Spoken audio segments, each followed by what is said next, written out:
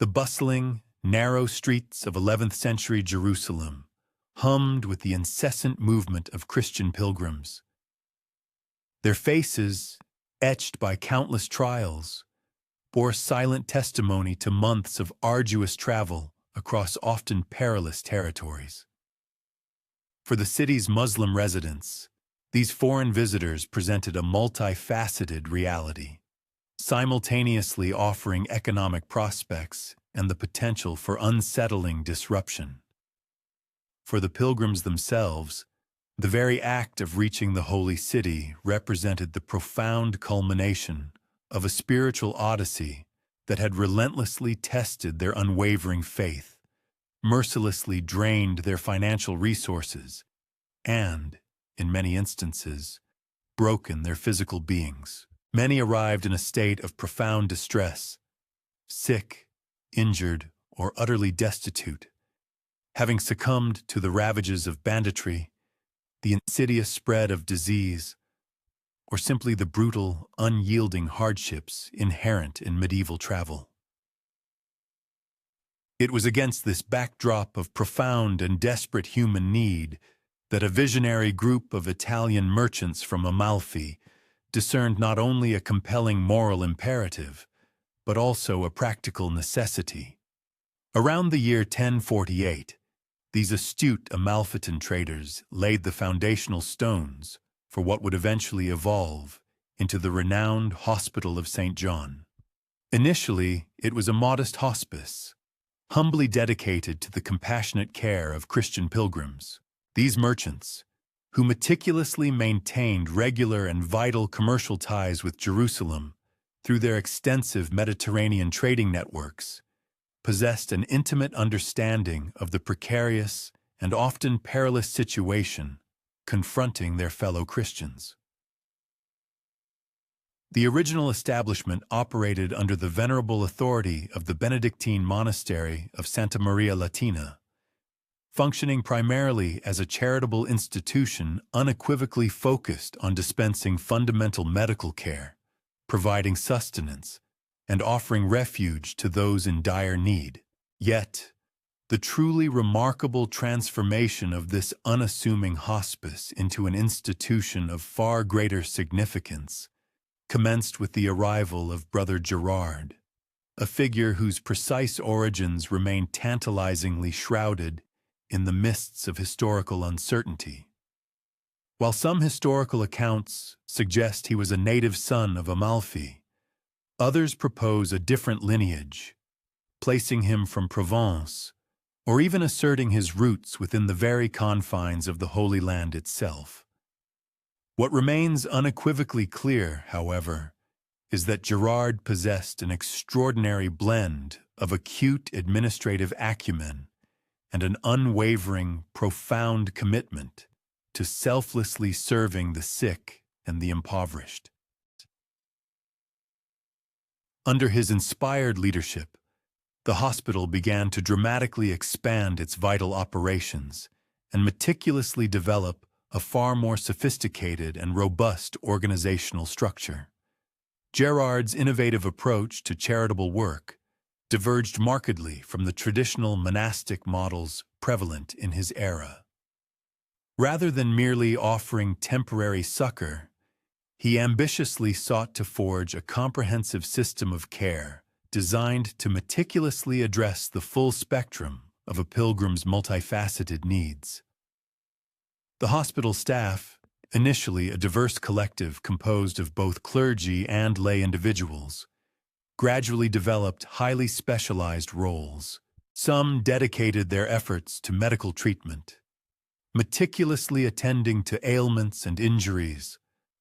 Others focused on the preparation and equitable distribution of food, ensuring no one went hungry, while still others skillfully managed the institution's rapidly expanding financial resources and increasingly extensive property holdings.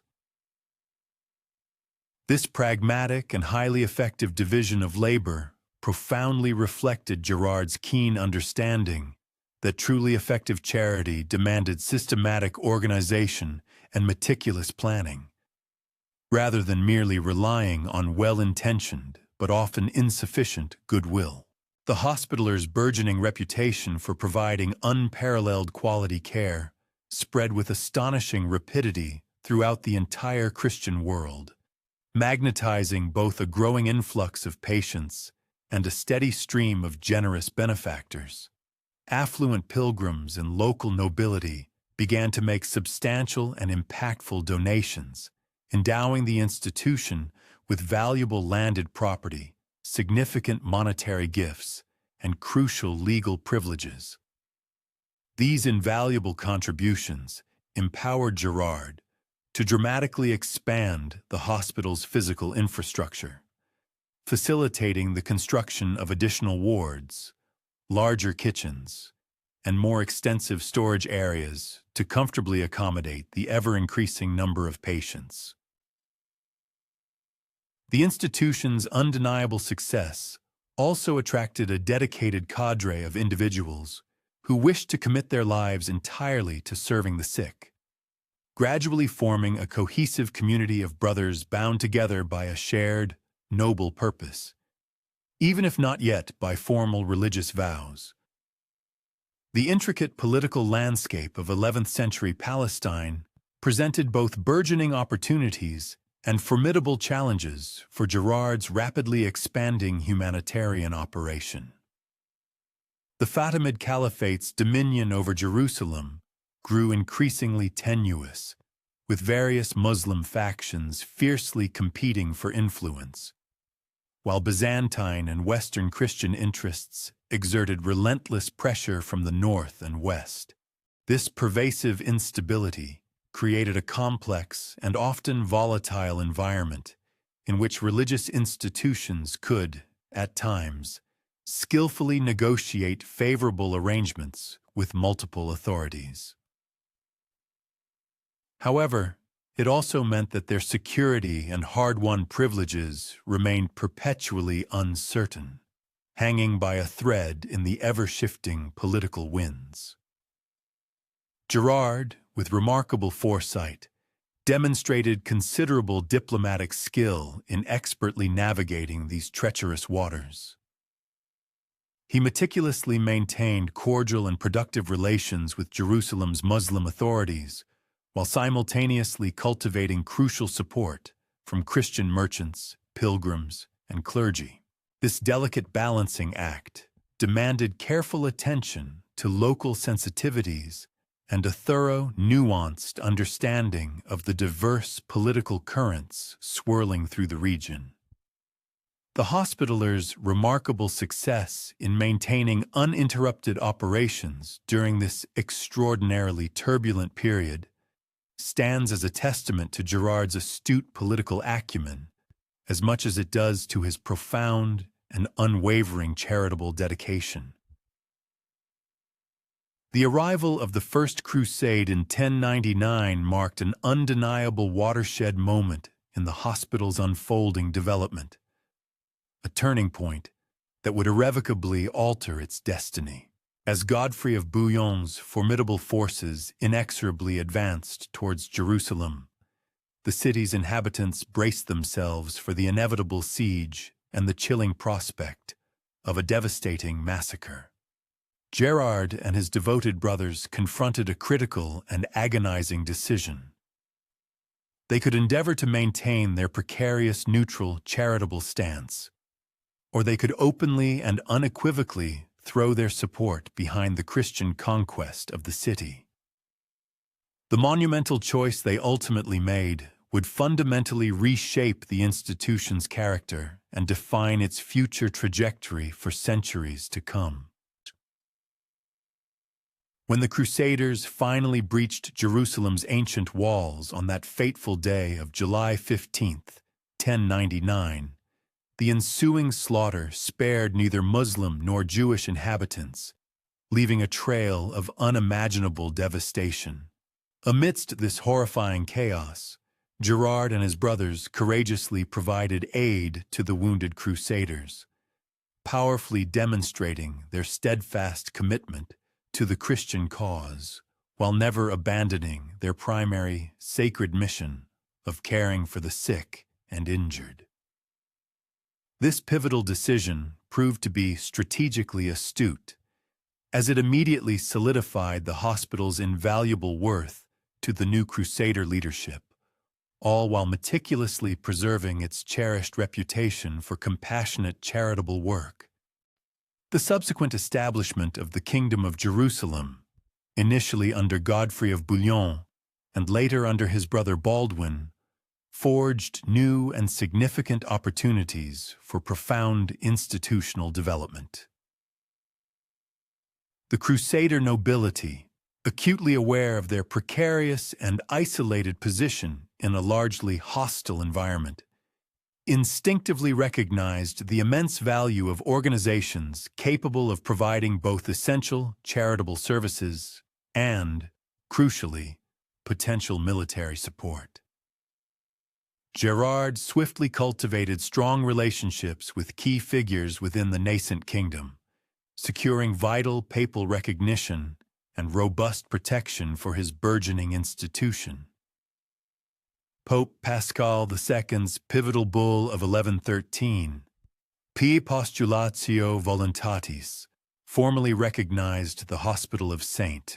John as an independent, distinct religious order, no longer subordinate to the Benedictine monastery of Santa Maria Latina.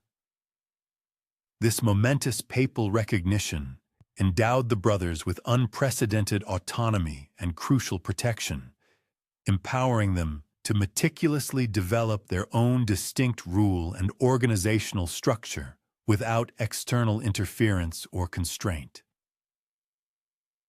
The bull also granted the order significant and far-reaching privileges, including a rare exemption from local ecclesiastical authority and the invaluable right to elect their own master, a truly revolutionary step for the time. Under this newly established and powerful legal framework, Gerard embarked on the critical task of formalizing the sacred vows and rigorous obligations that inextricably bound the brothers together. Unlike traditional monastic orders that primarily emphasized contemplation and withdrawal from worldly affairs, Gerard's innovative rules profoundly stressed active, tangible service to the poor and the sick. The brothers solemnly took vows of poverty, chastity, and obedience, but these profound commitments were specifically oriented towards concrete charitable work rather than purely spiritual pursuits.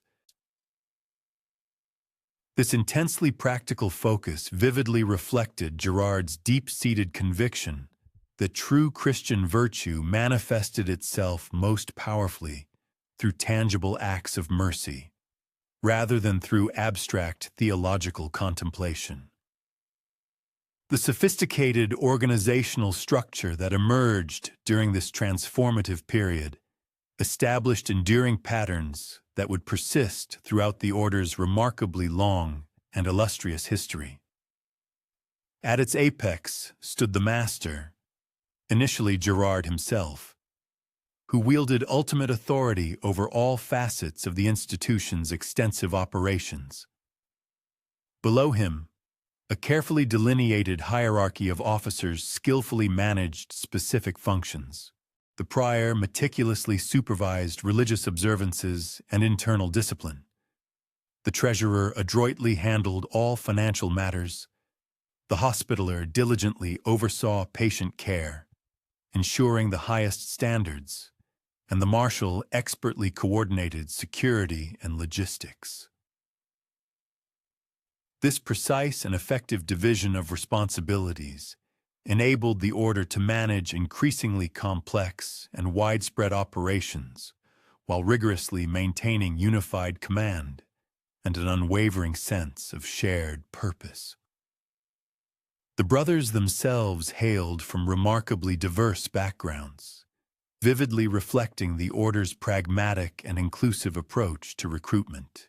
While some were ordained clergy possessing advanced theological training, others were lay individuals endowed with invaluable medical knowledge, exceptional administrative skills, or crucial military experience.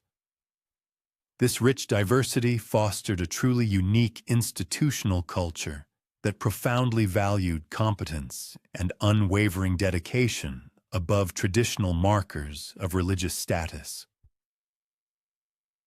The order's willingness to embrace both clerical and lay brothers, a truly unusual practice for its era, powerfully demonstrated Girard's astute recognition that truly effective charitable work demanded a broad and varied spectrum of skills and talents.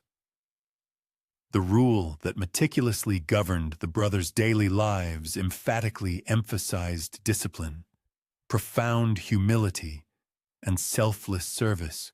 Each day commenced with communal prayer, a moment of spiritual grounding, and seamlessly transitioned into assigned duties that might include the compassionate tending of patients, the meticulous preparation of food, the careful management of finances, or the diligent maintenance of the hospital's extensive physical facilities.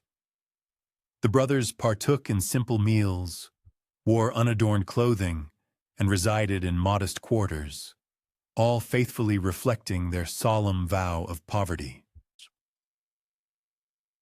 However, this inherent austerity was meticulously balanced by the order's profound and unwavering commitment to providing the absolute best possible care for their patients, who often received food, bedding, and medical attention that was demonstrably superior to what the brothers themselves enjoyed. As the nascent Crusader states solidified their dominion across the sun-drenched Levantine littoral, the venerable Hospital of St. John began to extend its benevolent operations far beyond the sacred confines of Jerusalem. New charitable establishments, meticulously tailored to the specific geographical and communal requirements, emerged in prominent urban centers such as Antioch, Tripoli, and other significant municipalities. These burgeoning satellite institutions diligently maintained a vibrant conduit of communication with their revered mother house in Jerusalem, thereby forging an intricate and robust network of philanthropic organizations. This interconnected system enabled a seamless coordination of their humanitarian endeavors and facilitated the crucial sharing of vital resources whenever exigencies arose, ensuring a broader and more efficient impact. The gradual, almost imperceptible militarization of the order unfolded as an acutely pragmatic response to the formidable security dilemmas that perpetually assailed the Crusader states. While Brother Girard's foundational vision had been exclusively anchored in acts of charity and succor, the stark realities of existence within a perpetually contested frontier zone rendered military prowess an increasingly indispensable attribute. Formidable Muslim armies, marshaled by astute commanders such as Maudud of Mosul and Bursuk ibn Bursuk, relentlessly unleashed a barrage of assaults against Christian-held territories. These incursions imperiled not merely the tenuous political viability of the Christian enclaves, but also gravely jeopardized the safety of devout pilgrims and the very charitable institutions established to minister to their needs. Consequently, the brothers found themselves inexorably compelled to mount a vigorous defense of their hospices, their vulnerable patients, and indeed, their own lives, against these persistent aggressions. Initially, this nascent defensive posture encompassed little more than the maintenance of rudimentary fortifications and a cooperative liaison with indigenous military authorities. Nevertheless, as the order's financial prosperity and burgeoning influence steadily expanded, so too did the mounting expectation that it would contribute with greater alacrity and efficacy to the collective defense. Affluent benefactors began to bestow upon the order generous provisions of military accoutrements and expertly trained steeds, while the brothers themselves concurrently embarked upon the arduous acquisition of the requisite skills for martial engagement. This profound military metamorphosis transpired incrementally and without any formal pronouncement or decree. Individual brothers, driven by necessity and evolving circumstances, progressively mastered the intricacies of handling weapons and donning armor, initially for purely defensive applications. However, their involvement steadily deepened, transitioning into active and strategic participation in broader military campaigns. The Order's burgeoning portfolio of properties, many of which were strategically situated at critical junctures, naturally evolved into a formidable chain of fortified garrisons, capable of providing invaluable logistical and operational support for wider military undertakings. The brothers' sacred vows of unwavering obedience and their rigorously disciplined communal existence inherently transformed them into potentially invaluable military assets, seamlessly amalgamating profound religious conviction with an exemplary organizational cohesion. The profound transformation from an exclusively charitable entity to a hybrid military charitable organization vividly mirrored the broader strategic shifts in the Crusader state's overarching approach to both survival and territorial expansion. The initial phase of conquest had relied heavily upon ephemeral enthusiasm and an almost unshakable faith in divine intervention, but enduring success necessitated the establishment of robust institutional frameworks capable of sustaining concerted effort across multiple generations. Esteemed religious orders like the Hospital of St. John, distinguished by their perpetual commitment and expansive international support networks, presented compelling solutions to intricate challenges that secular institutions frequently struggled to adequately address. By the close of the 11th century, the Hospital of St. John had undergone a remarkable evolution, transcending its humble origins as a modest pilgrim hospice to emerge as a preeminent religious order wielding substantial political, economic, and military leverage throughout the entirety of the Crusader states. While the brothers steadfastly upheld their foundational commitment to providing solace and care for the ailing and the indigent, they had simultaneously embarked upon the formidable task of cultivating capabilities that would ultimately transform them into one of medieval Europe's most redoubtable military organizations. This distinctive dual character, simultaneously charitable and martial, profoundly spiritual and eminently practical, would indelibly define the Order's unique identity for countless centuries, engendering both prodigious opportunities and inherent tensions that would profoundly shape its extraordinary historical trajectory.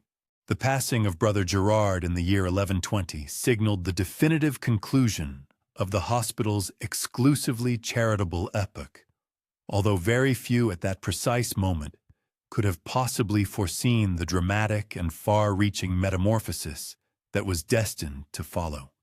His esteemed successor, Raymond Dupuy, assumed the mantle of leadership over an organization that already commanded considerable wealth, boasted extensive international affiliations, and had cultivated a burgeoning reputation for both its medical acumen and its administrative proficiency. Dupuy, a distinguished French nobleman who brought with him invaluable military experience gleaned from the crucible of the First Crusade, infused the position with a profound strategic vision that would fundamentally reconfigure the Order's intrinsic identity and its operational capabilities. Under the sagacious leadership of Dupuy, the hospital embarked upon its formal and structured evolution into a fully fledged military order. Although this profound transformation was primarily instigated by practical exigencies rather than an ideological predilection. The Crusader states found themselves confronting escalating pressure from formidable Muslim forces. These adversaries had begun to coordinate their military efforts with unprecedented efficacy under the astute guidance of leaders such as Ilghazi of Mardin and Balak ibn Bahram. These shrewd commanders keenly comprehended that the continued survival of Christian settlements hinged critically upon maintaining secure and unhindered communication arteries between major urban centers and simultaneously guaranteeing safe passage for both devout pilgrims and industrious merchants, whose vital economic contributions underpinned and sustained the precarious Crusader economy.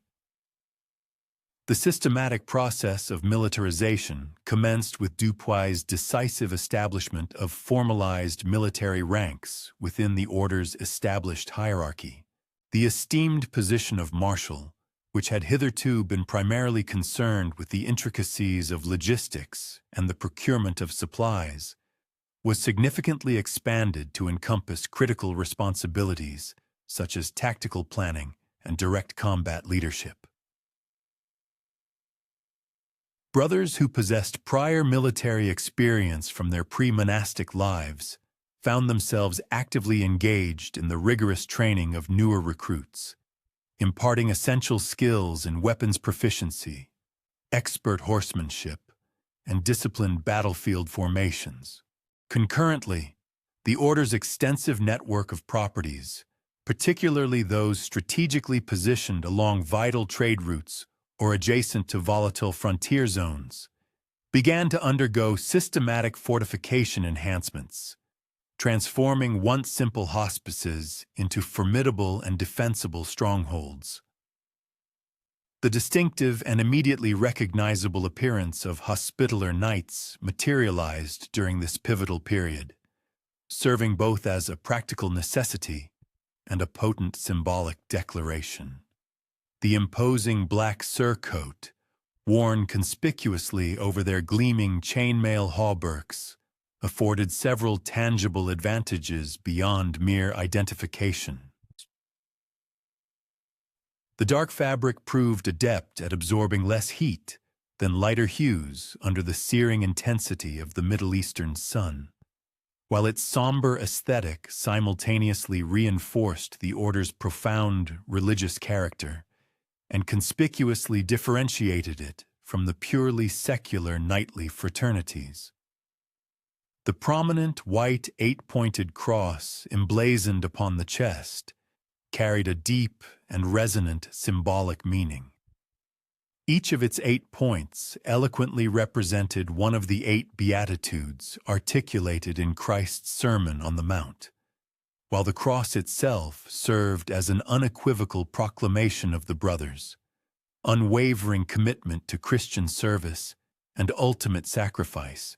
The military equipment adopted by the Hospitaller Knights meticulously reflected contemporary European standards, thoughtfully adapted to the specific and often challenging conditions prevalent in the Eastern Mediterranean. Their primary offensive weapon steadfastly remained the lance, typically measuring an imposing 12 to 14 feet in length and meticulously outfitted with a formidable steel point, specifically engineered to penetrate both mail armor and the comparatively lighter protective gear favored by Muslim cavalry. Secondary armaments included the versatile arming sword, a straight, double-edged blade approximately 3 feet long, alongside a diverse array of polearms specifically designated for dismounted combat. The knights' protective shields proudly bore the Order's distinctive cross and were expertly constructed from wood covered with boiled leather, furnishing adequate protection while remaining sufficiently lightweight for the rigors of extended combat engagements. The Hospitaller horses represented an absolutely crucial and indispensable component of their formidable military effectiveness. The Order meticulously maintained extensive and sophisticated breeding programs that judiciously combined robust European destriers with the agile and resilient local Arabian bloodlines. This strategic crossbreeding endeavor successfully produced mounts that possessed both the requisite size and brute strength necessary to bear heavily armored knights, coupled with the extraordinary endurance required for protracted campaigns across harsh and unforgiving climates. These magnificent horses, valued at truly substantial sums, received scrupulous and intensive training that emphatically prioritized battlefield discipline and an immediate responsiveness to their riders, commands amidst the tumultuous chaos of mounted combat. The Order's inaugural major fortification undertaking commenced in the year 1142, when they were granted possession of Crac des Chevaliers by Raymond II of Tripoli. This colossal castle, dramatically perched upon a strategically commanding hilltop, surveying the vital Homs Gap, a critical passage nestled between the coastal mountains and the vast Syrian interior, necessitated extensive and painstaking renovation to meticulously conform to the exacting Hospitaller standards. The brothers channeled colossal resources into significantly expanding the castle's formidable defensive capabilities, meticulously constructing concentric walls, erecting a multitude of towering turrets, and implementing sophisticated water management systems meticulously designed to sustain a substantial garrison of several hundred knights and sergeants throughout protracted siege scenarios. Crac des Chevaliers transcended the mere definition of military architecture. It profoundly embodied the Hospitaller's comprehensive approach to territorial defense and astute economic management. The castle's expansive outworks provided crucial protection, not only for its resident garrison, but also for the surrounding indigenous Christian populations, who could seek refuge within its formidable walls during aggressive Muslim raids. The brothers actively cultivated and developed the adjacent countryside through a series of agricultural improvements, ambitious irrigation projects, and organized settlement programs. These concerted efforts significantly augmented both the region's overall productivity and, consequently, their own substantial revenues. This seamless integration of military, economic, and social functions ultimately became a defining hallmark of Hospitaller territorial administration. The sophisticated construction techniques employed at Crac des Chevaliers eloquently demonstrated the Order's privileged access to both cutting-edge European engineering knowledge and time-honored local building traditions. The castle's massive walls, meticulously constructed from carefully fitted limestone blocks, incorporated advanced defensive features including formidable machicolations, ingeniously positioned arrow loops designed for overlapping fields of fire, and strategically placed sally ports that enabled defenders to launch swift, surprise attacks against besieging forces. The castle's magnificent Great Hall, capable of comfortably accommodating several hundred diners, proudly showcased elegant Gothic architectural elements that unequivocally proclaimed the brothers' European origins, while simultaneously incorporating practical adaptations intelligently designed to suit the local climate conditions. Margat, a significant acquisition for the Hospitallers in 1186, marked their second monumental fortification endeavor, showcasing their burgeoning proficiency in the intricate art of castle architectural design and construction. Perched majestically atop a precipitous mountain peak, affording a commanding panorama of the Mediterranean coastline, nestled strategically between the bustling ports of Tortosa and Latakia, Margat exerted dominion over vital maritime routes, while simultaneously affording a protective aegis to the indigenous Christian communities scattered throughout the region. The castle's inherently unassailable location, fortified by its formidable elevation and the challenging precipitous ascents on all its flanks, necessitated the implementation of distinct defensive protocols compared to those employed at Crac de Chevalier, yet it fulfilled analogous roles as both a formidable military bastion and a pivotal administrative nucleus. Life within the garrisons of these paramount hospitaller fortresses adhered to stringent daily regimens, meticulously calibrated to achieve a harmonious equilibrium between unwavering military preparedness and devout religious observance. Each day commenced for the knights with a solemn communal prayer service observed in the castle's consecrated chapel, a spiritual prelude that was invariably succeeded by rigorous weapons training, meticulous equipment maintenance, and the execution of essential patrol duties. The brethren, steadfast in their commitment to their revered medical traditions, diligently operated infirmaries ensconced within the castle walls, which extended their healing ministrations to both the resident garrison and the surrounding local populace. These specialized medical facilities, expertly staffed by brothers possessing profound medical acumen, offered comprehensive treatment for grievous battle wounds, prevalent maladies, and the multifarious injuries endemic to the arduous and perilous existence of medieval military life.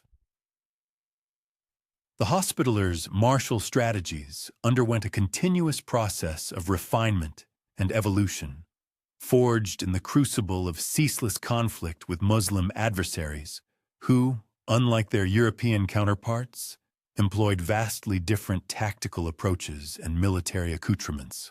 Muslim armies frequently leveraged the formidable prowess of mounted archers who, armed with sophisticated composite bows, adeptly harassed enemy formations from a considerable distance, meticulously eschewing direct, close-quarters melee engagements whenever feasible. This particular tactical predilection posed a formidable challenge to the traditional European heavy cavalry charges, which, while having demonstrated their efficacy on Western battlefields, frequently proved ineffectual against the more agile and mobile Eastern combatants.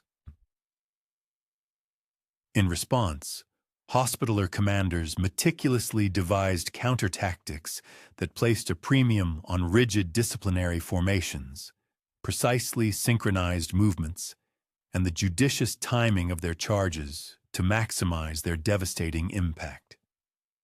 They assiduously cultivated the strategic deployment of crossbowmen and infantry to shield their heavy cavalry from the incessant harassment of archers, concurrently seeking propitious moments to instigate decisive engagements where their superior armor and weaponry could incontrovertibly assert their supremacy. Furthermore, the brethren sagaciously assimilated certain Muslim tactical innovations, notably embracing the deployment of mounted crossbowmen and the integration of Turcoples, indigenous Christian cavalry, who, equipped with lighter armor, wielded Eastern weaponry and employed distinct Eastern fighting methodologies. The Order's inaugural significant military trial unfolded during the epoch of the Second Crusade, a period when formidable Muslim forces, marshaled under the astute leadership of Nur ad-Din, initiated systematic campaigns aimed at reclaiming territories previously wrested by the Crusaders. Nur ad-Din, initially the Atabeg of Aleppo and subsequently the venerable ruler of Damascus, epitomized a novel archetype of Muslim leadership, seamlessly blending formidable military prowess with astute political sagacity and profound religious fervor. His formidable forces masterfully employed sophisticated siege engineering techniques, executed meticulously coordinated multi-front assaults, and disseminated pervasive propaganda campaigns, all meticulously orchestrated to systematically erode Christian morale and sow discord within their ranks. The Hospitallers actively participated in a multitude of pivotal engagements against Nur ad-Din's formidable forces, including the ignominious and disastrous siege of Damascus in 1148, an event where the lamentable lack of synchronized coordination among the disparate Crusader armies culminated in a humiliating and comprehensive defeat. Nevertheless, they simultaneously achieved notable triumphs in skirmishes of lesser magnitude, where their unwavering discipline and inherent tactical adaptability consistently proved to be the decisive factors. From these experiences, the Brethren gleaned invaluable insights regarding the paramount importance of meticulous intelligence gathering, comprehensive logistical planning, and the imperative of maintaining inviolable lines of communication between their myriad strongholds. Throughout this tumultuous epoch, the Hospitallers assiduously preserved their intrinsic dual identity, functioning concurrently as both a formidable military order and a compassionate charitable institution. Their venerable hospitals, strategically situated in the hallowed city of Jerusalem, the bustling metropolis of Antioch, and other major urban centers, continued their benevolent operations in strict accordance with Girard's foundational philanthropic vision, providing indispensable medical care, sustenance, and refuge to both devout pilgrims and the indigenous populations. The order's profound medical expertise, significantly augmented through invaluable interactions with sophisticated Islamic and Byzantine medical traditions, elevated their hospitals to the vanguard of advanced medical facilities throughout the medieval world. The Brethren meticulously cultivated a sophisticated and nuanced comprehension of intricate surgical techniques, precise pharmaceutical preparations, and efficacious disease treatments, knowledge that unequivocally surpassed the contemporary medical understanding prevalent in Europe. Their meticulously organized hospitals featured segregated wards designed for distinct categories of patients, specialized facilities dedicated to the delicate processes of childbirth and complex surgical procedures, and expansive pharmaceutical gardens, where they assiduously cultivated a diverse array of medicinal plants sourced from across the vast expanse of the Mediterranean world. This profound medical acumen proved to be an invaluable asset, not only for its inherent charitable applications, but also for its critical role in safeguarding the health and optimizing the combat effectiveness of their military forces. The substantial financial resources indispensable for sustaining both extensive charitable endeavors and formidable military operations necessitated the implementation of highly sophisticated economic management strategies. The Hospitallers meticulously developed an extensive portfolio of property holdings meticulously distributed throughout Europe, which served as a consistent fount of revenue derived from agricultural rents, astute commercial investments, and generous benefactions from affluent patrons. They meticulously forged robust banking relationships with influential Italian merchants, expertly managed intricate international trade operations, and judiciously invested in a diverse array of commercial enterprises, all meticulously designed to generate the requisite revenues to underpin their expansive operations in the East. This intricate and sprawling economic network empowered the order to sustain formidable military forces that encompassed not only their revered brother knights, but also sergeants, the agile Turco-Poles, and mercenary troops enlisted for specific military campaigns. The Brethren meticulously devised highly detailed logistical systems for supplying their impregnable castles and their mobile field armies with essential provisions, such as food, weaponry, armor, horses, and a myriad of other vital necessities. These extensive supply operations, meticulously coordinated across vast geographical distances and frequently traversing hostile territories, represented truly extraordinary organizational achievements that significantly bolstered the overall military effectiveness of the Crusader forces. The ascendance of Saladin in the 1170s presented the Hospitallers with their most formidable challenge since the order's initial militarization.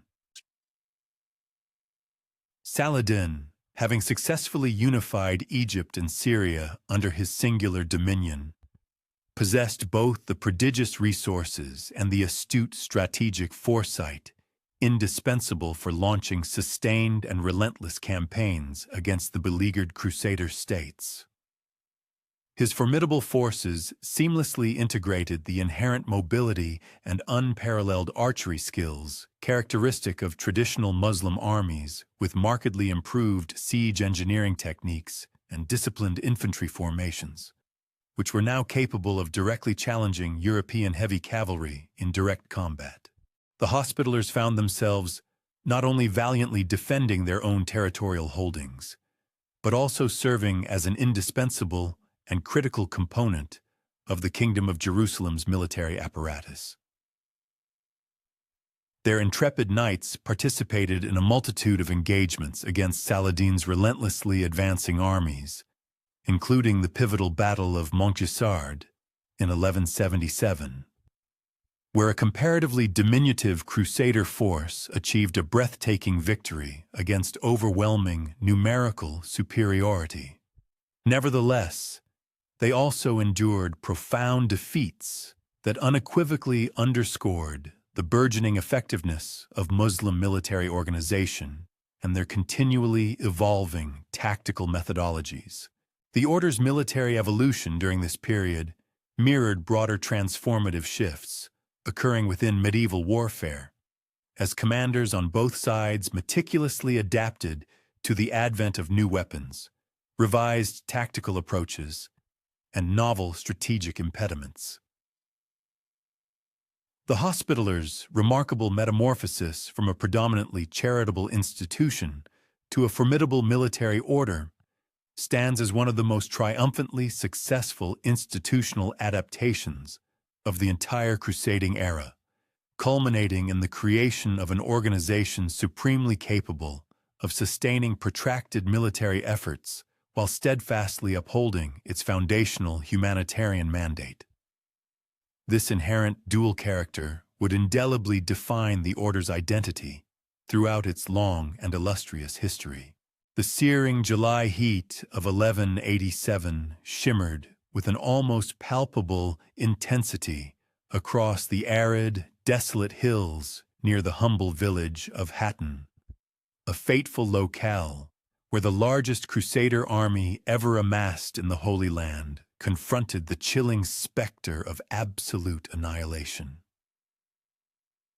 Amidst the parched ranks of Christian knights, the stark black surcoats of the Hospitallers stood out in stark contrast against the dusty, sun-baked landscape, their magnificent steeds stamping restlessly, flecks of foam gathering around their bits. Master Roger de Moulins had strategically positioned his valiant knights on the right flank of the Christian formation, their distinctive eight-pointed crosses glinting fiercely under the harsh, unforgiving sunlight as Saladin's formidable forces inexorably tightened their encirclement, akin to a closing, inescapable fist. The dire tactical situation had unequivocally deteriorated beyond any hope of recovery. King Guy of Jerusalem's ill-fated decision to march the entirety of the royal army across treacherous, waterless terrain in a desperate pursuit of Saladin had played directly into the Muslim commander's meticulously laid strategic trap, The Hospitallers, alongside their equally resolute Templar counterparts and the secular knights of the kingdom, found themselves inextricably ensnared between the two formidable horns of an extinct volcano, utterly deprived of access to water, while Muslim archers rained down a relentless barrage of arrows from the commanding surrounding heights. The Brethren's destriers, those magnificent war horses, whose acquisition and rigorous training had commanded fortunes, stood with their noble heads hanging low, their customary vigor utterly sapped by the twin scourges of thirst and utter exhaustion. Saladin's tactical brilliance manifested with chilling precision in his patient and meticulous execution of a plan that had been months in its intricate conception. His forces had systematically lured the Crusader army away from their vital water sources while maintaining an unrelenting campaign of harassment through the ceaseless onslaught of mounted archery. The astute Muslim commander fully comprehended that European heavy cavalry, despite its devastating power in direct head-on combat, became profoundly vulnerable when systematically deprived of the essential logistical support necessary to maintain their horses, equipment, and fighting men in optimal peak condition. The Hospitallers, notwithstanding their unparalleled discipline and rigorous training, were ultimately powerless to surmount the fundamental reality that their entire military system was predicated upon resources that Saladin had, with ruthless efficiency, systematically denied them. When the culminating offensive commenced, the Hospitallers engaged with the ferocious resolve of warriors acutely aware of the dire consequences of capitulation. Their esteemed master, Roger de Moulins, spearheaded numerous counterattacks against the formidable Muslim positions, his sturdy lance piercing through adversaries among Saladin's infantry, before shattering upon the formidable defenses of shields and armor.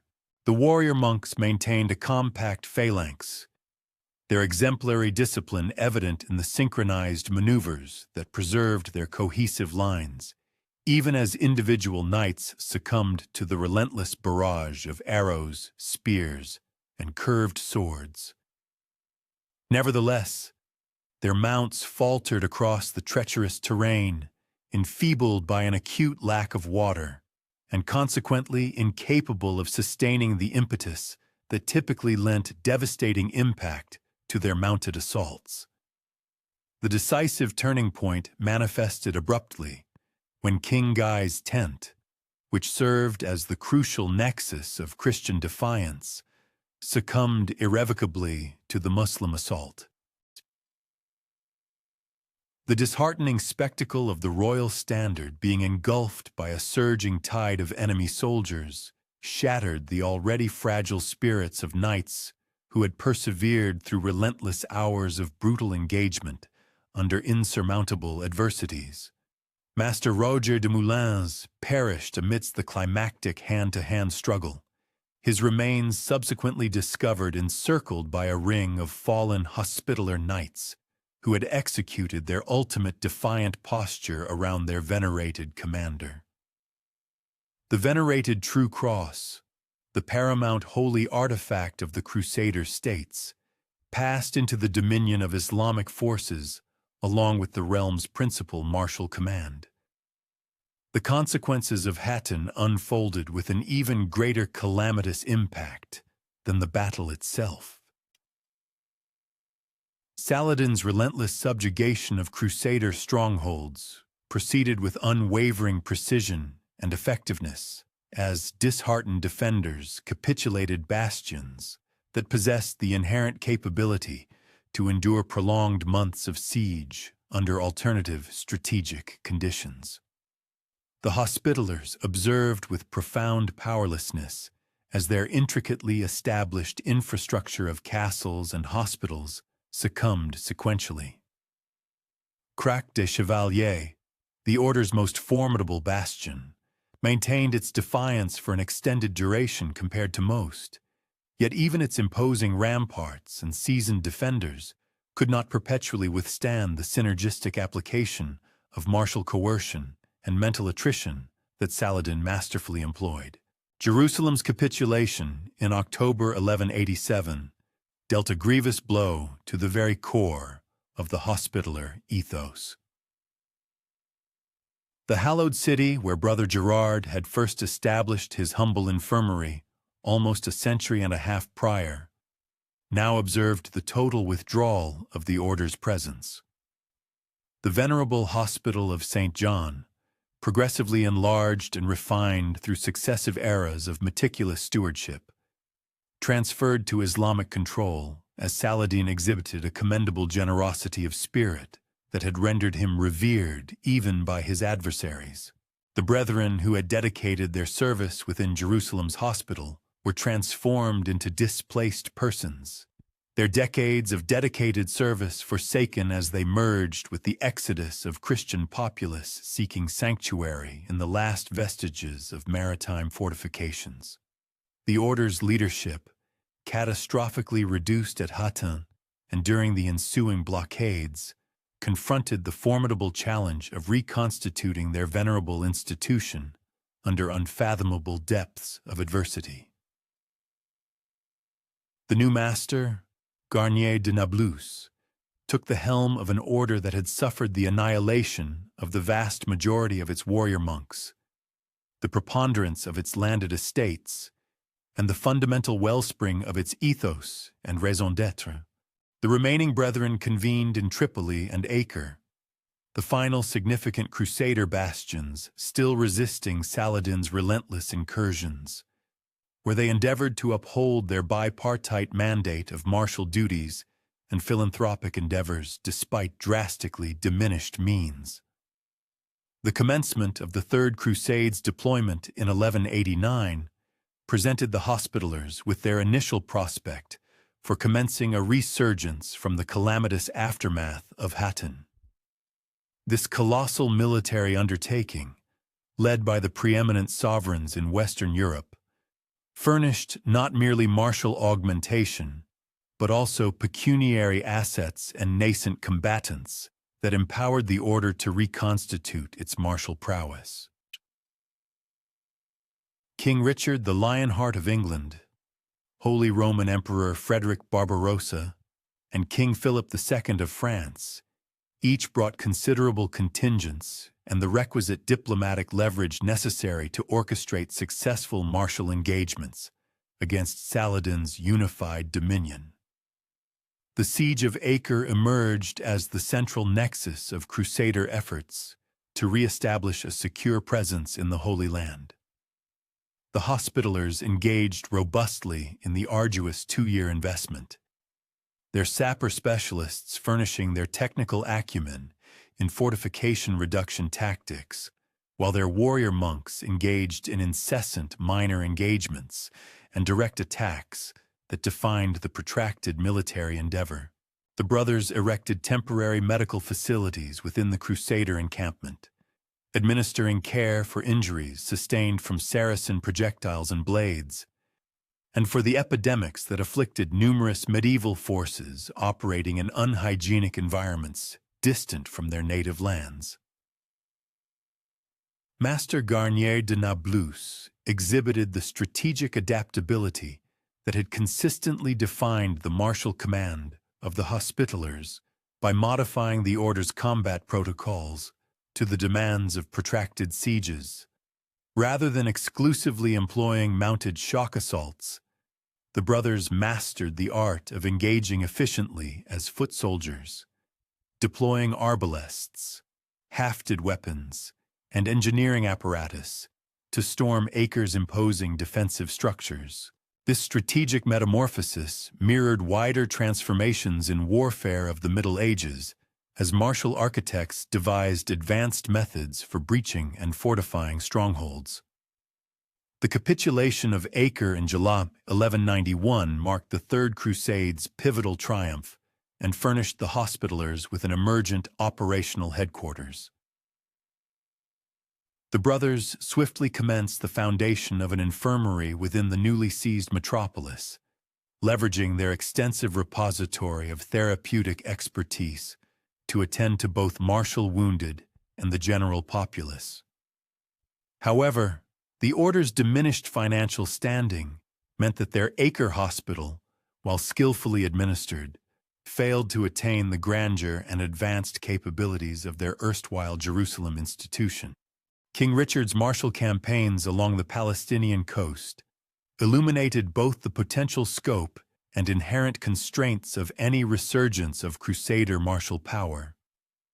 The Hospitallers contributed to the remarkable triumph at Arsuf in September 1191, where methodically executed mounted shock assaults decisively fragmented Saladin's mobile forces and reinvigorated the Christian populace's faith in their martial prowess.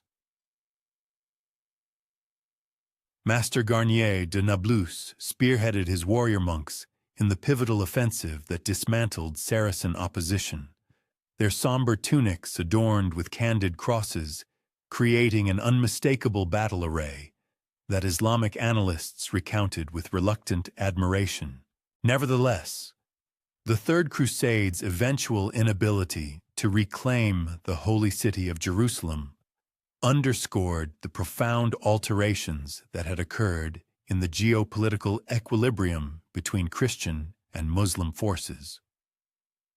Saladin's unification of the Egyptian and Syrian domains under a singular authority endowed him with formidable assets and extensive operational latitude that independent Crusader entities were incapable of rivaling. The Hospitallers apprehended that their destiny resided not in ambitious endeavors of territorial recovery, but in the steadfast preservation of residual Christian domains and the perpetuation of their philanthropic mandate under progressively challenging conditions.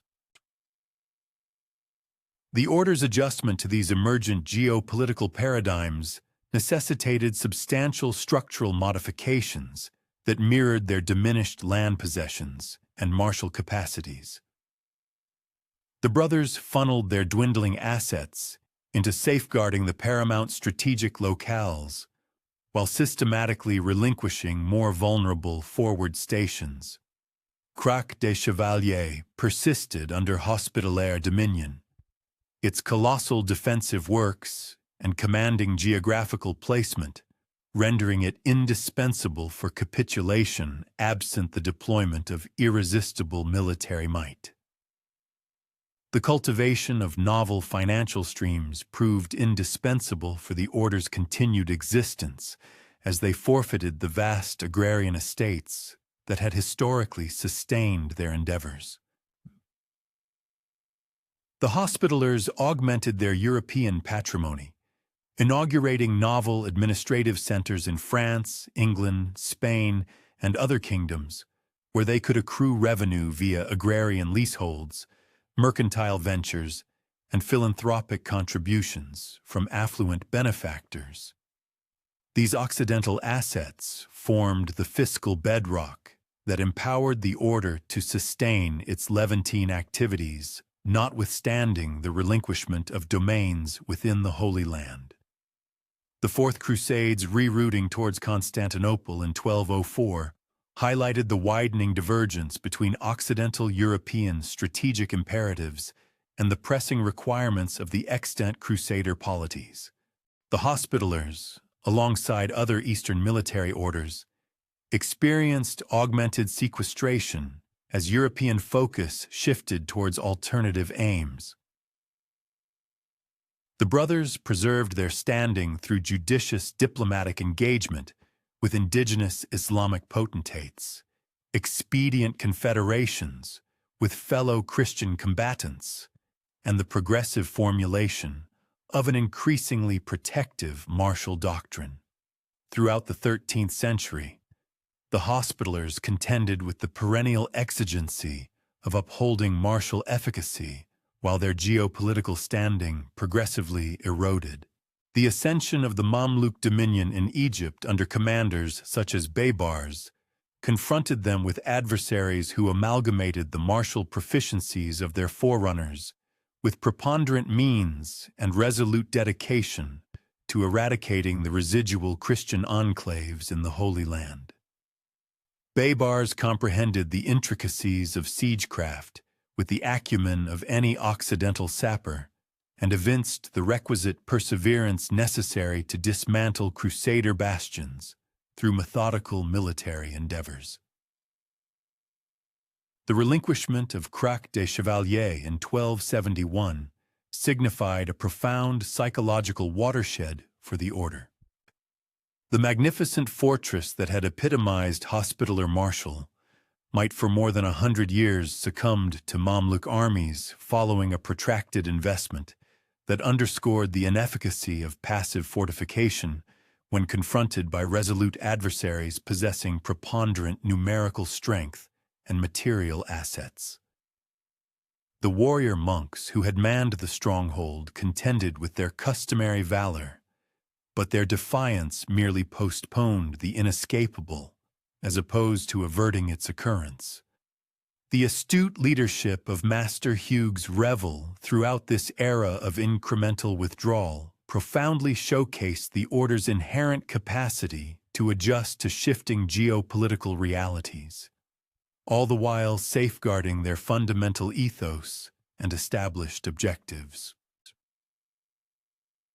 Eschewing any inclination towards quixotic acts of defiance that would have proven ultimately fruitless, Revel astutely concentrated his efforts on securing the order's invaluable human capital and its portable wealth. Simultaneously, he meticulously brokered the most advantageous agreements conceivable for those domains that had become militarily untenable. This eminently practical and far-sighted methodology was instrumental in allowing the Hospitallers to sustain their institutional coherence and operational flow during a tumultuous epoch when numerous other, less adaptable organizations simply disintegrated under the relentless weight of external pressures and strategic setbacks.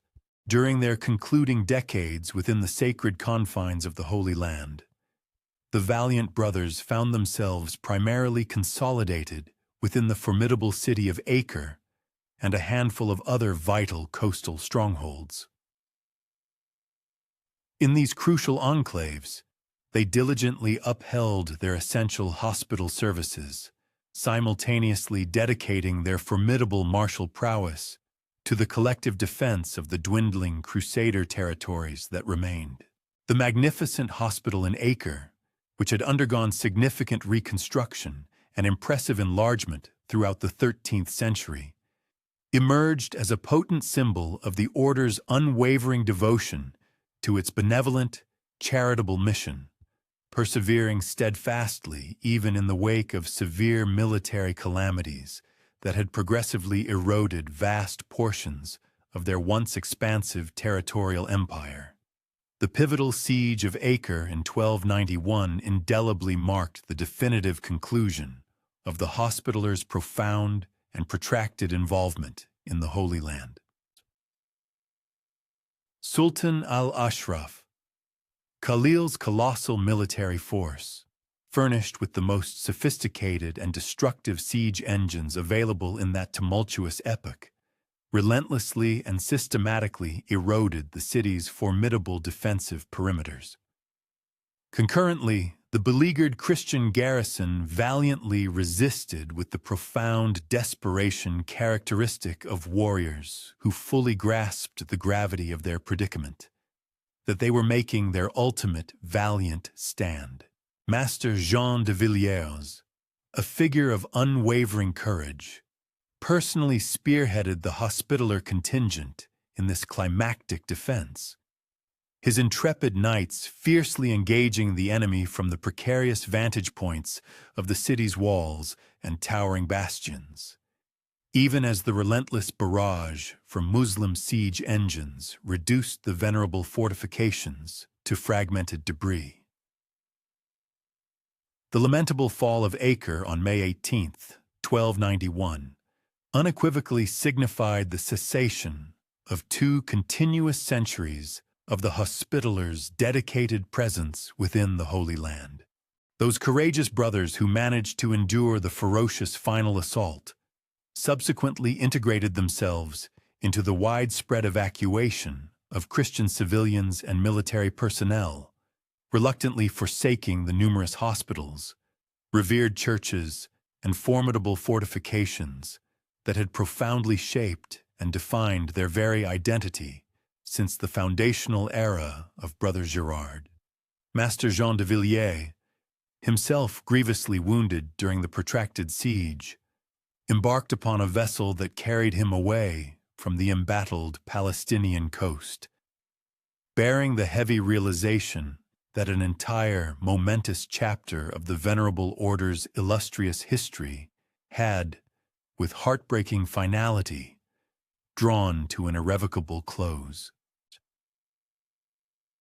The evacuation ships that bravely navigated the tumultuous waters conveyed not solely the surviving brethren, but also a meticulously gathered collection of accumulated treasures, venerated relics, and invaluable archives, items that collectively embodied the very institutional memory and historical continuity of the order.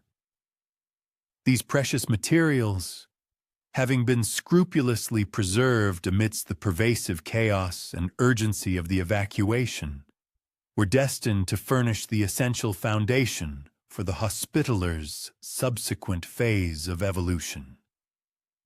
This next stage would see them diligently searching for new territorial havens where they could steadfastly pursue their inherent dual mission, dedicated military service and compassionate charitable work. The profound loss of the Holy Land, devastating and lamentable though it undeniably was, would ultimately prove to be not the terminal point of the Order's epic narrative, but rather the auspicious commencement of a fresh and equally remarkable chapter in its storied existence. The Hospitaller fleet, a collection of vessels that metaphorically limped into the welcoming embrace of Limassol Harbor during the balmy summer of 1291, bore upon its decks the poignant remnants of a venerable order that had, in essence, lost everything tangible save for its indomitable spirit and unyielding determination to survive. Master Jean de Villiers, still in the delicate process of recuperating from the grievous wounds he had sustained during the climactic and ultimately futile final siege of Acre, stood with quiet resolve on the deck of the lead vessel as the distinctive limestone cliffs of Cyprus gradually materialized into view. The island's familiar and comforting outline certainly extended the promise of sanctuary and respite, yet it simultaneously heralded an inherently uncertain and challenging future for an organization that had meticulously forged its very identity through 2 arduous centuries of incessant warfare and dedicated charitable endeavors within the hallowed confines of the Holy Land. The courageous brothers who disembarked onto the bustling quays of Limassol's vibrant port carried with them not only painstakingly salvaged treasures, deeply revered sacred relics, and their invaluable institutional archives, but they had, with profound finality, lost the essential territorial foundation that had so robustly supported their extensive operations since the very inception of the order by Brother Gerard. King Henry II of Cyprus extended a welcome to these displaced Hospitallers, a gesture characterized by the calculated generosity of a shrewd monarch who acutely comprehended both the considerable military value of the order and the intricate potential complications their permanent presence might inevitably engender. The venerable Lusignan dynasty had, after all, exercised dominion over Cyprus ever since Guy de Lusignan's acquisition of the island from the Templars in 1192. They had consistently cultivated meticulously careful relationships with the various military orders that routinely utilized Cyprus as a crucial staging ground for their operations in the eastern Mediterranean. Nevertheless, the unprecedented arrival of the entire Hospitaller leadership, accompanied by their surviving complement of knights, sergeants, and extensive support personnel, presented challenges that significantly transcended the mere provision of temporary hospitality. The immediate and formidable practical problems confronting the esteemed order upon their arrival in Cyprus vividly reflected their absolute displacement from long familiar territories and deeply ingrained operational routines. The brothers had suffered the grievous loss not only of their formidable castles and essential hospitals, but also of the extensive and intricate network of agricultural properties, vital commercial investments, and crucial local relationships that had, for many generations, consistently sustained their manifold operations.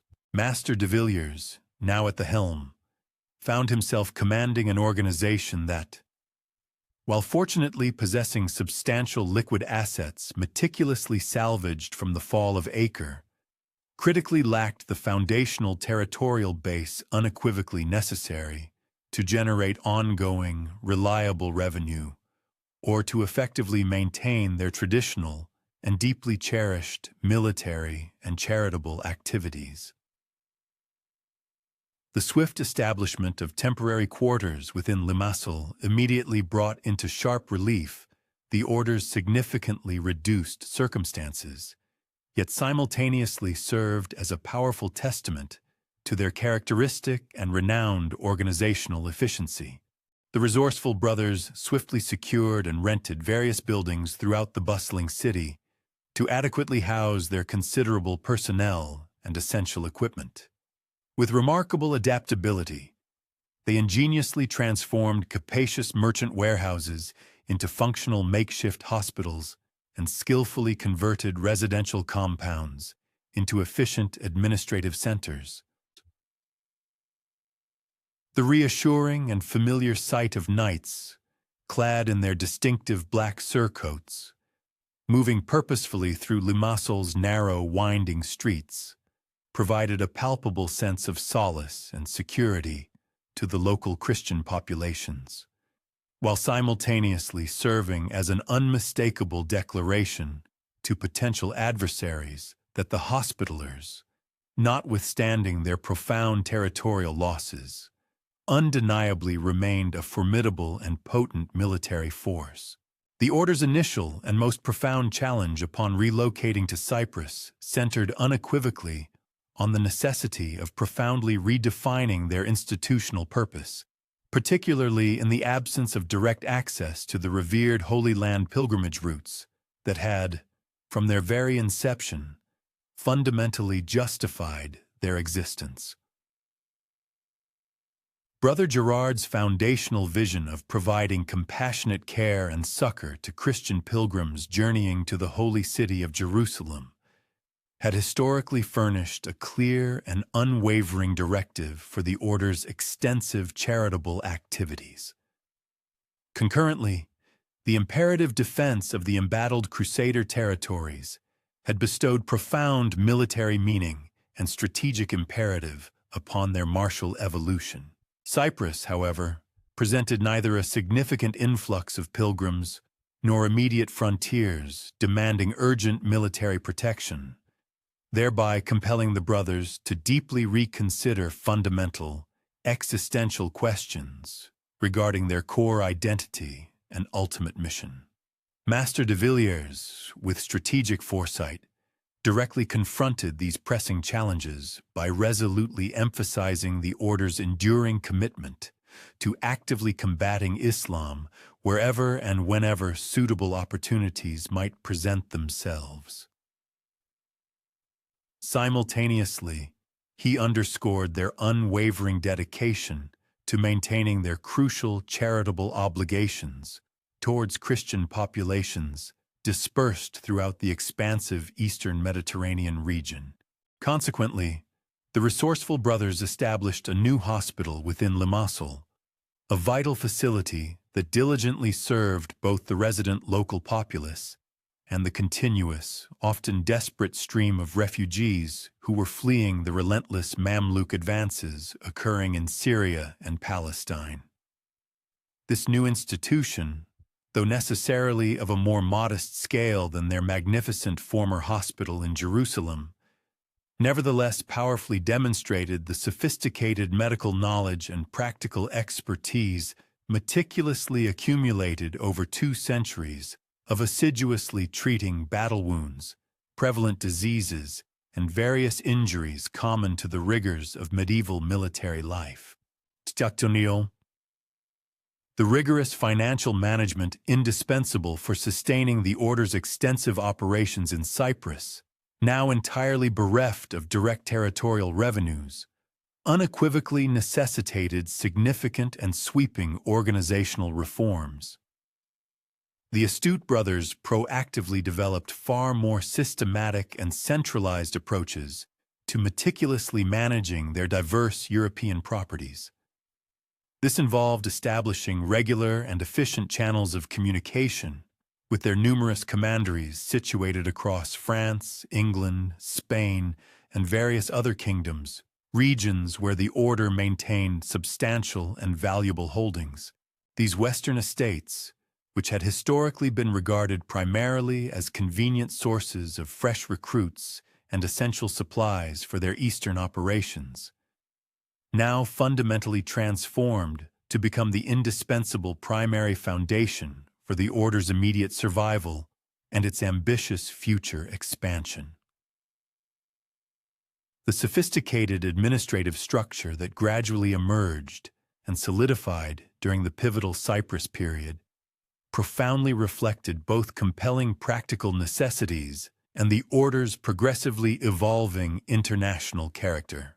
The ingenious development of the Long system, which meticulously organized members according to their distinct national origins, provided an exceptionally robust and adaptable framework for effectively managing the remarkably diverse backgrounds, cultural nuances, and linguistic variations represented within the order's expansive ranks.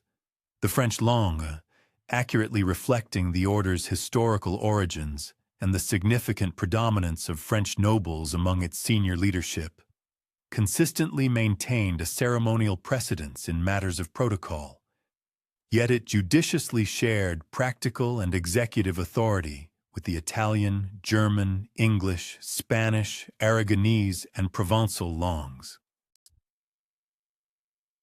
Each distinct langue meticulously elected its own designated pillar or principal officer, a crucial figure who not only diligently represented the specific interests of their respective national group, but also consistently contributed specialized expertise to the order's overarching and complex administration.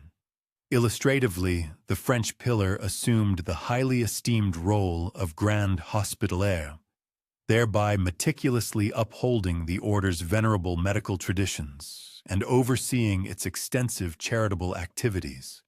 The Italian pillar, reflecting a long-standing Italian prowess in Mediterranean naval operations, held the significant position of Grand Admiral. The German pillar was entrusted with the weighty responsibilities of Grand Bailiff, making them accountable for the construction and maintenance of fortifications and various engineering projects, while other pillars diligently managed specific and vital aspects of military organization, intricate logistics, and crucial diplomatic relations.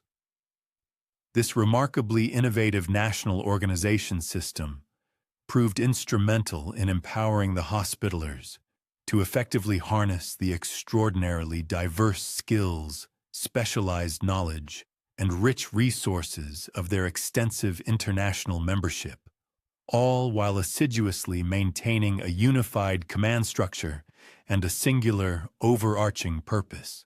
Brothers originating from different langues brought with them a wealth of varying military traditions, invaluable commercial connections, and influential political relationships, all of which significantly enhanced the Order's collective capabilities and strategic reach. Furthermore, this sophisticated system proactively provided essential mechanisms for the judicious resolution of potential disputes and for effectively managing the inevitable competition that might arise between distinct national groups, thereby preventing internal divisions that could otherwise have fractured and destabilized the organization during its critical period of profound displacement and inherent uncertainty. The intricate and sometimes strained dynamic between the Hospitaller Order and the established Cypriot aristocracy proved challenging, as both factions endeavored to adapt to their newly altered circumstances. The Cypriot nobility, predominantly composed of French families who had ascended with the Lusignan dynasty's rise to prominence, harbored a dual perception of the formidable military orders. While they acknowledged and respected the Order's martial prowess and extensive global network, an underlying apprehension persisted regarding the potential for autonomous military bodies to undermine sovereign power and the existing social stratification. King Henry II, recognizing these competing interests, endeavored to reconcile them by bestowing specific prerogatives and estates upon the Hospitallers, while simultaneously imposing clear constraints on their independent operations. The brothers received royal assent to establish their principal command center in Limassol and to pursue their customary benevolent and spiritual endeavors throughout the realm. However, they were reciprocally obligated to synchronize their military undertakings with the Crown's representatives and to acknowledge Cypriot dominion over their activities within the kingdom's geographical confines. These arrangements, unfortunately, bred persistent contention, stemming from the Hospitallers' desire to retain the self-governing status they had enjoyed in the Crusader states, contrasting with their need to conform to the more unified governmental framework characteristic of the Kingdom of Cyprus. The Order's extensive international relationships and substantial financial reserves endowed them with a degree of leverage that occasionally clashed with the Crown's directives. Furthermore, their formidable military prowess represented both an invaluable asset and a latent peril to Cypriot security and stability. Naval operations, in particular, became a flashpoint, as the brothers persistently aimed to exert pressure on Muslim territories through maritime incursions and economic warfare. The Hospitallers possessed considerable proficiency in Mediterranean naval maneuvers, a skill honed over decades of orchestrating logistical shipments, troop deployments, and interterritorial communication among their various holdings. Their formidable galleys, outfitted with the most recent advancements in sail configuration, rowing systems, and armaments, enabled them to effectively engage Muslim merchant vessels and coastal fortifications with considerable impact. However, these naval campaigns generated significant diplomatic complexities for the Kingdom of Cyprus, given its intricate ties with various Muslim potentates and Italian trading entities. Hospitaller assaults on Muslim shipping could incite punitive counter-raids against Cypriot lands, while any disruption to Italian merchant vessels threatened severe economic repercussions that the kingdom could ill afford. Consequently, King Henry II frequently found himself in the position of arbiter, balancing the Hospitallers' immediate military aspirations against the broader political and economic imperatives of Cyprus. Beyond the immediate confines of Cyprus, the brothers' determined endeavors to secure fresh territorial acquisitions reflected their astute realization that enduring survival necessitated more than mere temporary refuge. Master de Villiers and his subsequent leaders systematically scrutinized potential targets across the eastern Mediterranean, seeking regions that could furnish both strategic advantage and sufficient economic wherewithal to sustain renewed military engagements. Their analytical focus centered on islands and littoral zones that offered robust defensive postures, convenient access to vital maritime trade routes, and inhabitants who might be amenable to Christian governance. During their period of exile in Cyprus, the island of Rhodes progressively distinguished itself as the most propitious prospect for hospitaller expansion. Its pivotal location at the confluence of major Mediterranean shipping lanes, boasting exceptional natural harbors, rich agricultural soil, and a populace that had grown accustomed to successive changes in sovereignty without developing profound allegiance to any specific authority, made it highly desirable. Moreover, the island's fortifications, while inherently formidable, exhibited clear indications of disrepair under Byzantine administration, suggesting that a successful conquest might be attainable with adequate preparation and deployment of resources.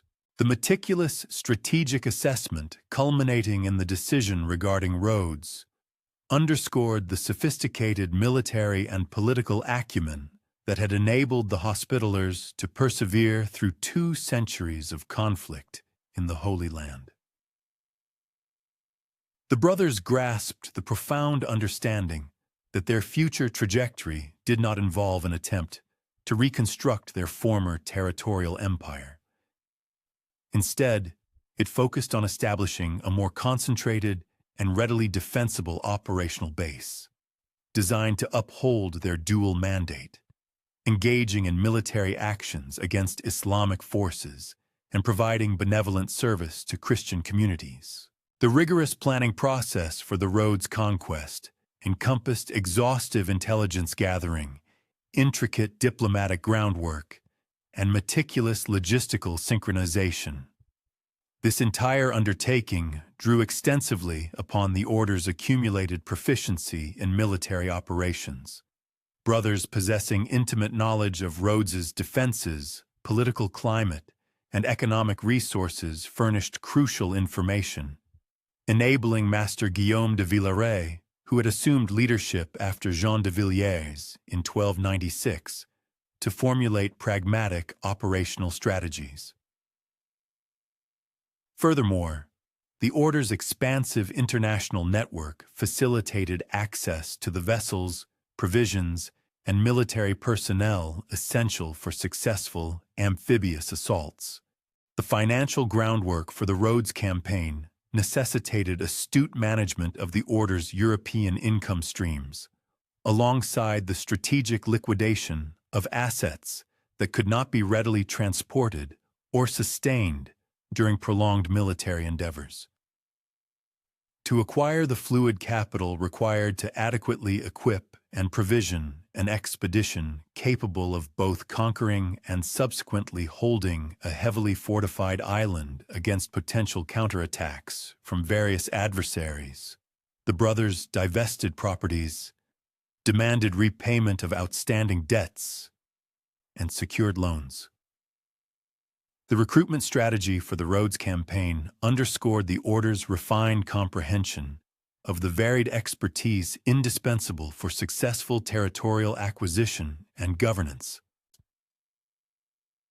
While the Brother Knights remained the foundational strength of the Hospitaller military, the expedition also incorporated a broad spectrum of specialists, including seasoned professional soldiers, experts in naval operations, engineers, skilled administrators, and proficient craftsmen. Their diverse knowledge would be crucial for establishing effective rule over the newly acquired territories.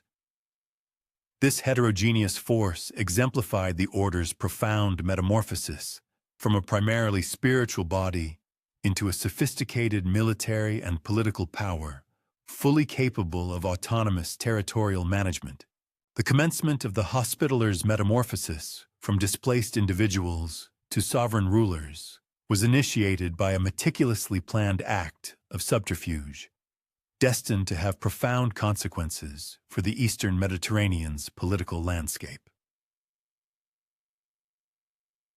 In the spring of 1306, Master Guillaume de Villeray dispatched a modest vanguard to Rhodes, entrusting its command to his nephew, Fulcade de Villeray. The instructions for this mission meticulously obscured the order's genuine objectives. The younger Villeray presented himself to the Byzantine authorities as a merchant, ostensibly seeking to forge commercial ties, while his accompanying party systematically conducted reconnaissance, meticulously evaluating the island's fortifications, economic capabilities, and political climate. Rhodes in 1306 remained formally under Byzantine suzerainty, though the empire's effective control had significantly eroded since the catastrophic impact of the Fourth Crusade on Constantinople a century prior. The island's governor, an appointee from distant Nicaea, oversaw a garrison that had become languid through years of routine administration and infrequent challenges to imperial dominance. The indigenous Greek inhabitants, despite being Orthodox Christians, harbored no particular fealty to Byzantine dominion and had grown accustomed to the de facto autonomy afforded by their remoteness from imperial centers. Meanwhile, Italian traders from Genoa and Venice maintained bustling trading posts in Rhodes's harbors, fostering a cosmopolitan ambiance that inadvertently camouflaged the Hospitallers' clandestine preparations. Fulcade de Villeray's detailed reconnaissance unveiled a combination of strategic advantages and formidable obstacles that would ultimately shape the impending campaign. Rhodes City, the island's principal settlement and administrative hub, occupied an inherently defensible position on the northern coastline, where ancient harbors provided superb anchorage for both merchant and military vessels. The city's imposing walls, erected during earlier epochs of Byzantine affluence, remained formidable barriers, incorporating advanced defensive features such as towers strategically placed for overlapping fields of fire and gates ingeniously designed to funnel attackers into lethal zones.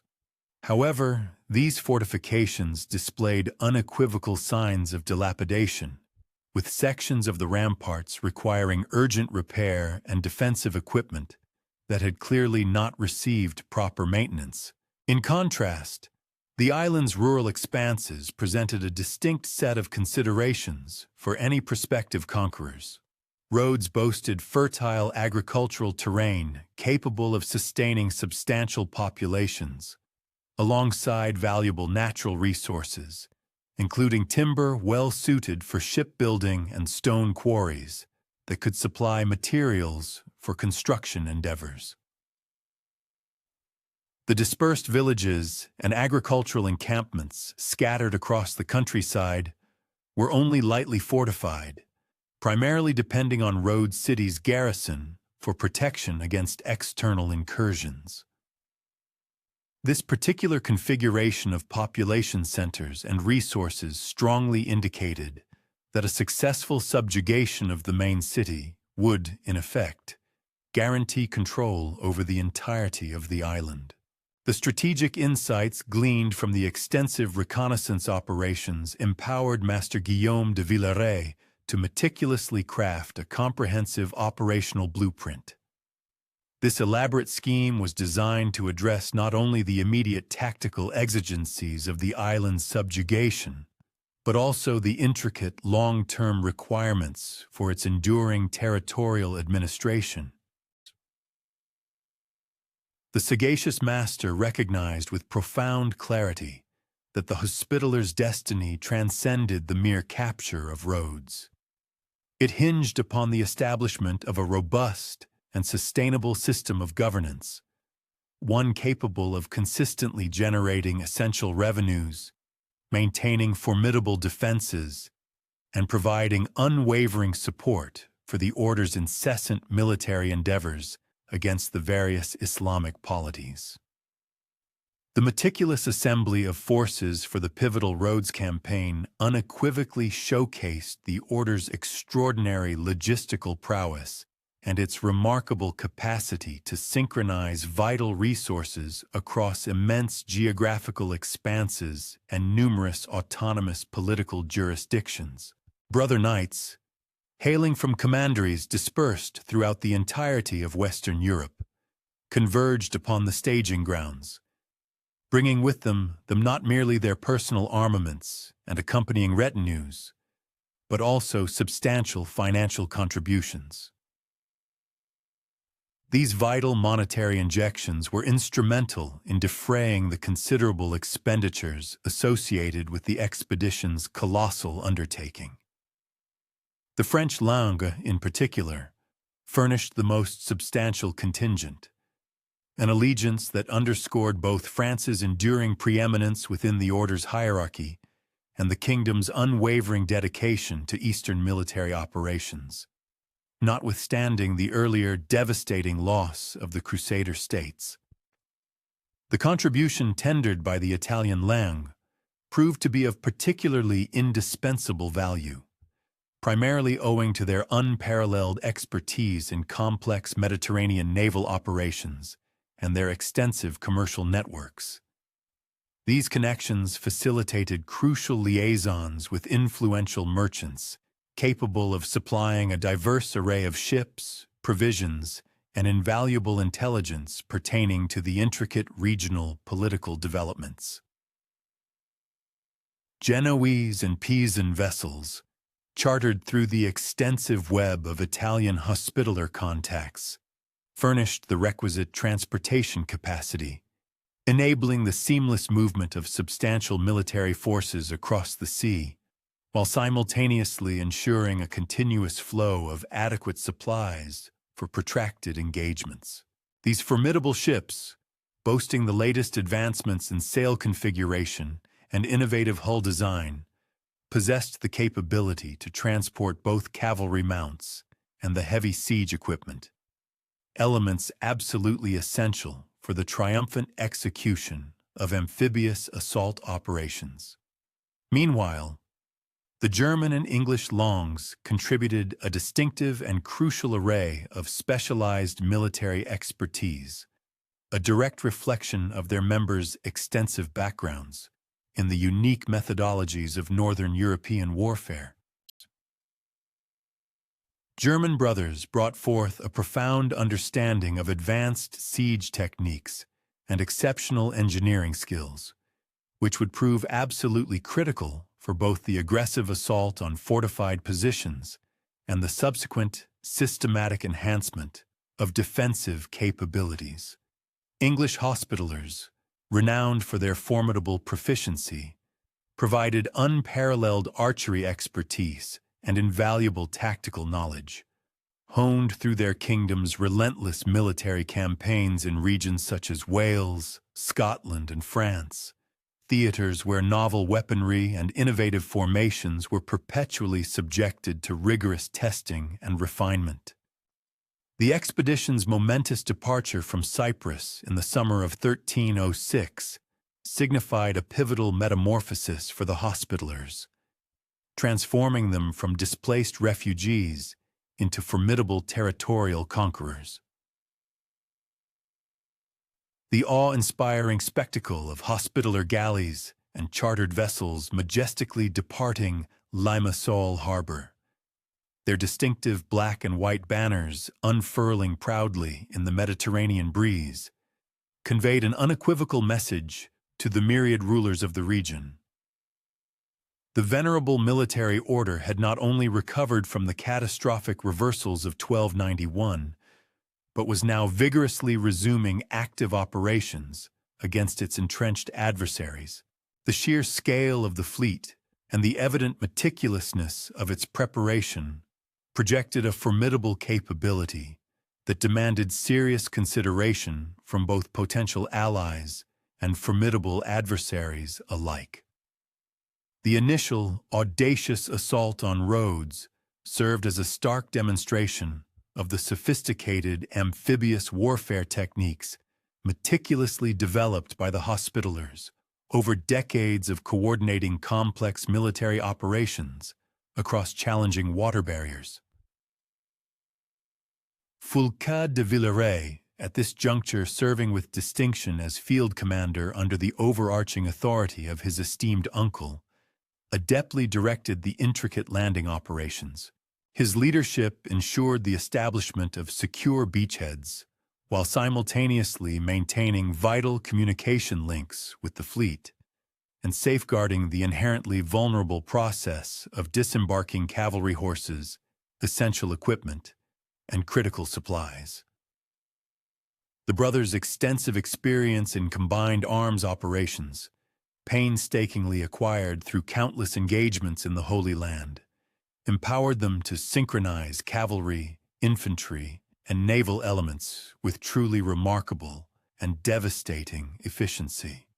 The protracted siege of Rhodes City commenced in August 1306 with the systematic investment of the formidable Byzantine fortifications.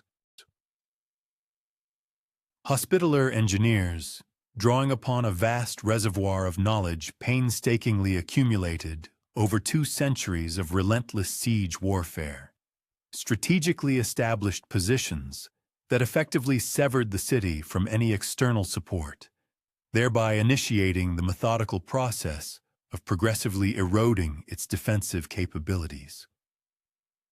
The dedicated brothers meticulously constructed a formidable array of siege engines, including powerful trebuchets and devastating mangonels, capable of hurling massive stones against the city's sturdy walls. Concurrently, their skilled crossbowmen maintained an unremitting barrage, exerting constant pressure on the beleaguered defenders who desperately attempted to repair damage or coordinate desperate counterattacks.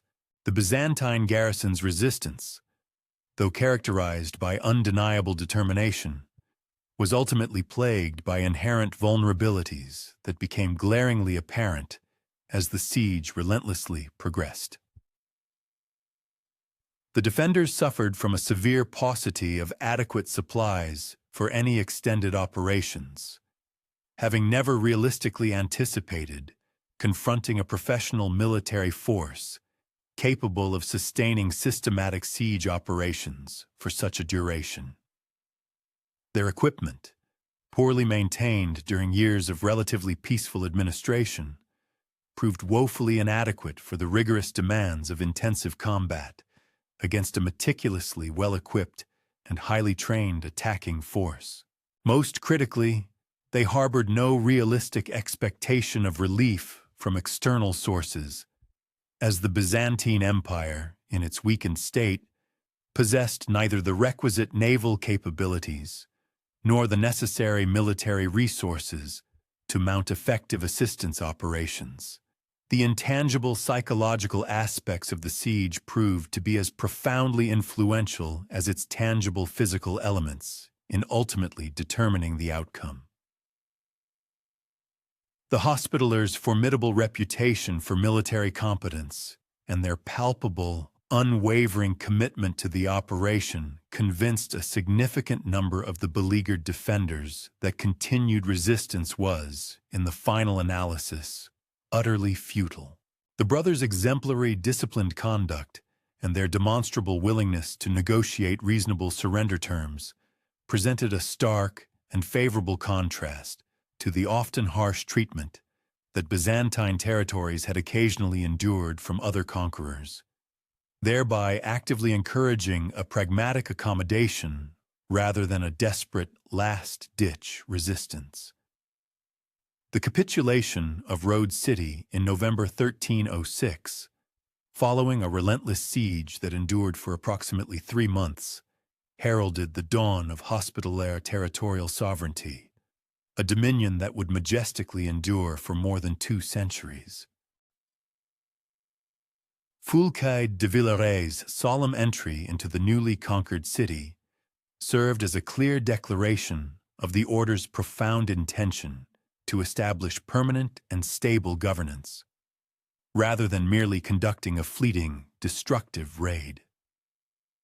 The brothers immediately embarked upon the crucial tasks of restoring civic order, diligently protecting the civilian populations, and meticulously organizing the essential administrative structures necessary for effective and enduring territorial management. The successful establishment of hospitaller rule in Rhodes necessitated an intricate and delicate attention to the diverse religious and ethnic communities that constituted the island's existing population. The Greek Orthodox majority, though undeniably Christian, adhered to religious traditions that diverged significantly from the Latin Christianity championed by the brothers. The Hospitallers' nuanced approach to this inherent challenge eloquently reflected their accumulated wisdom and extensive experience in governing variegated populations during their formative Holy Land period, a crucible where they had painstakingly learned to strike a delicate balance between deeply held religious conviction and the practical necessities of effective territorial administration. Master Guillaume de Villeroy's untimely demise in 1307, occurring so soon after the triumphant conquest, regrettably precipitated a significant succession crisis that severely tested the order's institutional stability during this crucial and delicate transition period. The subsequent election of Foulcade de Villeroy as the new master, while providing a welcome continuity of leadership, simultaneously sparked certain questions regarding potential nepotism and the perceived concentration of power within specific familial lineages. Nevertheless, Foulcade's undeniable and proven military competence, coupled with his intimate and comprehensive understanding of Rhodes's unique strategic situation, ultimately positioned him as the logical and indispensable choice for effectively consolidating the order's newly acquired territorial gains. The newly appointed master's paramount priority immediately revolved around diligently securing Rhodes against the ever-present specter of potential counterattacks from a multitude of adversaries who might seek to challenge Hospitaller control. The Byzantine Empire, despite its demonstrably weakened condition, still tenaciously retained nominal claims to the island and harbored the potential to organize recovery operations. The Ottoman Turks, whose rapidly expanding power in western Anatolia brought them into increasingly frequent contact with the Aegean territories, represented a far more immediate and inherently dangerous threat to Christian control of these strategically vital islands. Furthermore, various influential Italian city-states and other formidable Mediterranean powers might also perceive an independent Hospitaller status either as a fortuitous opportunity or as a direct threat to their own deeply entrenched commercial and political interests. The comprehensive fortification improvements, which commenced almost immediately following the conquest, eloquently reflected both the pressing, immediate security needs and a shrewd, long-term strategic planning vision. Hospitaller engineers, collaborating seamlessly with skilled local craftsmen and specially imported specialists, embarked upon a systematic and extensive program of upgrades to Rhodes City's formidable defensive capabilities. The venerable ancient walls underwent extensive repairs and significant modifications, meticulously incorporating the latest cutting-edge developments in military architecture. These enhancements included the integration of improved artillery positions and substantially enhanced protection mechanisms against the destructive power of advanced siege engines. New towers, ingeniously constructed according to sophisticated geometric principles, provided overlapping fields of devastating fire capable of annihilating attacking forces, while simultaneously offering secure and robust positions for the steadfast defenders. The subsequent construction of the magnificent palace of the Grand Masters embodied both a profound practical necessity and a potent symbolic statement of the Order's newly established sovereign status. Strategically situated within Rhodes City's fortified core, the expansive palace complex served as the bustling administrative headquarters, the resplendent ceremonial center, and crucially, the ultimate defensive redoubt should the city's outer defenses ever be breached.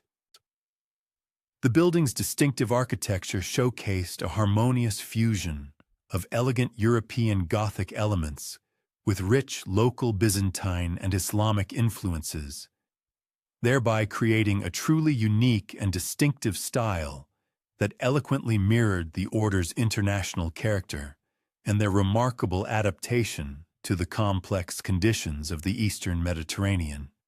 The venerable palace, a magnificent architectural marvel, boasted a grand hall capable of hosting several hundred distinguished guests for the most elaborate ceremonial occasions and state functions. Concurrently, its discreet private chambers afforded comfortable lodging and suitable accommodations for the revered master of the Order and an array of visiting dignitaries, including esteemed envoys from European courts and leaders of other prominent military orders. Within the expansive complex, a dedicated wing housed the burgeoning administrative offices, where the Order's expanding bureaucratic apparatus meticulously orchestrated the intricate administration of their domains, the meticulous handling of fiscal matters, and the delicate art of international engagement with various influential Mediterranean powers. Furthermore, fortified repositories secreted within the palace's depths safeguarded the Order's priceless relics and accumulated wealth, its historical records and crucial documents, and vital provisions and tactical supplies, all indispensable for sustaining their endeavors during unforeseen emergencies or protracted conflicts. The deliberate enhancement of Rhodes's harbor facilities materialized as a pivotal factor in cementing the island's preeminent position as a major Mediterranean naval power. The Hospitallers, recognizing this strategic imperative, allocated considerable capital and manpower towards modernizing and augmenting the venerable maritime installations, constructing state-of-the-art docking platforms, spacious storage depots, and advanced shipbuilding facilities. These comprehensive improvements were designed to facilitate both burgeoning trade ventures and robust martial endeavors. Operating from these newly improved installations, the Order's formidable galleys could effectively safeguard vital maritime arteries, execute punitive expeditions against Islamic strongholds, and ensure seamless connectivity with Hospitaller properties dispersed throughout Europe and the wider Mediterranean basin. The formidable naval capabilities that burgeoned from Rhodes signified a profound reorientation in the Order's military strategy and operational focus. While the Brethren maintained their long-standing reliance on formidable mounted warriors and impregnable terrestrial defenses, they simultaneously cultivated unparalleled maritime proficiency, enabling them to assert their authority over vast expanses of water. Hospitaller galleys, manned by seasoned navigators and skilled oarsmen, and outfitted with cutting-edge advancements in seafaring armaments, became revered and dreaded across the Levant and Aegean for their unrivaled prowess in both direct martial confrontations and disruptive economic campaigns aimed at Muslim shipping. The fiscal bedrock underpinning this augmented martial might stem from the deliberate cultivation of Rhodes's lucrative mercantile prospects. The island's enviable geographical position situated as it was at the crucial nexus of international commerce between Europe, Asia, and Africa, offered unparalleled avenues for amassing considerable financial gains through levies on harbor usage, tariffs on imported and exported goods, and astute participations in various mercantile ventures. The Hospitallers actively forged enduring commercial alliances with prominent Italian maritime republics, while their own vessels diligently transported valuable commodities across diverse Mediterranean emporiums and to their extensive European domains. Beyond the bustling ports, the agrarian advancement of Rhodes's pastoral hinterlands furnished supplementary fiscal streams, while simultaneously guaranteeing sufficient sustenance for the island's burgeoning populace. The Order's overseers implemented innovative cultivation methodologies, expanded sophisticated water distribution networks, and actively promoted the growth of high-value agricultural produce, destined for foreign markets to accrue further monetary gains. The Hospitallers' proven expertise in overseeing extensive landed estates throughout Europe demonstrated immense utility in optimizing the yield and productivity of their recently acquired insular domains. The establishment of an intricate administrative framework in Rhodes unequivocally underscored the Order's remarkable transformation from a predominantly martial fraternity into a fully fledged geopolitical entity. Although the Grand Master exercised supreme executive power over the entirety of administrative functions, the nuanced management of insular domains necessitated the appointment of expert functionaries possessing profound knowledge in legal jurisprudence, fiscal management, international relations, and public service oversight. The ingenious organizational blueprint of the system of Longs offered an equitable structure for allocating these critical duties among suitably skilled personnel, thereby preserving the Order's cosmopolitan identity and forestalling the undue influence of a singular ethnic or linguistic faction. The sophisticated legal framework that the Hospitallers instituted in Rhodes reflected their astute comprehension that sound administration transcended mere martial supremacy. The Brethren developed tribunals that judiciously adjudicated both private disputes and public transgressions, synthesizing juridical principles inherited from their continental heritage, while pragmatically accommodating indigenous practices and the practical necessities of overseeing a multi-ethnic populace.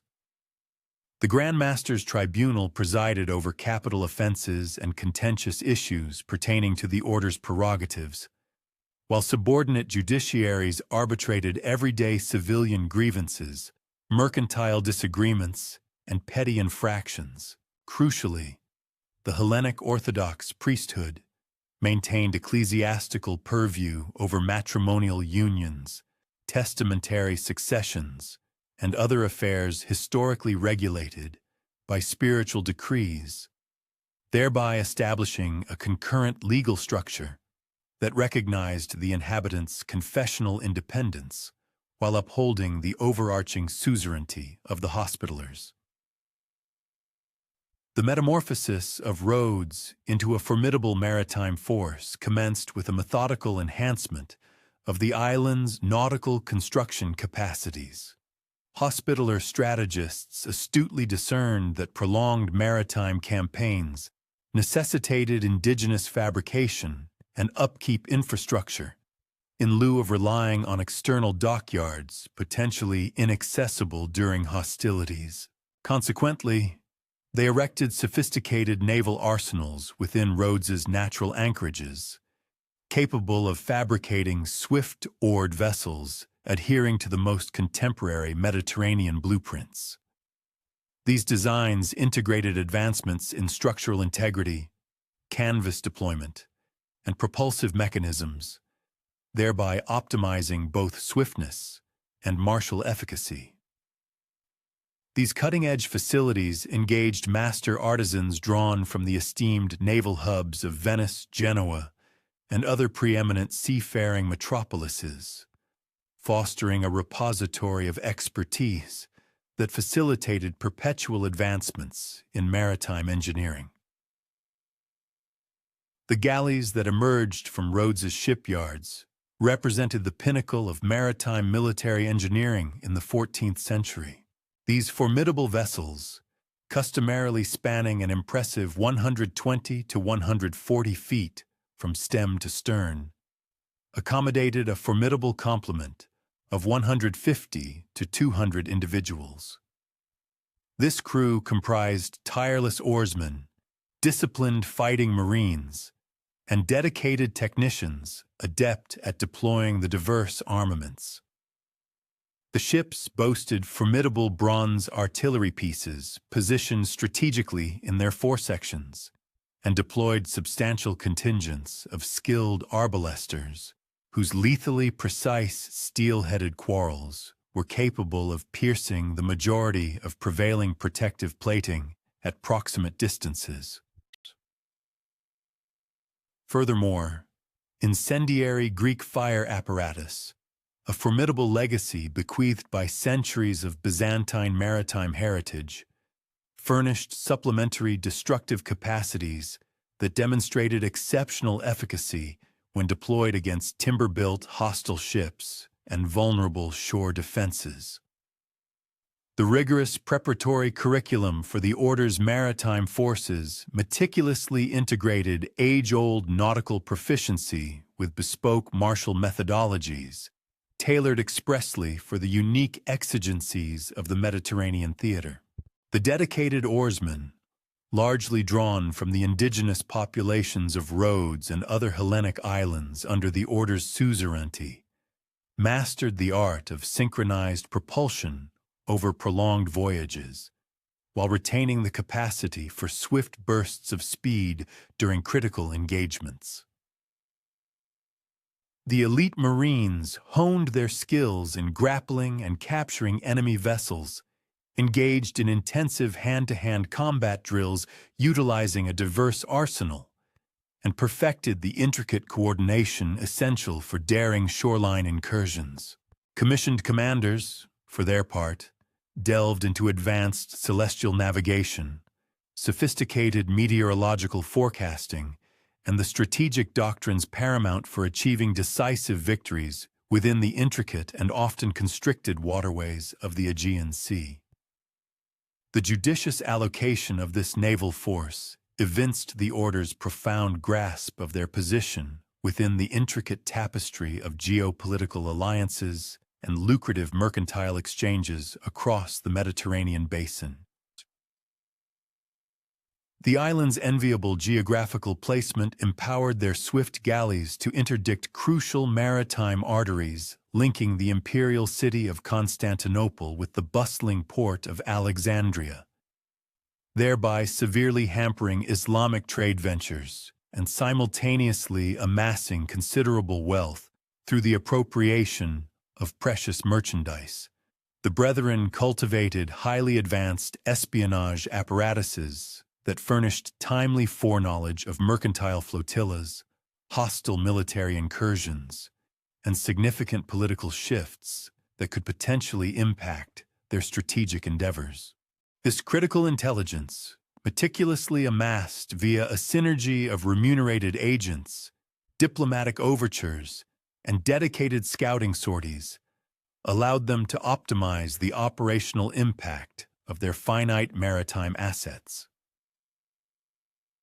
The initial significant trial of the Order's nascent maritime prowess materialized in the year 1317, when formidable Ottoman contingents sought to entrench enduring strongholds upon islands proximate to Rhodes. The formidable Turkish admiral, Umur Bey, had marshaled an imposing armada that posed an existential peril not merely to the Order's insular possessions, but also to the wider Christian dominion across the Aegean Sea. Grandmaster Hélion de Villeneuve counteracted this menace by committing the entirety of the Order's deployable maritime assets in a meticulously orchestrated offensive that unequivocally showcased their supreme command of integrated naval and land-sea combat methodologies. The pivotal confrontation off the coast of Chios brought to light the ingenious strategic advancements painstakingly devised by the Order's naval strategists through assiduous analysis of both Occidental and Oriental maritime doctrines. Eschewing an exclusive dependence on the blunt force of ramming maneuvers, a hallmark of prior Mediterranean naval engagements, the Brethren instead utilized synchronized projectile volleys from several ships to disorganize adversary formations prior to engaging in conclusive hand-to-hand skirmishes. Their formidable galleys maintained compact battle arrays, which not only amplified the destructive impact of their arbalest volleys, but also afforded reciprocal protection against hostile boarding incursions. The conclusive result of this engagement, a resounding Hospitaller triumph that dispersed the Ottoman Armada and seized numerous enemy craft, indelibly cemented the Order's standing as the paramount Christian maritime power throughout the Eastern Mediterranean. However, the burgeoning scope of the Order's maritime endeavors inadvertently precipitated escalating friction with the formidable mercantile enterprises of Genoa and Venice. These powerful Italian maritime republics perceived the Order's maritime actions as direct menaces to their long-standing commercial prerogatives. These influential Italian city-states had poured immense capital into cultivating extensive trading conduits across the Mediterranean, accruing considerable financial returns via meticulously brokered pacts with diverse Islamic potentates. The Hospitaller assaults upon Muslim merchant vessels destabilized these delicate accords, thereby engendering intricate diplomatic quandaries that threatened to imperil Italian mercantile concessions within the vital harbors of Egypt and Syria. The enduring friction with the Republic of Genoa intensified dramatically in the year 1320. This particular escalation occurred when the Hospitaller Knights intercepted and seized a Genoese merchant vessel laden with various commodities, which the brothers adamantly asserted had been procured from Muslim corsairs operating in the region. Immediately following this incident, the governmental authorities in Genoa forcefully insisted upon the immediate restitution of their valuable cargo and adequate recompense for the financial detriment they had sustained. Conversely, the Hospitaller Order steadfastly upheld its prerogative to confiscate any merchandise deemed capable of ultimately bolstering the military strength or operational capacity of Muslim forces. This specific disagreement served as a vivid illustration of the wider, inherent tension between fervent religious conviction and pragmatic commercial imperatives that profoundly shaped the intricate political landscape of the Mediterranean throughout the entirety of the 14th century.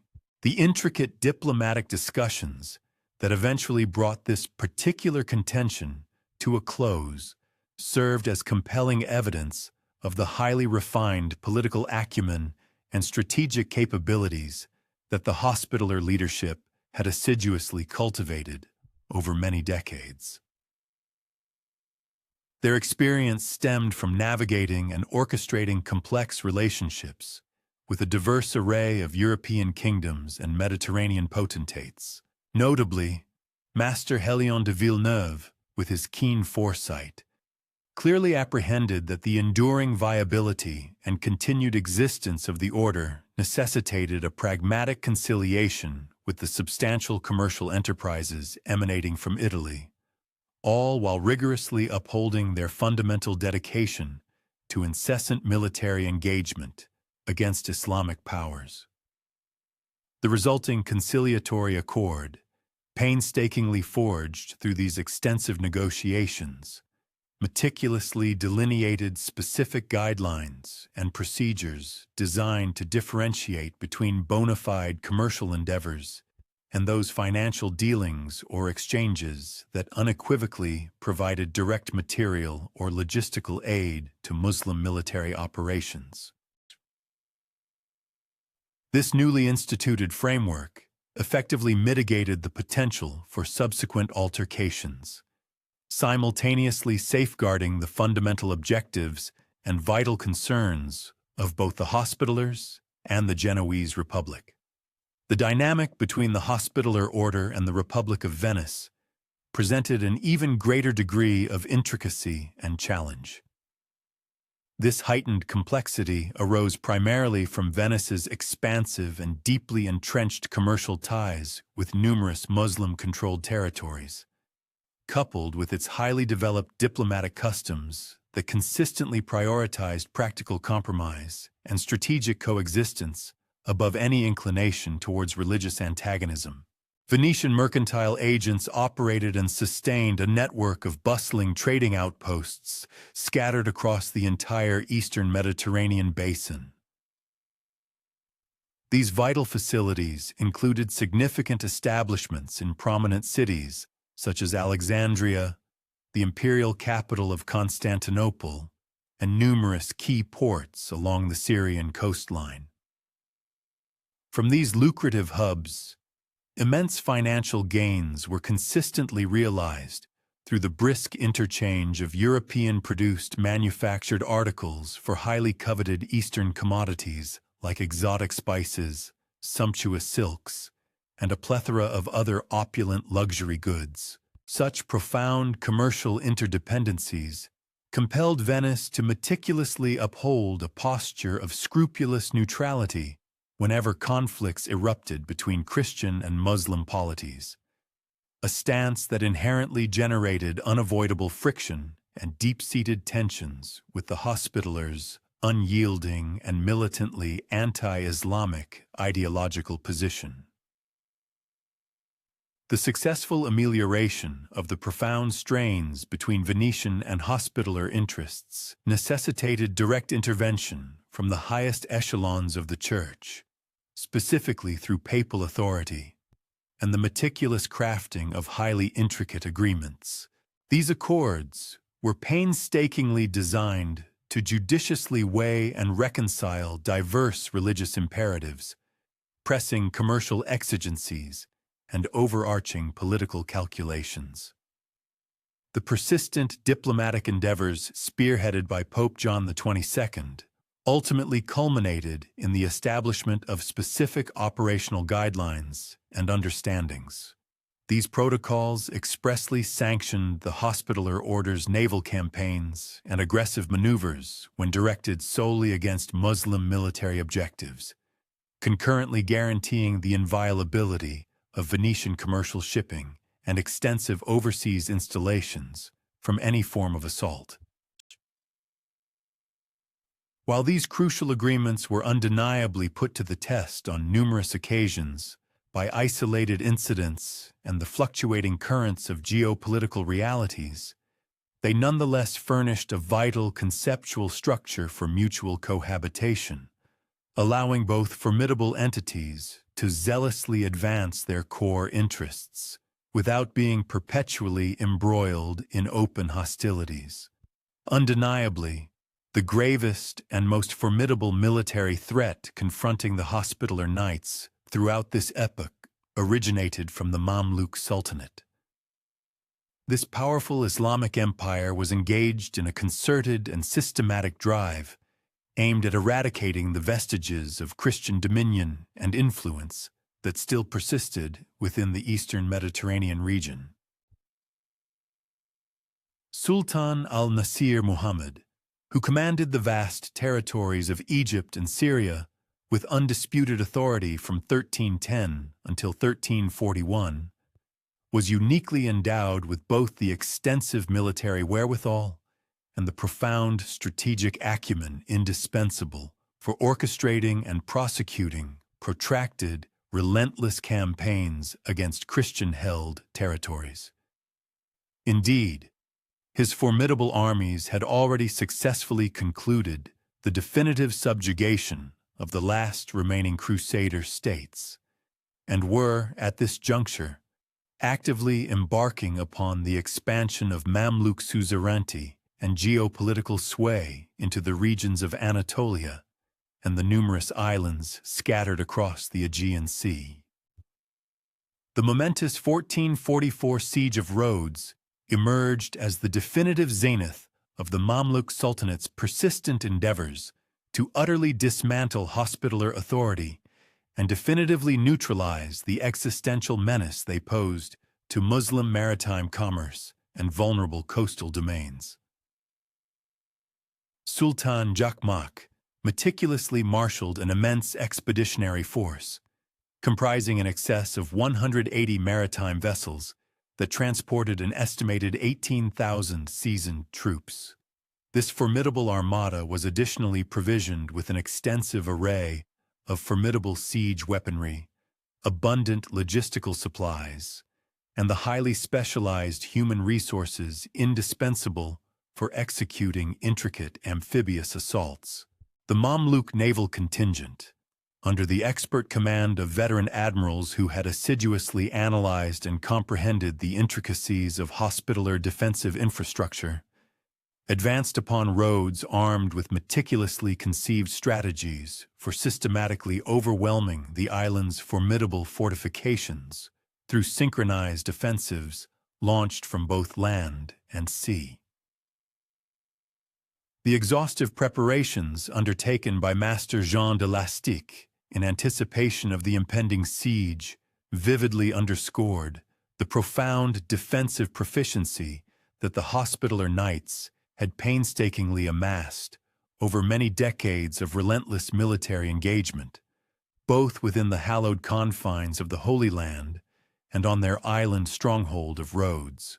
For years preceding this confrontation, the brothers had dedicated themselves to assiduously enhancing the island's formidable defensive structures. This involved the meticulous erection of supplementary walls, robust towers, and strategically placed defensive emplacements that seamlessly integrated the most cutting-edge advancements in military engineering of the era. Furthermore, the city's vital harbor was afforded impregnable security by colossal chains, designed to physically obstruct the ingress of hostile naval craft, whilst the towering ramparts were equipped with an array of potent artillery pieces capable of engaging and inflicting damage upon attacking vessels from substantial ranges.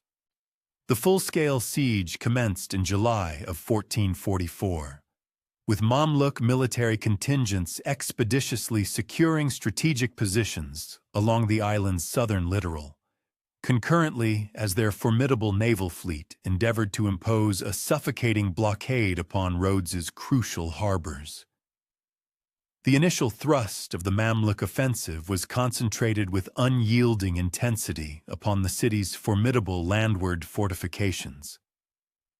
Here, Mamluk military engineers deployed colossal trebuchets and nascent forms of gunpowder artillery, systematically aiming to create breaches in the robust outer defensive walls.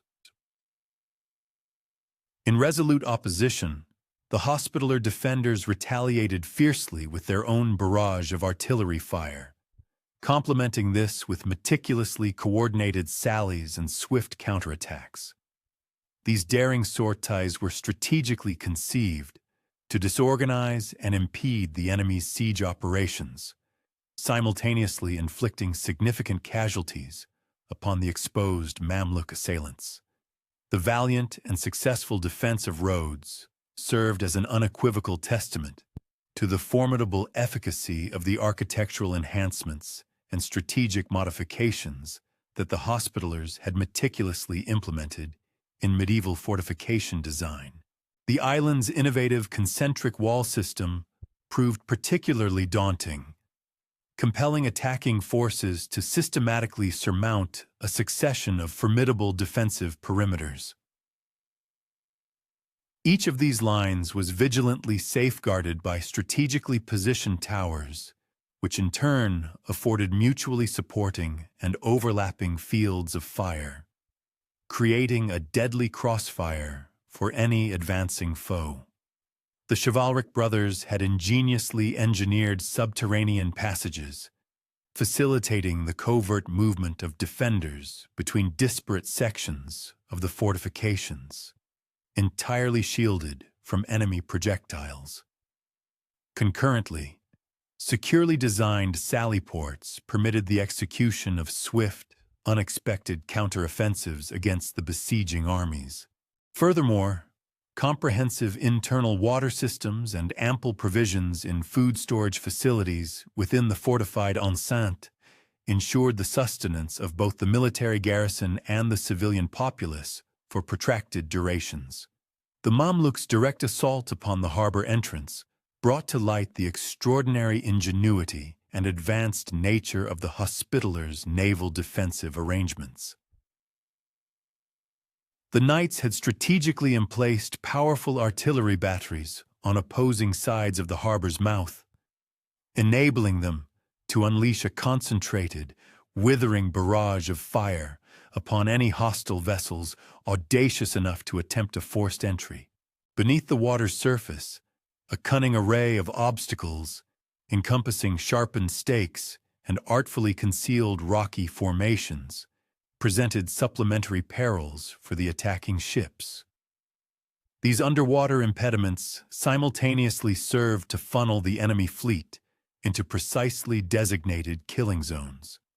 Meanwhile, the Hospitaller galleys, afforded secure sanctuary within the inner harbor, possessed the capability to rapidly sally forth and launch sudden decisive attacks against any enemy ships that had been compromised, disabled, or thrown into disarray by the intricate defensive measures. The pivotal moment in the protracted siege arrived in September, when a meticulously orchestrated Hospitaller counteroffensive achieved resounding success. This decisive action resulted in the destruction of multiple Mamluk siege engines and the infliction of substantial casualties upon their operating crews. Master Delastic himself, demonstrating exemplary courage, personally spearheaded a daring sortie that pierced deeply into the heart of the enemy's encampments. His valiant knights engaged the Mamluk forces with their renowned and characteristic discipline, even in the face of a vastly superior numerical disparity. The profound psychological reverberations of this triumphant assault, coupled with the inevitable advent of autumnal climatic conditions, which rendered sustained siege operations progressively more arduous, ultimately persuaded the Mamluk High Command that their ambitious expedition had irrevocably failed to attain its strategic goals. The Mamluks' eventual retreat in October of 1444 unequivocally signified a momentous and decisive triumph for the Hospitaller order. This remarkable victory considerably elevated the Knights' prestige and renown across the entirety of Christian Europe, simultaneously furnishing irrefutable proof of their formidable capacity to safeguard their sovereign territories against even the most potent and redoubtable Muslim military powers. The successful repulsion of such a colossal assault naturally drew a fresh influx of enthusiastic recruits into the order's ranks and stimulated the outpouring of significant financial endowments from European aristocracy. These nobles, witnessing the events, increasingly regarded the Hospitallers as the paramount bastion and primary defense line against the relentless advance of Islamic expansionism throughout the Eastern Mediterranean. Moreover, this signal victory firmly cemented Rhodes's status as an enduring emblem of Christian fortitude and resolute resistance, thereby galvanizing and inspiring similar defensive endeavors in other regions imperiled by external threats. The intricate internal administration and governance of Rhodes throughout this era vividly mirrored the Hospitaler's significant transformation. They had evolved from an entity primarily functioning as a martial organization into a highly developed and self-governing sovereign state. The intricate management of the island's affairs demanded a meticulous equilibrium between the order's foundational religious vocation, their pressing military responsibilities, and the pragmatic exigencies inherent in overseeing a heterogeneous populace. This diverse population was characterized by a multiplicity of religious traditions, varying economic interests, and distinct cultural heritages.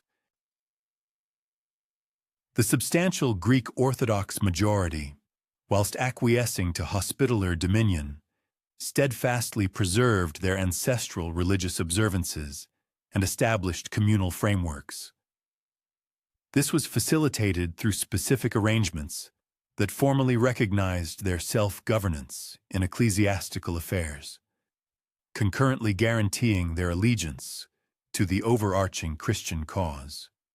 The judicious manner in which the Greek Orthodox subjects were managed unequivocally illustrated the practical and adaptable methodology that consistently defined Hospitaller rule across all their territorial possessions. The Knightley brothers astutely comprehended that truly effective governance mandated a degree of respectful assimilation with indigenous customs and, crucially, the active collaboration of entrenched community elders and leaders. These local figures inherently possessed the intricate understanding and established interpersonal networks vital for upholding societal harmony and civic discipline. Consequently, Greek Orthodox ecclesiastics retained their authoritative purview over significant personal and communal matters, such as marital unions, testamentary dispositions, and other affairs historically regulated by their own religious legal framework. Simultaneously, secular Greek magnates continued to superintend local economic transactions and general community operations, albeit under the overarching regulatory oversight of the Hospitaller administration. The astute promotion of economic advancement on Rhodes, meticulously overseen by Hospitaller governance, fostered a flourishing prosperity that conferred advantages upon both the ruling order and the indigenous inhabitants. The Knightley brothers actively championed and incentivized agricultural innovations, which in turn led to a marked augmentation in crop outputs and a significant broadening of the cultivation of goods specifically destined for lucrative export into European marketplaces. Moreover, the island's singularly advantageous geographical position inherently positioned it as an organic nexus for vibrant commercial exchanges. These activities intricately interlinked the extensive trade arteries of Europe, Asia, and Africa, thereby generating considerable fiscal returns through the imposition of port tariffs, various customs levies, and the order's own sagacious commercial ventures and capital placements. The perpetual equilibrium between their military obligations and their philanthropic endeavors persistently occupied the minds of the Hospitaller magnates, who ardently endeavored to uphold their foundational purpose while simultaneously adapting to the complex realities of exercising sovereign territorial authority. The dedicated brethren sustained the operation of their medical establishments, not only within the bustling confines of Rhodes City, but also across various other settlements dispersed throughout their dominion. These institutions meticulously provided comprehensive medical attention, integrating a vast repository of knowledge painstakingly acquired over centuries through the arduous treatment of grievous battle wounds, pervasive diseases, and the myriad common afflictions that plagued the medieval populace. These crucial facilities extended their services beyond the order's own personnel, offering vital care to the indigenous civilian inhabitants, to the devout pilgrims, and to the weary travelers who found themselves in dire need of expert medical intervention. The profound medical acumen and unparalleled expertise meticulously cultivated and refined by the Hospitallers constituted one of their most invaluable contributions to the diverse territories under their vigilant control. Their highly skilled physicians, whose training was forged through extensive practical experience and privileged access to a wide array of medical treatises drawn from diverse cultural traditions, possessed the remarkable capability to effectively diagnose and treat conditions that local practitioners often found profoundly challenging, or indeed utterly insurmountable. The Order's state-of-the-art hospitals boasted sophisticated surgical suites, meticulously organized pharmaceutical preparation laboratories, and specialized wards meticulously designated for distinct categories of patients, thereby establishing advanced medical centers that demonstrably surpassed the prevailing contemporary standards found in the majority of European territories of that era. The formidable, resonant roar of Ottoman cannons reverberated with terrifying intensity across the expanse of Rhodes Harbor on the crisp morning of May 23, 1480, as Sultan Mehmed II's colossal invasion fleet materialized on the distant horizon, appearing ominously like a dark, gathering storm cloud, inexorably spreading its shadow across the brilliant azure waters of the Mediterranean Sea. Master Pierre d'Aubusson stood resolute atop the imposing palace of the Grand Masters, his hands, weathered by years of command, gripping firmly the cold, unyielding stone battlements as he meticulously surveyed the approaching armada through the dissipating morning haze. The breathtaking and terrifying spectacle that confronted him represented the zenith of Ottoman naval might, an astonishing assembly of over 160 vessels of varying dimensions, ranging from immense galleys bristling menacingly with polished bronze cannons to swift, agile galleots densely packed with elite Janissary troops, their distinctive red banners snapping vigorously in the brisk sea breeze as they converged upon the venerable island that had steadfastly served as Christianity's vital eastern bulwark for nearly 2 protracted centuries. Mehmed II, the illustrious conqueror of the magnificent city of Constantinople, had judiciously redirected his formidable attention towards Rhodes following the successful consolidation of Ottoman dominion over the Balkan Peninsula and the decisive establishment of Turkish naval preeminence in the strategic Black Sea. The astute Sultan fully comprehended that the relentless Hospitaller naval operations launched from their base at Rhodes constituted an incessant and palpable menace to Ottoman commercial shipping lanes and to their vulnerable coastal territories, while the island's strategically pivotal geographical location afforded Christian forces an advantageous position from which to effectively coordinate their efforts, with various European powers actively seeking to challenge and impede Turkish imperial expansion. The complete eradication of the Knights Hospitaller had thus evolved into an absolutely indispensable objective within the broader framework of Ottoman strategic plans for achieving absolute and undisputed domination over the entire eastern Mediterranean basin. The formidable Ottoman military contingent that converged upon Rhodes in 1480 unequivocally represented the most daunting and meticulously orchestrated military expedition ever marshaled against the resilient island.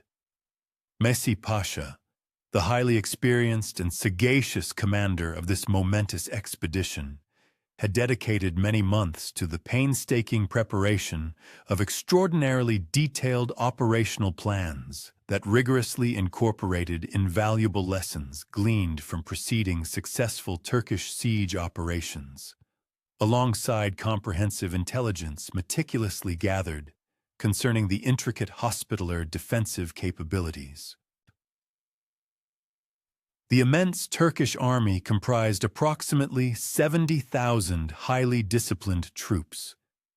This included the elite Janissary infantry, expertly armed with both state-of-the-art firearms and traditional time-honored weaponry, the formidable Sipahi cavalry, adeptly equipped for both dynamic mounted combat and specialized siege engagements, highly skilled and specialized artillery crews, meticulously trained in the proficient operation of the colossal cannons that had proven so devastatingly effective against Constantinople's impregnable walls, and many thousands of indispensable support personnel, conscientiously tasked with the critical responsibilities of maintaining vital supplies and essential equipment throughout what was anticipated to be protracted and arduous military operations. The cutting-edge siege engines that formed an integral part of this monumental expedition unequivocally showcased the remarkably advanced state of Ottoman military engineering and technological prowess.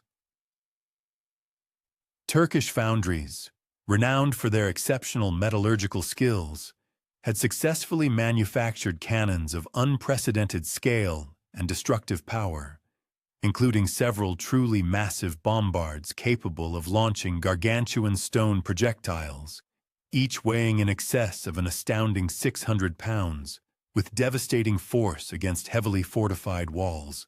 These colossal weapons, meticulously transported aboard specially constructed and reinforced vessels, and necessitating the prodigious effort of teams of powerful oxen to maneuver them into optimal firing positions, epitomized the very vanguard of 15th-century siege warfare technology.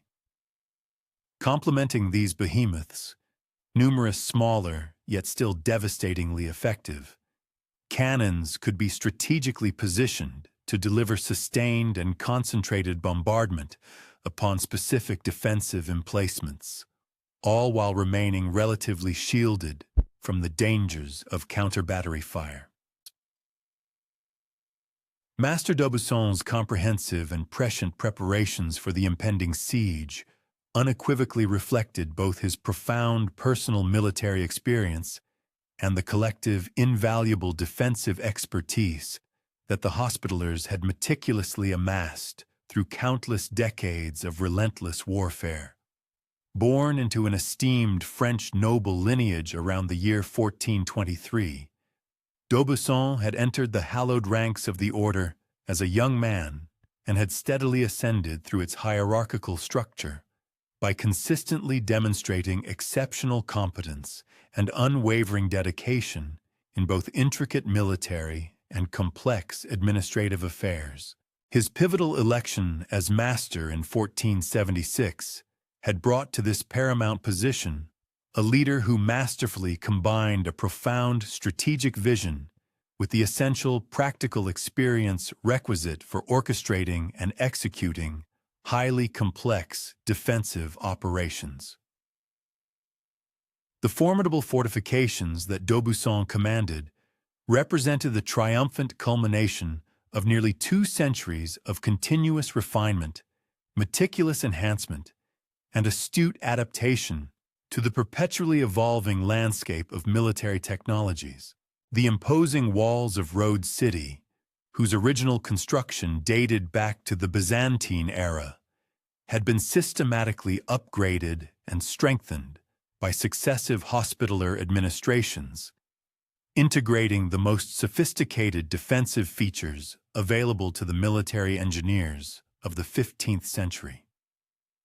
The outer walls, towering majestically to a height exceeding 40 feet and boasting an impressive thickness of 12 feet, were meticulously constructed from colossal limestone blocks, specifically chosen for their unparalleled ability to absorb and withstand tremendous punishment from relentless artillery bombardment.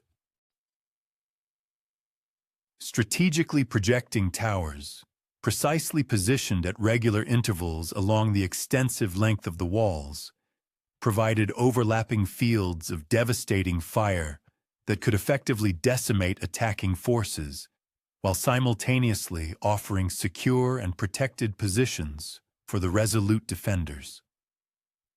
The meticulous defensive preparations that d'Aubusson had diligently implemented throughout his 4 years as master vividly showcased his astute understanding of the profoundly evolving nature of siege warfare.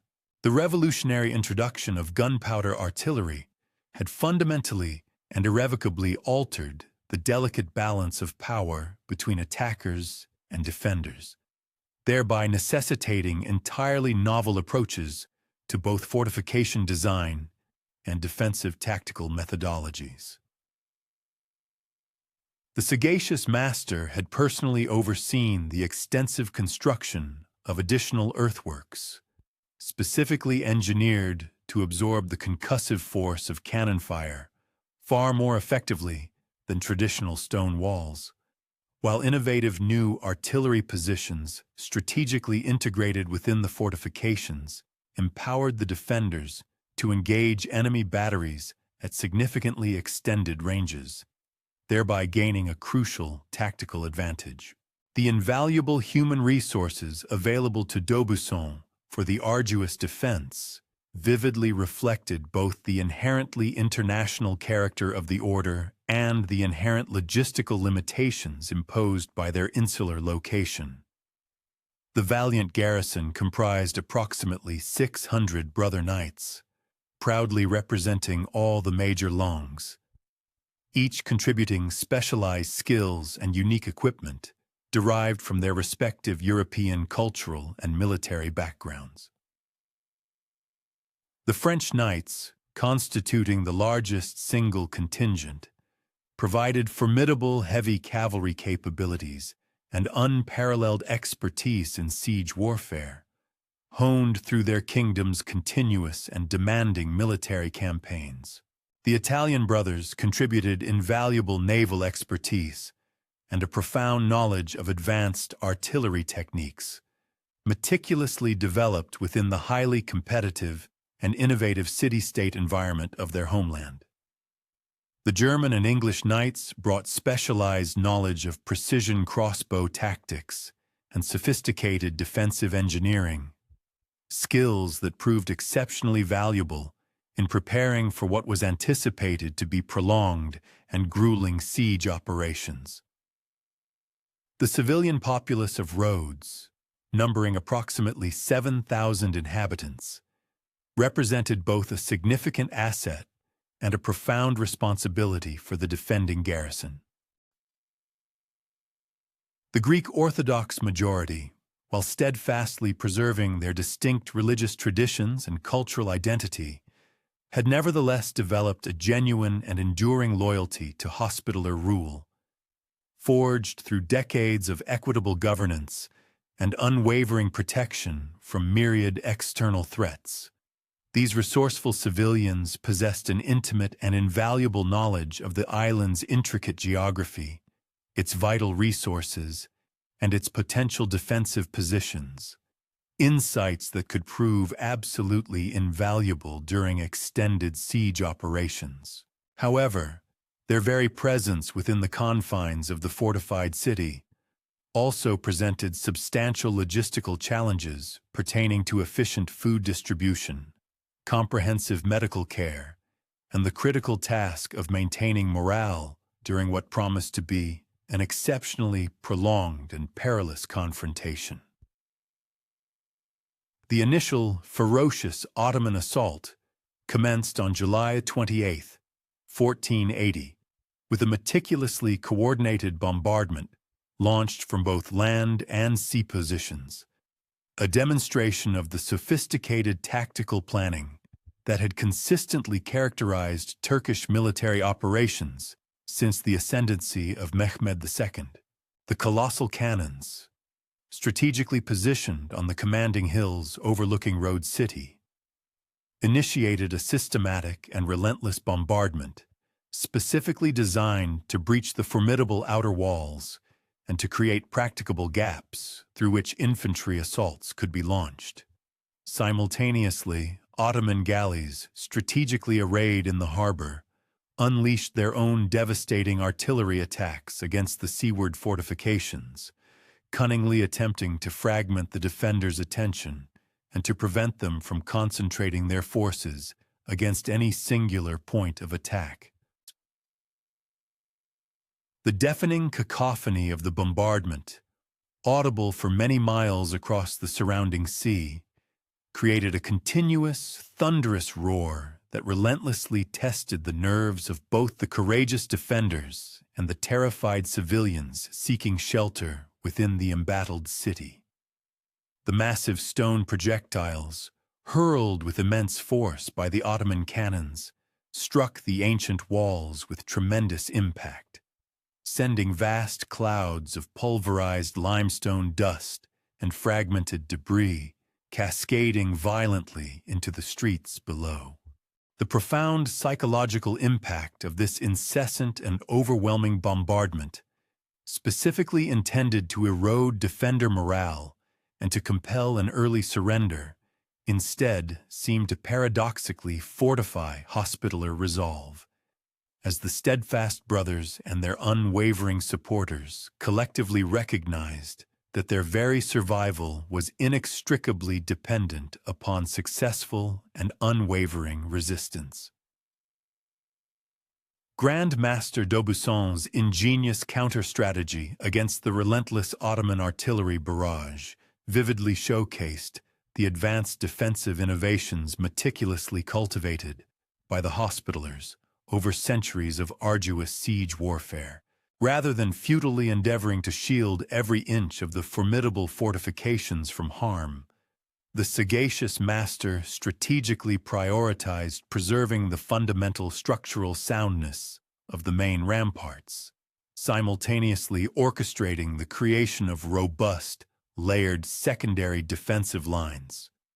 These inner strongholds were ingeniously designed to sustain vigorous resistance should the primary outer walls ever be compromised. Under the expert guidance of seasoned Hospitaller engineers, dedicated brigades of civilian volunteers toiled without respite, tirelessly mending the grievous wounds inflicted by the incessant artillery and diligently erecting supplementary earthworks, purposefully engineered to absorb the shock of subsequent enemy incursions. The inaugural, formidable Ottoman offensive was launched with decisive force on August 9th, erupting after a grueling fortnight of unremitting, intensive bombardment that had already carved numerous perilous breaches within the formidable outer curtain walls. Elite Janissary infantry, bolstered by the swift Sipahi cavalry and a diverse array of auxiliary detachments, surged forward in a meticulously synchronized assault, targeting a multitude of strategic points along the extensive fortifications. This grand design sought to utterly inundate the beleaguered defenders, overwhelming them through sheer numerical superiority and the simultaneous application of immense pressure across disparate sectors of the defensive perimeter. The harrowing onslaught commenced under the veil of pre-dawn darkness, Turkish forces shrewdly exploiting the concealing gloom to stealthily draw near the towering walls, meticulously deploying scaling ladders and an assortment of specialized assault apparatus. The steadfast Hospitaller defense during this initial monumental assault served as a resounding testament to both their profound tactical acumen and the exceptional efficacy of their meticulous defensive preparations. Grand Master d'Aubusson, demonstrating unparalleled strategic foresight, had judiciously arrayed his numerically constrained forces to extract their utmost potential, prudently concentrating the formidable brother knights at the most direly imperiled junctures.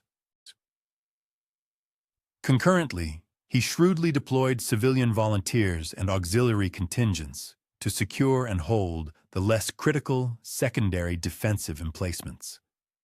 The master himself, a figure of unwavering courage, plunged directly into the maelstrom of the fierce combat, his distinctive gleaming armor and emblazoned surcoat rendering him instantly identifiable as he valiantly traversed various segments of the embattled wall, tirelessly orchestrating the intricate defense and powerfully galvanizing his devoted adherents. The visceral, relentless hand-to-hand combat that defined this harrowing assault starkly illuminated the brutal and unforgiving reality inherent in medieval siege warfare. Valiant Hospitaller knights, wielding an array of formidable weaponry including keen swords, crushing maces, and long-reaching polearms, fiercely confronted Turkish soldiers who had either bravely scaled the towering walls or successfully breached the shattered sections of the ramparts. The constricted, perilous confines atop the fortifications inevitably spiraled into a chaotic, desperate melee, a swirling vortex where individual prowess, raw strength, and indomitable courage frequently became the sole arbiters of survival. The brothers' intrinsically superior armor and finely crafted weapons conferred substantial tactical benefits in the tight, close-quarters engagements, whilst their rigorous, disciplined training empowered them to steadfastly uphold their formations and provide unwavering mutual support, even amidst the most unbearable and extreme pressures of battle. The successful repulse of this initial, ferocious assault, painstakingly achieved after many grueling hours of unyielding, intense fighting, delivered a profoundly crucial psychological triumph for the embattled defenders. Simultaneously, it unequivocally signaled to the Ottoman forces that the island stronghold of Rhodes would not succumb without a protracted and costly struggle. Turkish casualties, conservatively estimated at a staggering figure exceeding 2,000 dead and wounded, constituted a grievous and substantial loss for an expedition that had harbored confident expectations of securing a swift victory through an immediate, decisive assault. Furthermore, this conspicuous failure starkly exposed inherent weaknesses within the Ottoman siege tactics and their operational coordination, critical insights that the astute d'Aubusson could shrewdly leverage in formulating his defensive strategies for impending enemy attacks. Following the initial, costly engagement, the protracted siege subsequently settled into a grim, predictable rhythm, incessant artillery bombardment unrelentingly punctuated by sporadic yet fierce assaults. Both adversaries, with calculated determination, progressively adapted their tactical approaches to the harsh and evolving realities of the brutal confrontation. Messi Pasha, acutely discerning that direct frontal assaults had proven prohibitively expensive in terms of manpower and resources, strategically pivoted towards a methodical strategy of systematic reduction.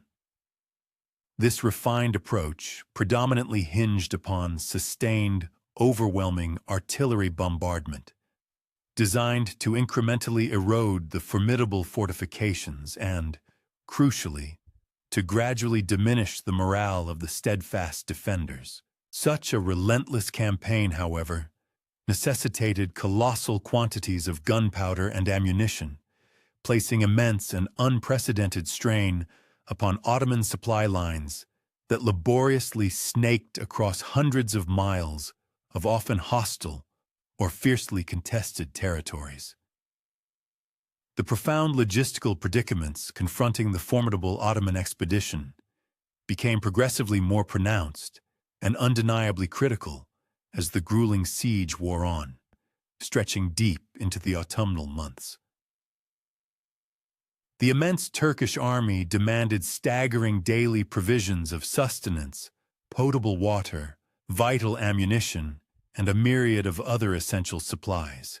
These indispensable resources had to be laboriously conveyed across vast maritime distances from remote staging posts situated in Anatolia and the Balkans. Meanwhile, agile Hospitaller naval forces, strategically operating from cleverly concealed bases nestled among the nearby islands, launched relentless and audacious raids against the vulnerable Ottoman supply convoys. These daring maritime operations successfully resulted in the sinking of numerous merchant vessels and the capture of invaluable cargoes, cumulatively debilitating the besieging army's operational capabilities and severely impeding their progress. Grand Master d'Aubusson's masterful coordination of these critical naval operations, executed from within the very heart of the beleaguered city, served as compelling evidence of the exceptionally sophisticated communication networks meticulously cultivated by the Hospitallers across their extensive island territories. These intricate systems ingeniously employed a combination of signal fires flickering across the night sky, swift messenger pigeons carrying vital dispatches, and agile small boats capable of stealthily navigating between islands under the cloak of darkness. The shrewd master assiduously maintained unbroken contact with Hospitaller forces dispersed throughout the vast Aegean Sea, diligently orchestrating their diverse activities to exert the utmost pressure upon the vulnerable Ottoman supply lines. These operations, though often modest in their individual scope, collectively generated profound and intractable difficulties for the Turkish commanders, who discovered their vital resources relentlessly depleted by incessant losses that they were utterly powerless to either avert or sufficiently replenish. The ultimate climactic assault of the arduous 1480 siege erupted with ferocious intensity on September 9th. A desperate gamble by Messi Pasha, who, with audacious resolve, committed his dwindling remaining reserves in one final all-or-nothing endeavor to seize Rhodes before the inevitable onset of harsh winter weather rendered any further military operations utterly impracticable. This monumental offensive, encompassing an overwhelming force of over 40,000 troops advancing synchronously against a multitude of strategic points along the formidable fortifications, represented the single largest military undertaking ever directed against the island stronghold. The cataclysmic assault commenced with an unparalleled artillery bombardment, a relentless deluge of fire that persisted for an astonishing 6 hours, systematically pulverizing extensive sections of the outer wall into desolate rubble and generating vast, suffocating clouds of dust and smoke that profoundly obscured the entire battlefield. The brutal, relentless fighting that immediately ensued pushed both embattled sides to their absolute breaking limits. Turkish troops, surging forward with unyielding determination through the newly created breaches in the walls and clambering precariously over scaling ladders, were met with a desperate, unyielding resistance from the defenders. These valiant Hospitallers and their allies acutely understood that capitulation would signify not merely their own annihilation, but the catastrophic termination of the entire Christian presence in the vital Eastern Mediterranean. Grand Master d'Aubusson himself, grievously wounded by an arrow that piercingly penetrated his formidable armor, steadfastly continued to direct the intricate defense, bleeding profusely, yet refusing to yield. His extraordinary personal example served as an incandescent beacon, profoundly inspiring sustained heroic resistance even when the dire situation seemed utterly beyond redemption. The pivotal turning point in this desperate struggle materialized when a meticulously coordinated hospitaller counterattack, audaciously spearheaded by the indomitable master himself despite his debilitating wounds, magnificently succeeded in wresting back a critical section of the wall that Turkish forces had only momentarily managed to occupy. The inspiring sight of d'Aubusson distinctive banner defiantly unfurling once more over this vitally strategic position profoundly emboldened the weary defenders, simultaneously casting a pall of demoralization over the Ottoman troops, who, moments earlier, had been convinced that ultimate victory was finally within their grasp. The profound psychological reverberations of this dramatic reversal, coupled with the accumulating burden of heavy casualties and the undeniable approach of inclement winter weather, collectively persuaded Messi Pasha that the continuation of siege operations was no longer a viable or prudent course of action. The strategic Ottoman withdrawal in October 1480 unequivocally heralded one of the most profoundly significant Christian victories of the entire 15th century, concurrently solidifying Grand Master d'Aubusson's burgeoning reputation as one of the era's most brilliant and formidable military commanders. This triumphant defense had inflicted upon the Turks an estimated 9,000 casualties and exacted a devastating toll in terms of enormous quantities of valuable equipment and crucial supplies. More importantly, it powerfully demonstrated that even the most formidable and expansive Muslim armies could be decisively repelled by the unwavering resolve and tenacious resistance of dedicated Christian forces. The resounding victory consequently drew forth a surge of eager new recruits and substantial financial endowments from across the entirety of Christian Europe, thereby empowering the Hospitallers to commence immediate and comprehensive preparations for the anticipated, inevitable return of the Ottoman threat. The two-decade interlude separating the momentous 1480 siege from its future counterpart was characterized by a series of systematic and concerted endeavors undertaken by successive masters, all meticulously aimed at robustly fortifying Rhodes's defenses and assiduously preparing for any renewed Ottoman assault. Grand Master d'Aubusson, whose heroic defense was officially recognized and lauded by his elevation to the esteemed rank of cardinal by Pope Innocent VIII, shrewdly leveraged his newly enhanced political stature. He skillfully employed this elevated position to garner augmented support from various influential European powers, all of whom profoundly appreciated the paramount strategic significance of preserving Christian hegemony over Rhodes. The master's astute diplomatic initiatives yielded substantial financial contributions, vital military equipment, and invaluable technical expertise, collectively facilitating sweeping and comprehensive improvements to the island's formidable fortifications. The ambitious and extensive reconstruction program meticulously undertaken in the aftermath of the 1480 siege assiduously incorporated invaluable lessons painfully gleaned during the intense Ottoman assault, concurrently mirroring the significant advancements in military engineering that had blossomed across Europe throughout the late 15th century. The gravely damaged sections of the Venerable Wall were painstakingly rebuilt, utilizing superior, innovative techniques specifically engineered to more effectively endure the punishing force of artillery bombardment. Simultaneously, novel bastions were meticulously erected, adhering to the cutting-edge Italian designs of the era, which inherently offered vastly enhanced fields of fire and superior protective emplacements for the defending artillery units.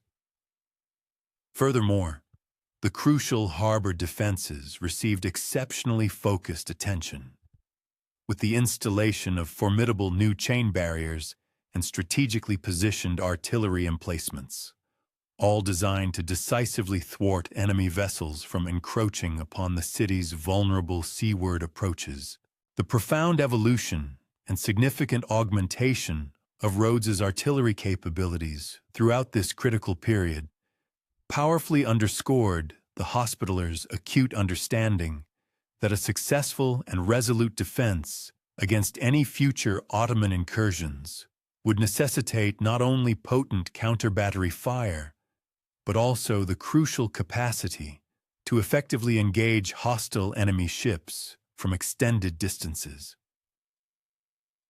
Consequently, the industrious brothers meticulously established sophisticated foundries within the very heart of the city, facilities capable of casting cannons meticulously crafted according to the most advanced European designs of the time. Concurrently, they assiduously recruited highly experienced artillerymen from a diverse array of European armies, experts who could impart invaluable training to Hospitaller personnel in the intricacies of advanced gunnery techniques. These comprehensive and forward-thinking preparations fundamentally transformed Rhodes, elevating it from what was primarily a passive defensive stronghold into a dynamic, active artillery fortress, demonstrably capable of projecting formidable firepower against any attacking forces. The passing of Pierre d'Aubusson in 1503 signaled the conclusion of a distinct epoch for the Hospitallers, initiating a period of profound succession challenges precisely when the formidable might of the Ottoman Empire was escalating under the dominion of Sultan Bayezid II and subsequently Selim Firmsers. The selection of Emery d'Amboise as the new Grand Master, while ensuring a seamless continuation of crucial defensive preparations, could not entirely alleviate the burgeoning pressures confronting the order. These pressures emanated from multiple directions, intensified by the accelerating pace of Ottoman territorial expansion and the increasingly unreliable nature of European assistance, which was frequently diverted by internal conflicts among Christian powers. The ascendance of Suleiman I to the Ottoman throne in 1520 introduced a sultan who masterfully blended the strategic military brilliance of his grandfather, Mehmed II, with an unprecedented wealth of resources and significantly more advanced military technology.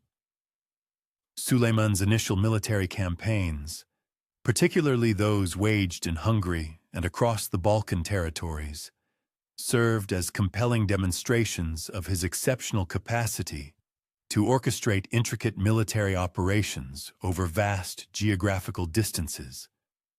Crucially, he also exhibited an unparalleled aptitude for maintaining the intricate logistical support systems indispensable for prolonged siege operations. His focused attention on the island of Rhodes was not merely a further step in the relentless march of Ottoman expansion, but rather a profound personal imperative to affirm his worthiness as the successor to his illustrious forebears. The Ottoman expedition marshaled in 1522 represented a military force of staggering proportions, utterly dwarfing the contingent that had previously assailed Rhodes some 42 years prior. Suleiman's formidable army comprised well over 100,000 disciplined troops, meticulously supported by a fleet of 400 vessels. These ships were laden with an extensive array of siege equipment, vital provisions, and the highly specialized personnel essential for executing complex amphibious operations.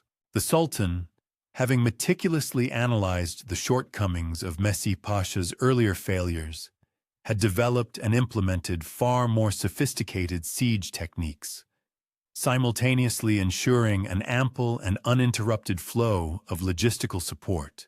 for what was anticipated to be an extended campaign.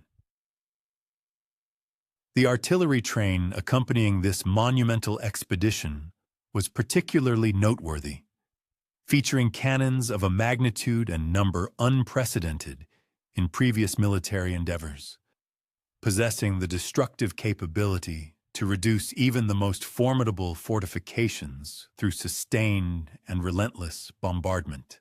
Grand Master Philippe Villiers de l'Isle Adam, who assumed command in 1521, inherited leadership of an order that, despite having judiciously utilized the intervening decades for enhancement and preparation, still confronted overwhelmingly unfavorable odds. The Hospitaller garrison, a comparatively modest force, numbered approximately 700 brother knights. These valiant few were augmented by several thousand auxiliary troops and a contingent of dedicated civilian volunteers. While the island's fortifications had undergone continuous improvements, they remained fundamentally susceptible to the sheer destructive power of the massive artillery bombardment that Suleiman was capable of unleashing. Villiers de l'Isle Adam's astute strategic assessment recognized that a successful defense would necessitate not only exceptional military prowess, but also considerable diplomatic acumen, crucial for securing the most advantageous terms should continued resistance ultimately prove untenable. The climactic siege of Rhodes commenced on June 26, 1522, with an Ottoman landing executed with remarkable precision and methodical efficiency. This initial phase vividly underscored Suleiman's meticulous planning and the overwhelming superiority of his resources. Turkish forces swiftly established secure beachheads, simultaneously deploying their formidable fleet to impose a stringent blockade on the island's harbors, thereby effectively precluding any possibility of external assistance or emergency evacuation.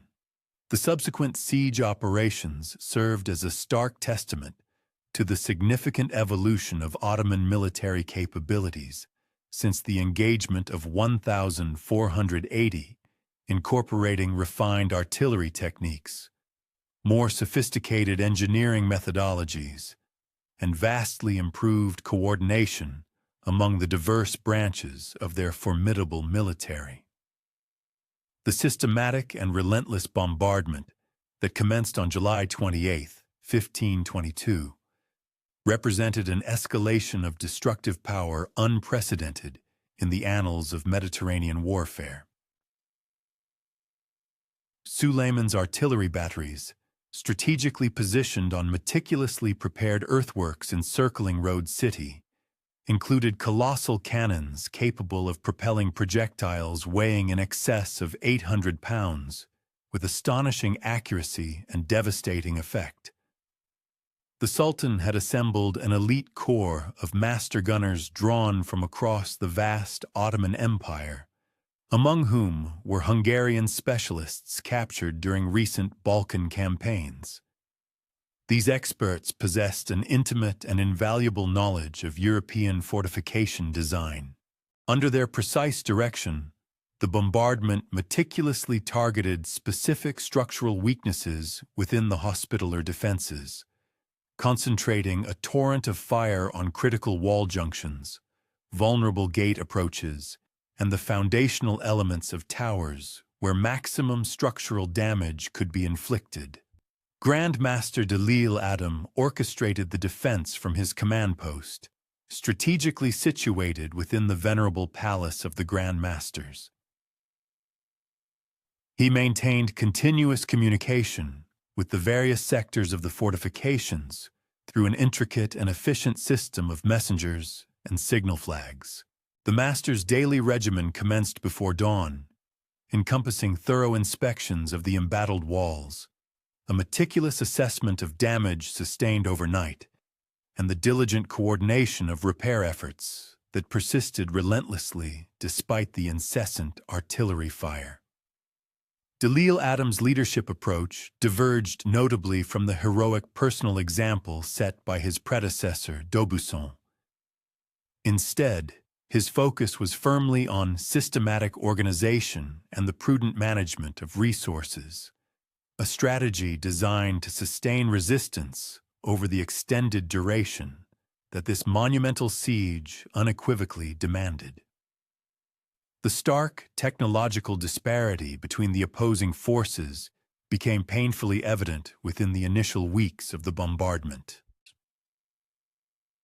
Ottoman cannons, meticulously cast in advanced foundries, utilizing techniques refined through decades of intensive siege warfare, were capable of maintaining sustained rates of fire that inexorably pulverized even the most robust masonry. The Turkish artillery positions, meticulously protected by elaborate earthworks and strategically situated beyond the effective range of hospital or counter-battery fire, operated with virtual impunity, systematically eroding the city's defensive capabilities. Each passing day brought visible and disheartening progress for the besiegers, as sections of the formidable walls crumbled under the relentless pounding, gradually creating gaps that would inevitably evolve into practicable breaches for an impending infantry assault. The Hospitaller response to this overwhelming artillery superiority showcased both their remarkable tactical adaptability and the inherent limitations imposed by their isolated geographical position. Brother Knights and dedicated civilian volunteers toiled ceaselessly to repair the relentless damage, ingeniously utilizing rubble from destroyed buildings to fill emergent gaps in the walls and constructing vital secondary defensive positions behind areas most vulnerable to the incessant bombardment. The beleaguered defenders ingeniously developed innovative techniques for absorbing the devastating cannon fire, including the strategic deployment of wooden frameworks filled with earth and stones. These improvised structures could be swiftly positioned to obstruct breaches or to reinforce critically weakened sections of the wall. The profound human toll exacted by these strenuous defensive efforts became increasingly apparent as the siege relentlessly progressed through the sweltering summer months. Hospitaller casualties mounted steadily, a grim tally from artillery fire, insidious sniper attacks, and the unremitting physical demands of repair work conducted under constant enemy observation. The Order's medical facilities, prudently established in secure areas within the city's interior, diligently treated a wide array of wounds, those inflicted by stone fragments, severe burns from Greek fire, and the myriad injuries associated with construction work performed under perilous combat conditions. The brothers accumulated medical expertise, honed through centuries of treating battle casualties, proved to be an invaluable asset in maintaining the garrison's fighting effectiveness despite the continuous and demoralizing losses. The civilian populace of Rhodes endured particular hardships as the siege inexorably transformed their cherished city into an active and perilous battlefield. Greek Orthodox families, alongside smaller established communities of Jews and Italian merchants, found themselves tragically trapped within the very fortifications that were under relentless bombardment. Delisle Adams' administration diligently endeavored to sustain civilian morale through the equitable distribution of increasingly scarce food supplies, the steadfast protection of non-combatants from the brutal pressures of military operations, and the vital maintenance of religious services that offered much-needed psychological solace during the profound crisis. The Grand Master's astute recognition that civilian support was absolutely essential for a successful defense led to the implementation of policies that meticulously balanced pressing military necessities with paramount humanitarian concerns. The Ottoman assault strategy underwent continuous evolution throughout the siege, as Suleiman's astute commanders adapted to the ingenious hospitaller defensive innovations and the ever-changing battlefield conditions. Rather than attempting the swift and decisive breakthrough that had so spectacularly failed in 1480, Turkish forces concentrated their efforts on a systematic reduction of the defenses through sustained bombardment, expertly combined with extensive mining operations meticulously designed to undermine the very foundations of key defensive positions.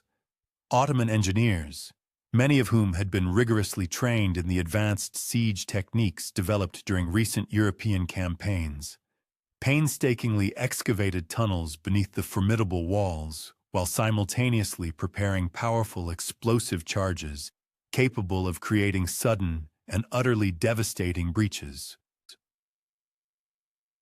The complex and perilous underground warfare that characterized a significant portion of the siege demanded specialized skills that both opposing sides had acquired through their extensive previous military experiences. Hospitaller countermining operations, expertly directed by German brothers possessing profound expertise in military engineering, valiantly attempted to locate and neutralize Turkish tunnels before they could reach their intended targets. The confined, claustrophobic, and inherently dangerous work of underground combat created a parallel battlefield, a subterranean labyrinth where small, desperate groups of soldiers engaged in brutal engagements in near-total darkness, wielding swords, daggers, and improvised weapons in spaces too cramped and restrictive for conventional military formations. The first major Ottoman assault was launched on September 4th, following an intensive and prolonged bombardment that had succeeded in creating several significant breaches in the outer walls. Janissary infantry, powerfully supported by auxiliary troops and engineers meticulously carrying scaling equipment, advanced against multiple points simultaneously. This coordinated attack was strategically designed to overwhelm the beleaguered defenders through sheer numerical superiority and synchronized pressure. The assault commenced in the pre-dawn darkness, with Turkish forces expertly utilizing the cover of night to approach the formidable walls and precisely position their equipment for maximum effectiveness. The fierce engagements that flared up along the formidable defensive walls provided undeniable evidence of a profound transformation in siege warfare methodologies since the preceding Ottoman offensive. Turkish soldiers, now equipped with significantly enhanced firearms and clad in more robust protective armor, exhibited a markedly superior efficacy in close-quarters combat compared to their predecessors from 4 decades prior. The Janissaries, renowned for their unwavering discipline, executed well-drilled formations and employed their modern weaponry with remarkable synergy, thereby presenting formidable obstacles for the Hospitaller defenders. These ancient warriors, who once relied heavily on their exceptional individual fighting prowess and the perceived invincibility of their heavy plate armor, discovered that these long-held advantages were, to a considerable extent, undermined by the innovative tactical approaches of their adversaries. Grand Master Philippe de L'Isle-Adam's meticulous orchestration of the island's defenses clearly underscored his acute grasp of the dramatically altered military landscape and the imperative for highly flexible strategies capable of neutralizing the innovative Ottoman advancements. The master strategically deployed his numerically constrained forces to extract their utmost potential, meticulously concentrating the elite brother knights at the most vulnerable and crucial junctures, while simultaneously utilizing auxiliary detachments and eager civilian volunteers to safeguard less critical secondary positions. However, In stark contrast to the conspicuous and often perilous personal leadership displayed by d'Aubusson during the momentous 1480 siege, de L'Isle-Adam deliberately chose to remain stationed within his central command post, a decision calculated to ensure seamless overall coordination and uninterrupted communication channels across the myriad of defensive sectors. This strategic withdrawal from the front lines allowed for a broader, more integrated oversight of the entire conflict. The successful repulsion of this initial, substantial offensive incurred a severe toll on both belligerent factions, yet it unequivocally established that the formidable stronghold of Rhodes would not succumb to a swift, decisive assault. Ottoman casualties, while certainly tolerable given their overwhelming numerical advantage on the battlefield, regrettably encompassed a significant number of seasoned Janissary troops, whose untimely demise or incapacitation inevitably diminished the imperial army's collective fighting prowess and strategic efficacy. Conversely, the Hospitaller losses, though proportionally less extensive, were nevertheless acutely felt, as they largely comprised irreplaceable specialists whose death or severe injury critically impaired the garrison's capacity to sustain an effective and prolonged resistance over an extended duration. Each fallen knight or expert engineer represented a significant erosion of the island's defensive backbone. As the crisp autumn weather began to render large-scale offensive maneuvers progressively more arduous, the siege inexorably transformed into a relentless war of attrition, a methodical grinding down of resistance. While the formidable Ottoman artillery continued its methodical and systematic demolition of the city's robust defensive structures, Sultan Suleiman's forces maintained an unyielding, pervasive pressure through precision sniper fire, calculated limited probing attacks, and an incessant bombardment. These tactics served to wear down the defenders psychologically and physically, all while the besiegers meticulously prepared for a climactic final assault, anticipated once more favorable weather conditions prevailed. The Sultan's personal presence amongst his besieging army proved invaluable, ensuring a consistent flow of adequate supplies and crucial reinforcements, thereby bolstering the morale essential for the arduous demands of sustained military operations. The intricate diplomatic aspect of the protracted siege progressively ascended in significance as both warring parties began to acknowledge that military engagements alone might not ultimately dictate the final resolution. Grandmaster de L'Isle-Adam assiduously maintained vital communication lines with the various European powers, dispatching intrepid messengers who, against formidable odds, occasionally managed to pierce the stringent Ottoman blockade. These envoys tirelessly sought military assistance, yet such aid, regrettably, never materialized in any substantial or meaningful quantities. The master's extensive correspondence with influential figures such as Pope Adrian VI, the formidable Holy Roman Emperor Charles V, and a diverse array of other European monarchs, starkly illuminated the profound political intricacies and competing agendas that effectively thwarted any cohesive or effective Christian cooperation against the formidable and expanding Ottoman menace.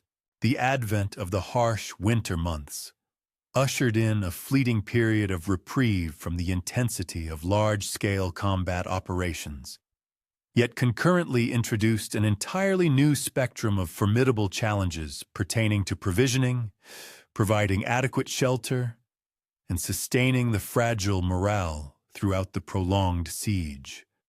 The Ottoman forces, significantly better provisioned and vastly superior in numbers, were able to maintain relatively comfortable living conditions, all the while continuing their methodical erosion of the Hospitaler's defensive capabilities. In stark contrast, the beleaguered defenders of Rhodes confronted escalating scarcities of essential foodstuffs, vital ammunition, and critical medical supplies, concurrently grappling with the pervasive spread of diseases and the mounting toll of injuries that had inexorably accumulated over many arduous months of unceasing stress and continuous combat. The climactic final phase of the protracted siege commenced in November 1522 with a ferocious resurgence of Ottoman assaults, meticulously designed to capitalize on the extensive cumulative damage that had been systematically inflicted over many months of relentless bombardment and sophisticated mining operations. Turkish forces had, through their persistent efforts, successfully engineered multiple practical breaches within the formidable walls, while their covert subterranean activities had critically undermined the structural integrity of foundations across the entire defensive perimeter. Sultan Sulayman's astute commanders orchestrated these renewed attacks with significantly refined tactics, which clearly reflected the invaluable lessons gleaned from their earlier setbacks and the profoundly altered circumstances that had emerged from the prolonged siege operations. The brutal December 15, 22 assaults undeniably constituted the most ferocious and intensive combat witnessed throughout the entirety of the siege, as the Ottoman forces unhesitatingly committed their remaining reserves in a series of meticulously coordinated attacks, all geared towards securing a definitive victory before the onset of truly prohibitive winter weather rendered further operations impracticable.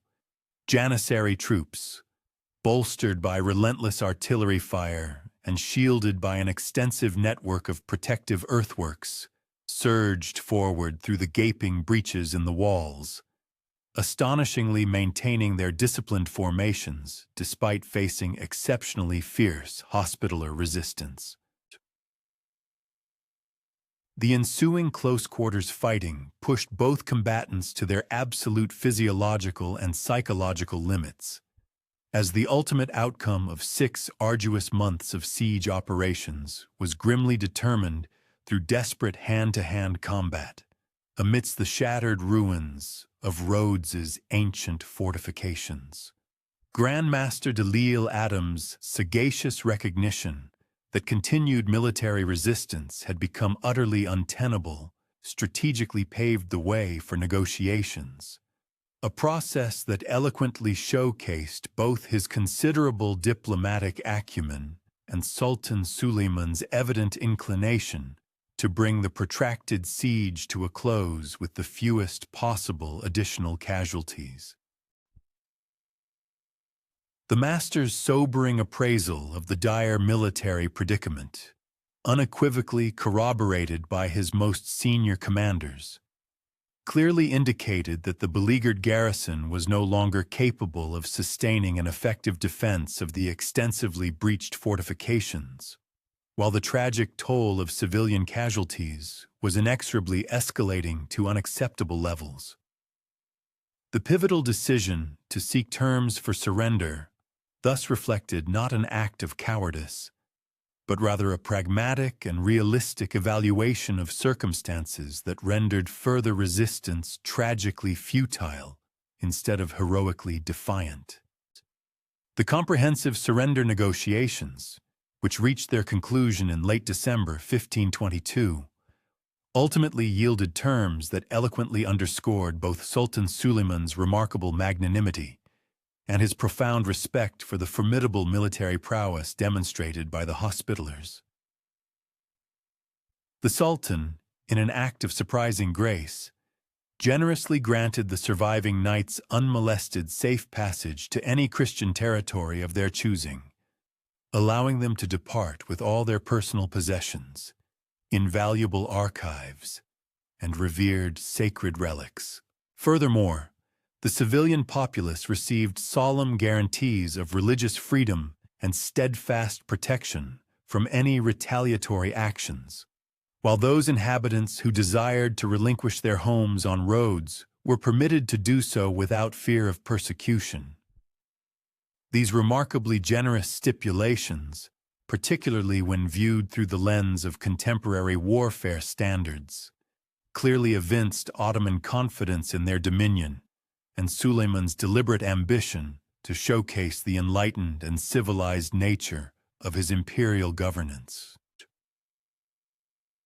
The solemn final evacuation of Rhodes on January 1st, 1523, irrevocably signified the cessation of the Hospitallers' 213-year-long sovereignty over the strategically vital island, which had steadfastly served as their principal operational headquarters ever since the lamentable loss of the Holy Land. Grand Master Philippe Villiers de l'Isle Adam, accompanied by approximately 180 resilient surviving brother knights, ascended the gangways of ships generously furnished by the Ottomans, carefully bearing with them a precious cargo of accumulated treasures, venerated relics, and the profound institutional memory of their extraordinary island state. The poignant spectacle of the Hospitaller galleys gracefully departing Rhodes Harbor, their distinctive banners defiantly fluttering despite the bitter taste of military defeat, served as a powerful emblem, simultaneously marking the conclusion of a significant historical epoch and reaffirming the Order's unwavering resolve to perpetuate their sacred mission in uncharted new territories. The dramatic metamorphosis of Rhodes, transitioning from a venerable Christian stronghold into a pivotal Ottoman naval base, unfolded with remarkable celerity as Sultan Suleiman's astute administrators swiftly implemented Turkish governmental frameworks and erected new military installations. The island's inherently strategic geographical position, which for over 2 centuries had empowered Hospitaller naval expeditions against Muslim maritime traffic, now seamlessly served Ottoman imperial interests. This vital location was instrumental in asserting control over crucial eastern Mediterranean trade routes and projecting Turkish naval supremacy across the entire Aegean region. The formidable fortifications that had for generations safeguarded Christian interests were systematically re-engineered and adapted to cater to their new Muslim masters, while the revered hospitals and churches, once integral to the very identity of the Hospitaller order, were either respectfully converted to Islamic uses or in some instances entirely razed. The once dreaded Hospitaller galleys, vessels that had historically instilled profound fear into the very heart of the Ottoman Empire, now increasingly found themselves moored at anchor within the serene confines of Valletta's Grand Harbor, their formidable bronze cannons growing cold and silent between voyages that steadily diminished in both duration and frequency with each passing decade. By the mid-17th century, the geopolitical strategic landscape, which had for over 5 centuries meticulously shaped the very raison d'être of the order, was undergoing a profound and fundamental transformation. The formidable Ottoman Empire, although undeniably still a potent force, had perceptibly reached the furthest boundaries of its territorial expansion and was beginning a distinct inward turn, shifting its focus more towards the consolidation of its vast existing territories rather than the aggressive maritime campaigns that had once rendered Hospitaller naval operations absolutely indispensable for the defense of Christendom.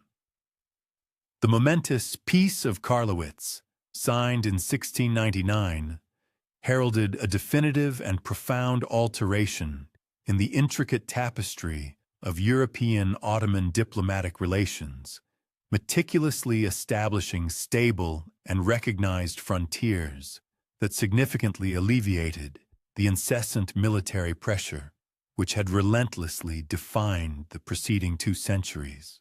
Starku. The series of decisive Habsburg victories across Hungary and the Balkans, coupled with the Venetian successes in the Morea and the Polish triumphs in Ukraine, collectively underscored the critical truth that Ottoman military supremacy was no longer an absolute, unchallenged reality. For the venerable Hospitallers, these consequential developments presented a dual reality. They offered a welcome respite from immediate existential threats, yet simultaneously initiated the gradual, inexorable erosion of their fundamental justification for existing as Christendom's militant and unwavering vanguard in the turbulent Mediterranean Sea. Grand Master Ramon Perellós y Rocafull, who ascended to the leadership of the order in 1697, possessed a clear understanding of these profoundly shifting geopolitical circumstances. Yet he grappled intensely with the formidable challenge of reorienting an organization whose very essence and collective identity had been meticulously forged and hardened over countless centuries of relentless warfare against Islam. The Grand Master's earnest endeavors to preserve the order's enduring military relevance through sustained naval operations against the persistent threat of North African corsairs and sporadic involvement in various European conflicts ultimately proved insufficient to mask the undeniable fundamental reality. The glorious age of widespread religious warfare was inexorably drawing to its conclusion. The highly sophisticated military apparatus that the Hospitallers had painstakingly developed and perfected over many generations now found itself increasingly adrift, bereft of clear, identifiable adversaries or precisely defined strategic objectives. The venerable internal framework of the order began to exhibit considerable signs of strain as the time-honored equilibrium between pressing military imperatives and profound religious devotion progressively yielded to an existence characterized predominantly by purely ceremonial functions. The distinct langues, which had once served as crucial conduits for specialized military expertise and operational coordination, now regrettably devolved into little more than exclusive mechanisms for the allocation of prestigious offices and substantial revenues among a burgeoning European nobility, who increasingly perceived Hospitaller membership as a coveted emblem of social distinction, rather than a sacred calling to active and rigorous service. Consequently, young knights arriving on the sun-drenched shores of Malta frequently displayed scant enthusiasm for the arduous military training regimens that had rigorously shaped previous generations, instead gravitating towards the comfortable and often opulent lifestyle that the order's vast accumulated wealth could readily afford. The insidious corruption that gradually permeated the Hospitaller administration mirrored broader, profound European trends towards the systematic secularization of ancient religious institutions and the discernible transformation of once formidable military orders into exclusive aristocratic clubs.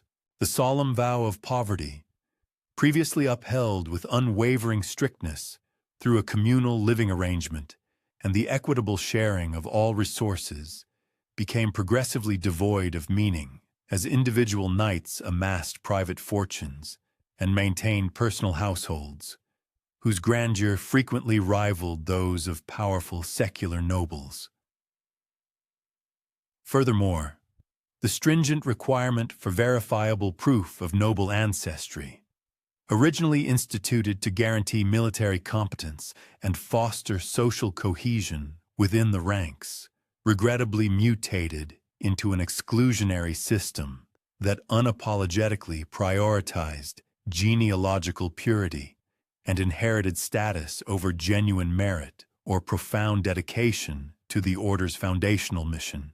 The intricate challenge of financial management grew increasingly problematic as the order's numerous European commanderies confronted a confluence of formidable obstacles stemming from dramatically changing economic conditions, widespread political upheavals, and the relentless, gradual erosion of feudal privileges that had historically underpinned their operational sustenance.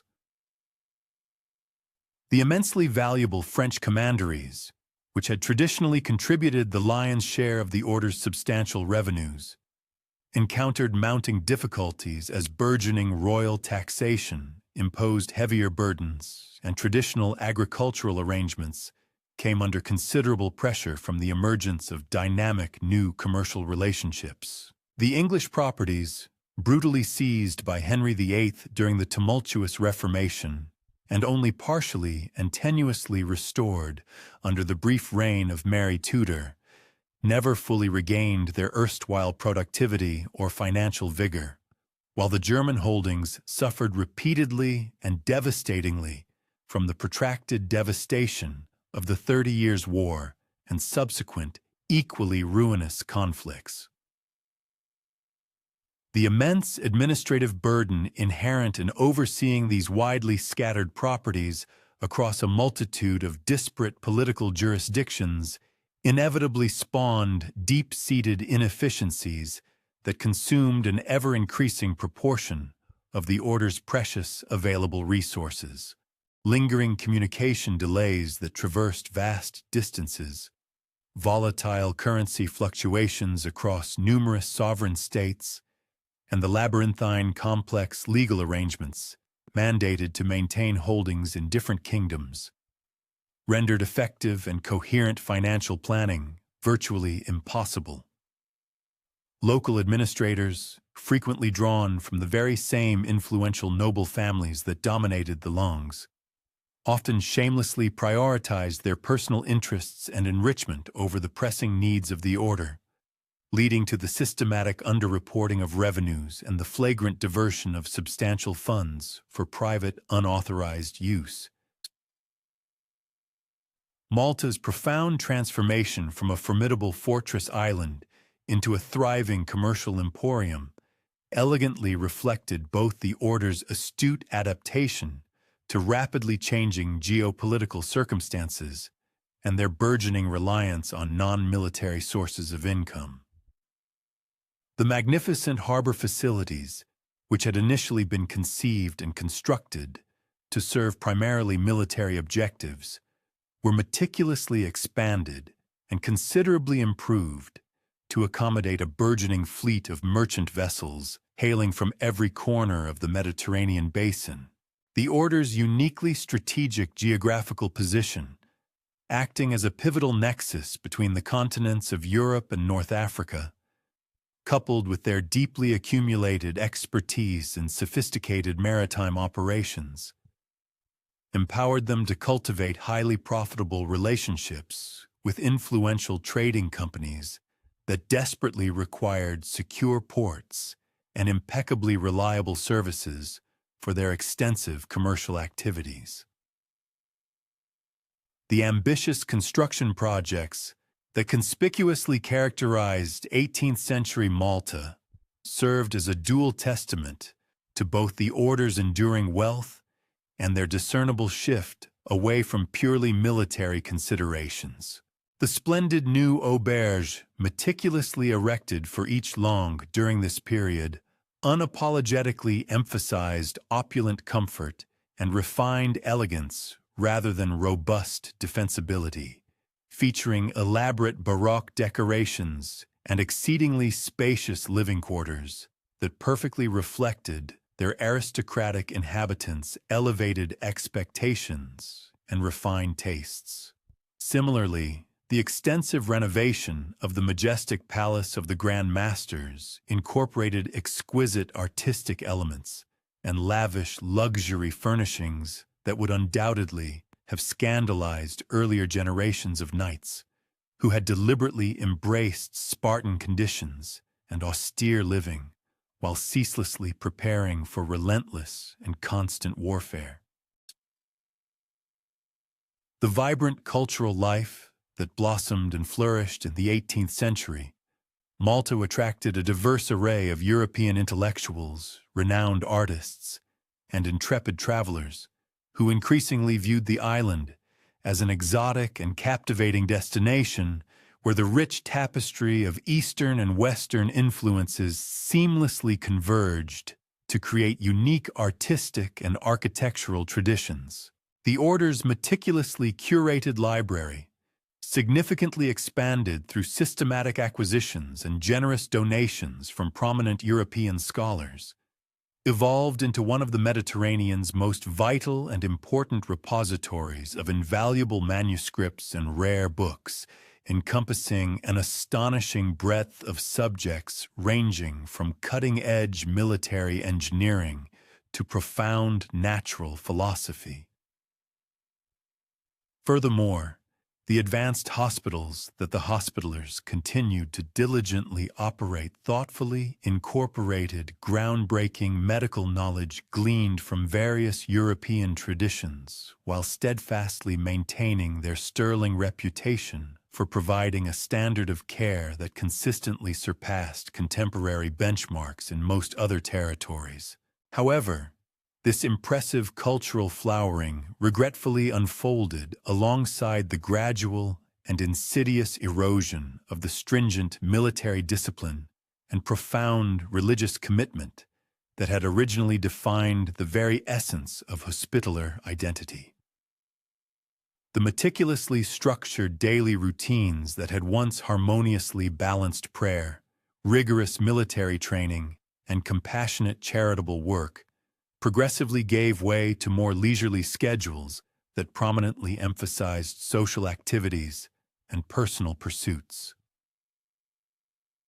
The common meals, which had historically reinforced strong communal bonds and a sense of shared purpose, were increasingly replaced by private dining arrangements that starkly reflected individual wealth and burgeoning social preferences. Even the simple, unadorned black habits that had profoundly symbolized the night's sacred religious vows were now frequently supplemented by elaborate civilian clothing that ostentatiously proclaimed their aristocratic status and personal sartorial taste. The potent intellectual currents of the Enlightenment posed particularly serious and existential challenges to an organization whose fundamental legitimacy was inextricably linked to medieval concepts of religious warfare and entrenched feudal obligation. Voltaire's incisive critiques of religious fanaticism and institutional privilege found exceptionally receptive audiences among educated Europeans who increasingly questioned the continued relevance and utility of military orders that consumed substantial resources while seemingly contributing little to broader social progress or meaningful economic development. The Enlightenment's profound philosophical emphasis on reason, inherent natural rights, and demonstrable social utility provided powerful new frameworks for critically analyzing institutions like the Hospitallers that appeared increasingly anachronistic in a rapidly evolving age of scientific advancement and sweeping political reform.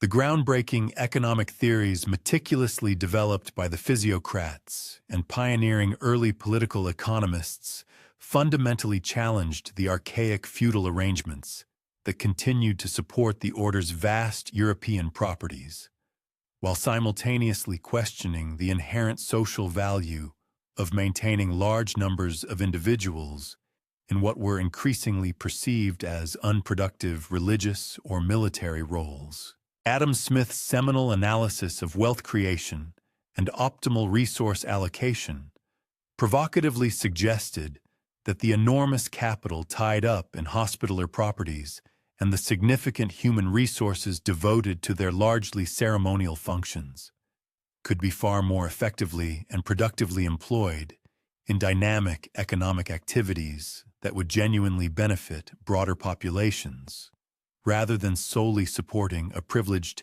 and increasingly obsolescent military caste.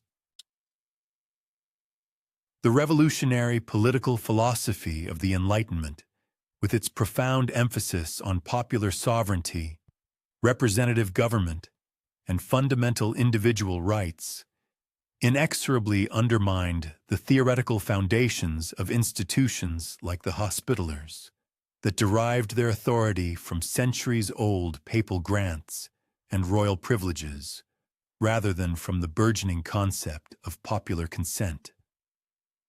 The powerful concept of natural rights, as meticulously developed by John Locke and other influential political theorists, provided compelling intellectual justification for challenging traditional privileges and advocating for the redistribution of resources according to principles of social utility, rather than mere historical precedent or inherited entitlement. These formidable intellectual challenges regrettably coincided with tangible, practical political developments that directly threatened the order's European properties and vital revenues. The sweeping Habsburg reforms implemented across Austria and the extensive Spanish dominions included systematic reviews of religious institutions and their societal contributions, inevitably leading to the suppression of numerous monasteries and military orders that were deemed unproductive or excessive.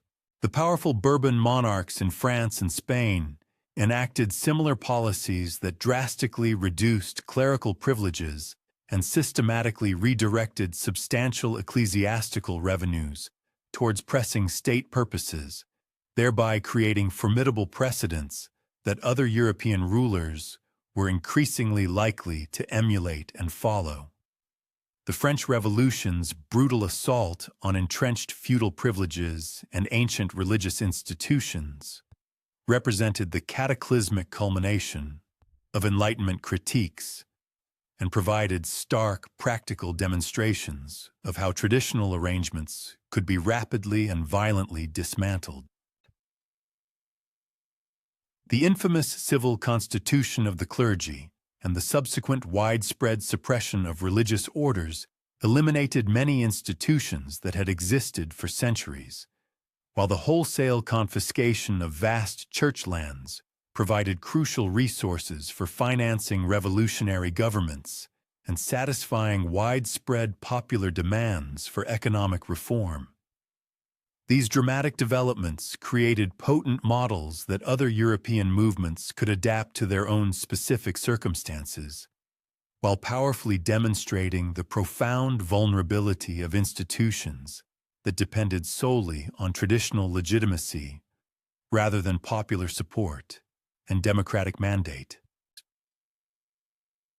Grand Master Emmanuel de Rohan-Polduc, elected in the pivotal year of 1775, valiantly attempted to address these mounting and multifaceted challenges through a judicious combination of internal administrative reforms and strategic diplomatic initiatives meticulously designed to secure the order's precarious position within the rapidly shifting European political system. De Rohan's earnest administrative reforms included concerted efforts to significantly improve financial management, vigorously reduce pervasive corruption, and restore some measurable degree of military discipline among the increasingly lax and aristocratic knights.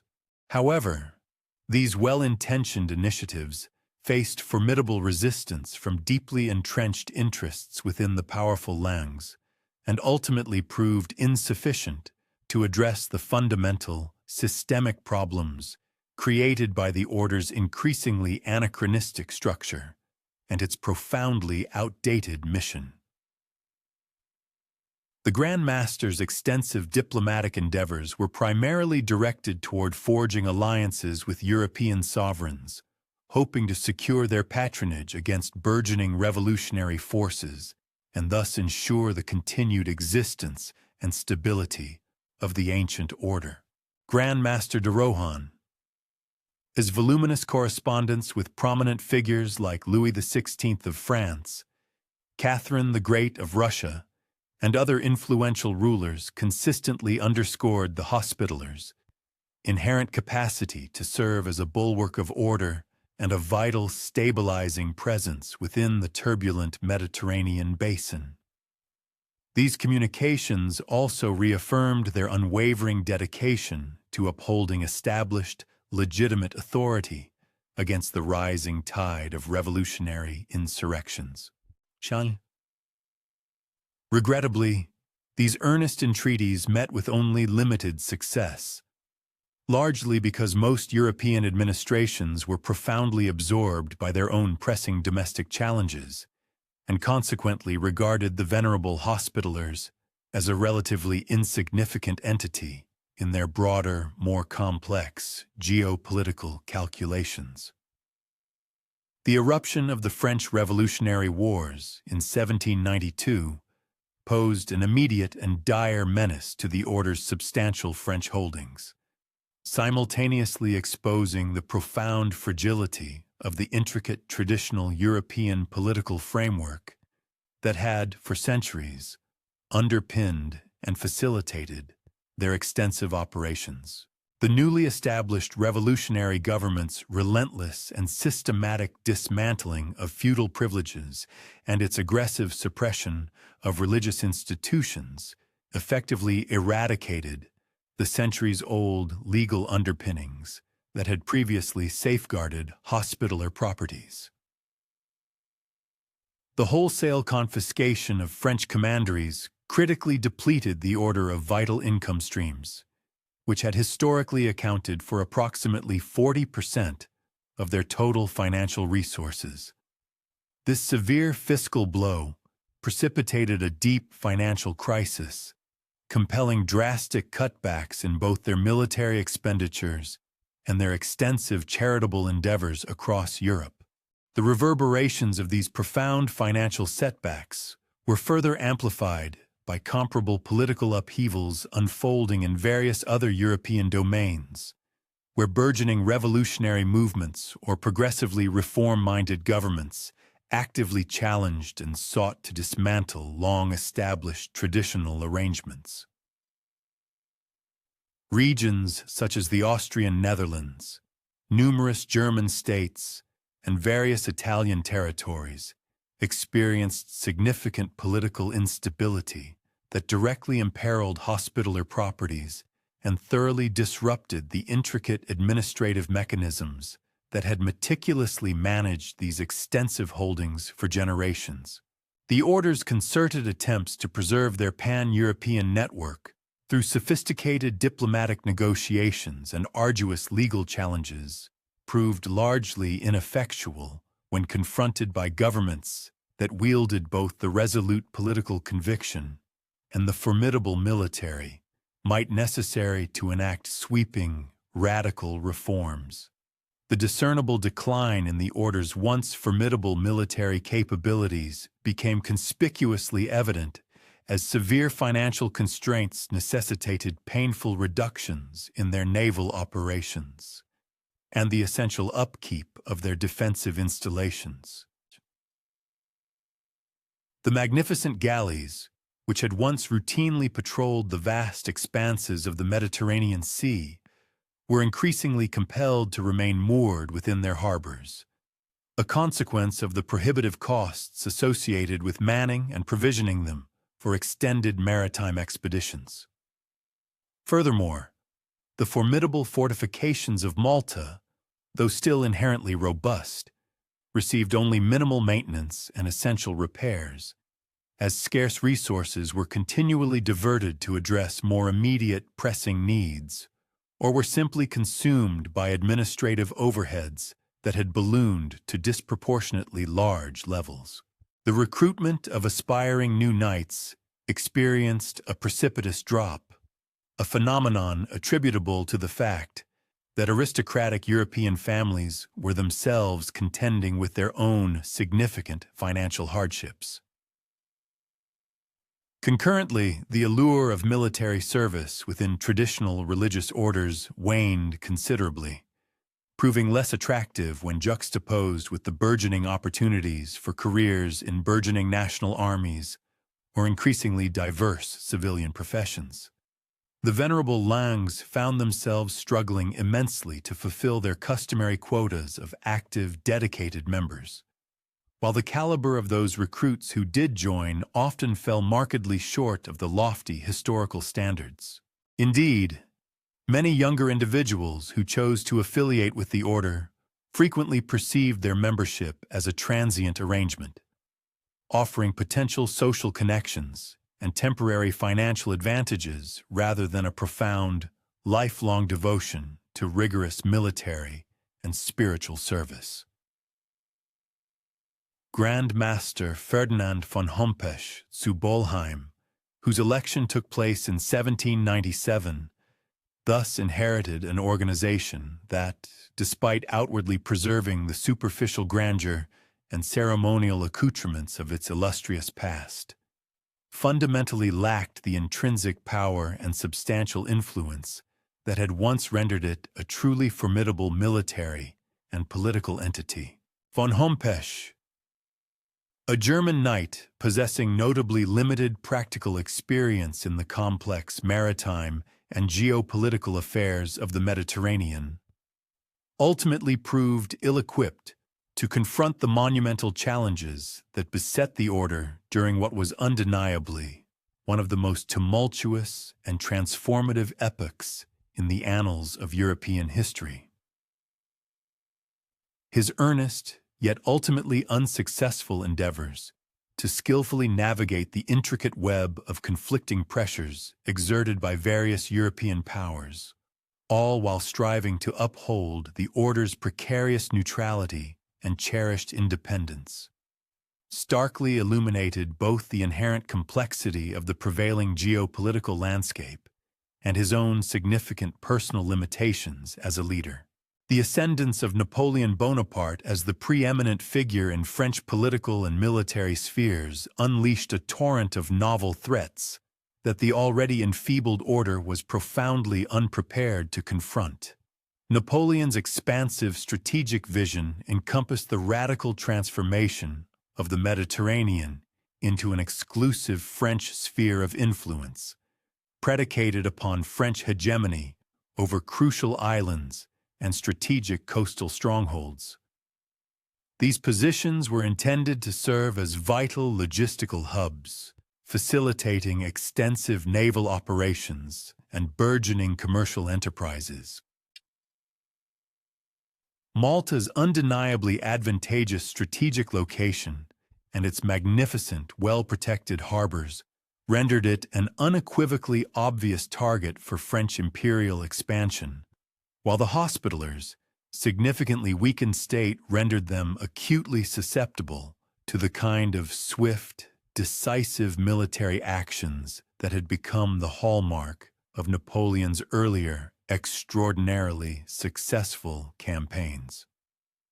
The ambitious French expedition to Egypt in 1798 conveniently furnished both the ostensible justification and the opportune moment for Napoleon to seize control of Malta, all while simultaneously pursuing his broader, far-reaching strategic objectives in the Eastern Mediterranean. The general's meticulous assessment of the order's diminished military capabilities, meticulously compiled from intelligence gathered through a network of diplomatic contacts and extensive commercial relationships, starkly revealed the profound extent to which Hospitaller power had eroded since the legendary and heroic defense of the island against overwhelming Ottoman forces 2.5 centuries prior. The once formidable garrison, which had valiantly withstood the full might of Suleiman's colossal army, now consisted of fewer than 300 knights, a significant proportion of whom were either elderly or infirm, and was further supported by a locally raised militia force whose loyalty was highly questionable and whose military efficacy was demonstrably limited. Napoleon's calculated approach to securing Malta masterfully combined astute diplomatic overtures with the palpable, implicit menace of overwhelming military superiority, thereby meticulously crafting conditions that rendered any effective resistance virtually inconceivable. The colossal French fleet that materialized off Valletta's formidable defenses in June 1798 comprised an astonishing array of over 300 vessels, transporting approximately 40,000 seasoned troops, along with an extensive complement of heavy artillery and specialized siege equipment, all meticulously assembled for the express purpose of reducing any fortifications that might dare to oppose their landing. This gargantuan force, initially assembled for the Grand Egyptian Campaign, represented a level of military might that vastly surpassed anything the Hospitallers could realistically hope to counter with their severely depleted resources and woefully antiquated defensive arrangements. The protracted negotiations that immediately preceded the French occupation lucidly unveiled both Napoleon's formidable diplomatic acumen and Grand Master von Hompesch's pragmatic recognition that any military resistance would inevitably prove both futile and catastrophically destructive. The Grand Master's earnest attempts to uphold the order's precarious neutrality, while simultaneously extending limited logistical assistance to the French expedition, unequivocally reflected his profound understanding that a strategic accommodation offered the sole realistic prospect for preserving some semblance of institutional continuity for his beleaguered order. Nevertheless, Napoleon's demands progressively escalated, incrementally transitioning from requests for basic hospitality and essential supply privileges to an insistent demand for effective and comprehensive control over the island's entire military and administrative apparatus. The ultimate capitulation of Malta on June 12, 1798, transpired with remarkably minimal violence, yet it unmistakably signified the effective cessation of the Hospitallers' long-standing existence as a truly sovereign military order.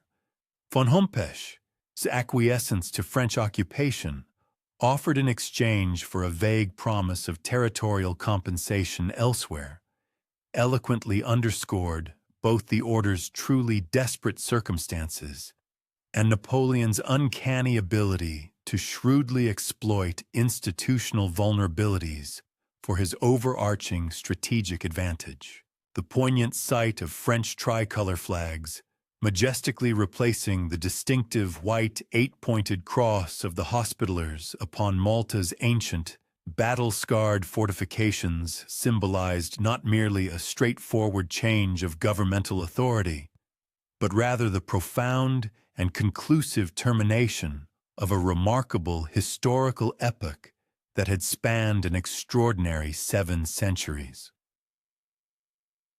The dismantling of the order's intricate governmental structure proceeded with startling rapidity, as French administrators swiftly implemented revolutionary principles designed to systematically eliminate entrenched feudal privileges and dismantle traditional religious autonomy. The remaining knights on the island were confronted with an agonizing triad of choices: either to reluctantly accept the newly imposed French authority, to seek sanctuary and refuge in those dwindling territories still under the dominion of traditional monarchies, or to endeavor to maintain some vestige of institutional continuity through a perilous existence in exile.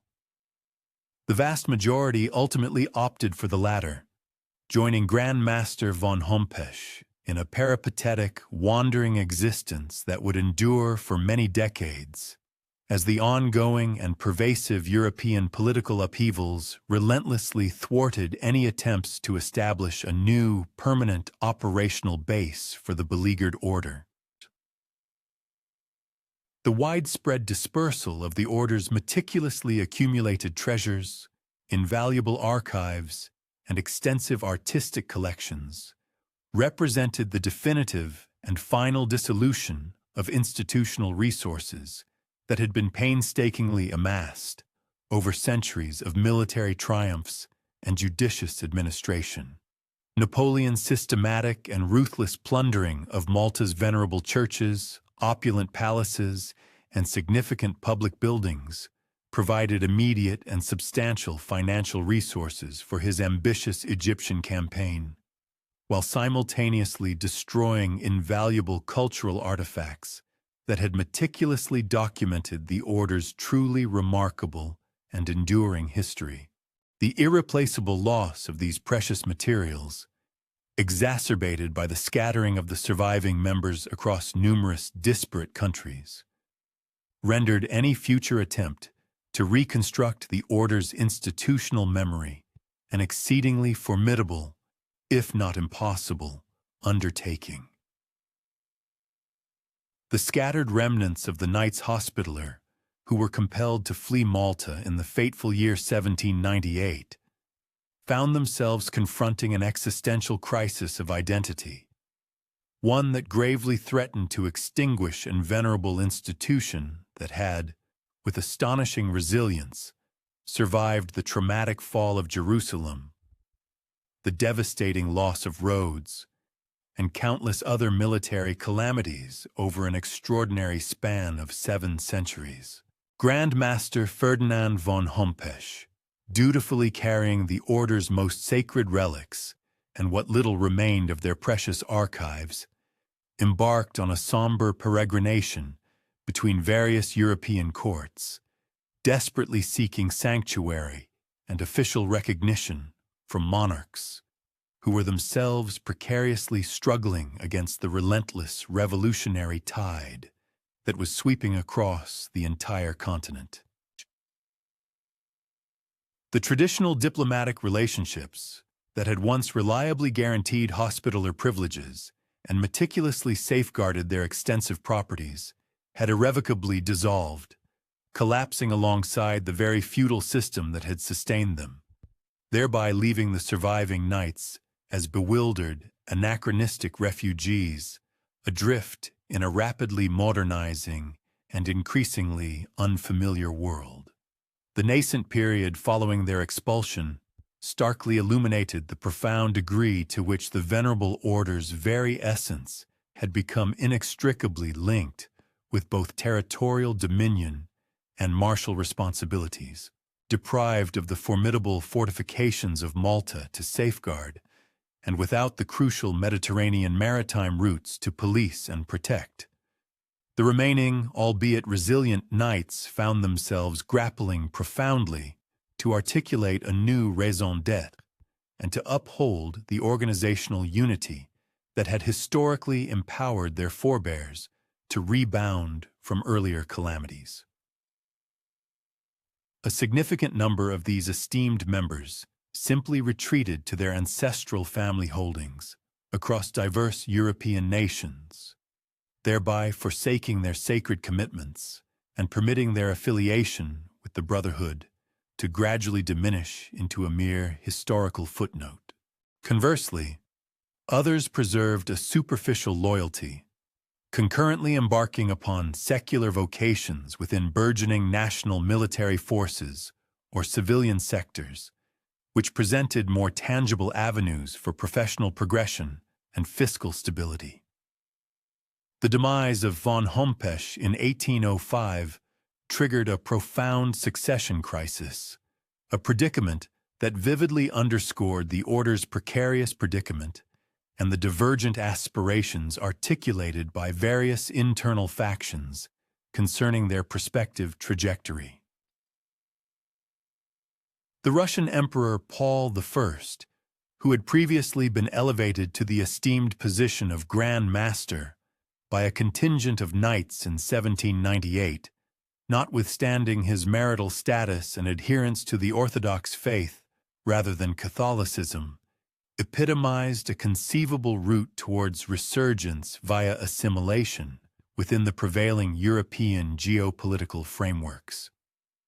Emperor Paul I's strategic outlook underscored the order's potential utility as a diplomatic asset for Russian interests within the Mediterranean region, while his considerable monetary endowments might have furnished the requisite bedrock for reinvigorated military endeavors against Napoleon's burgeoning dominion.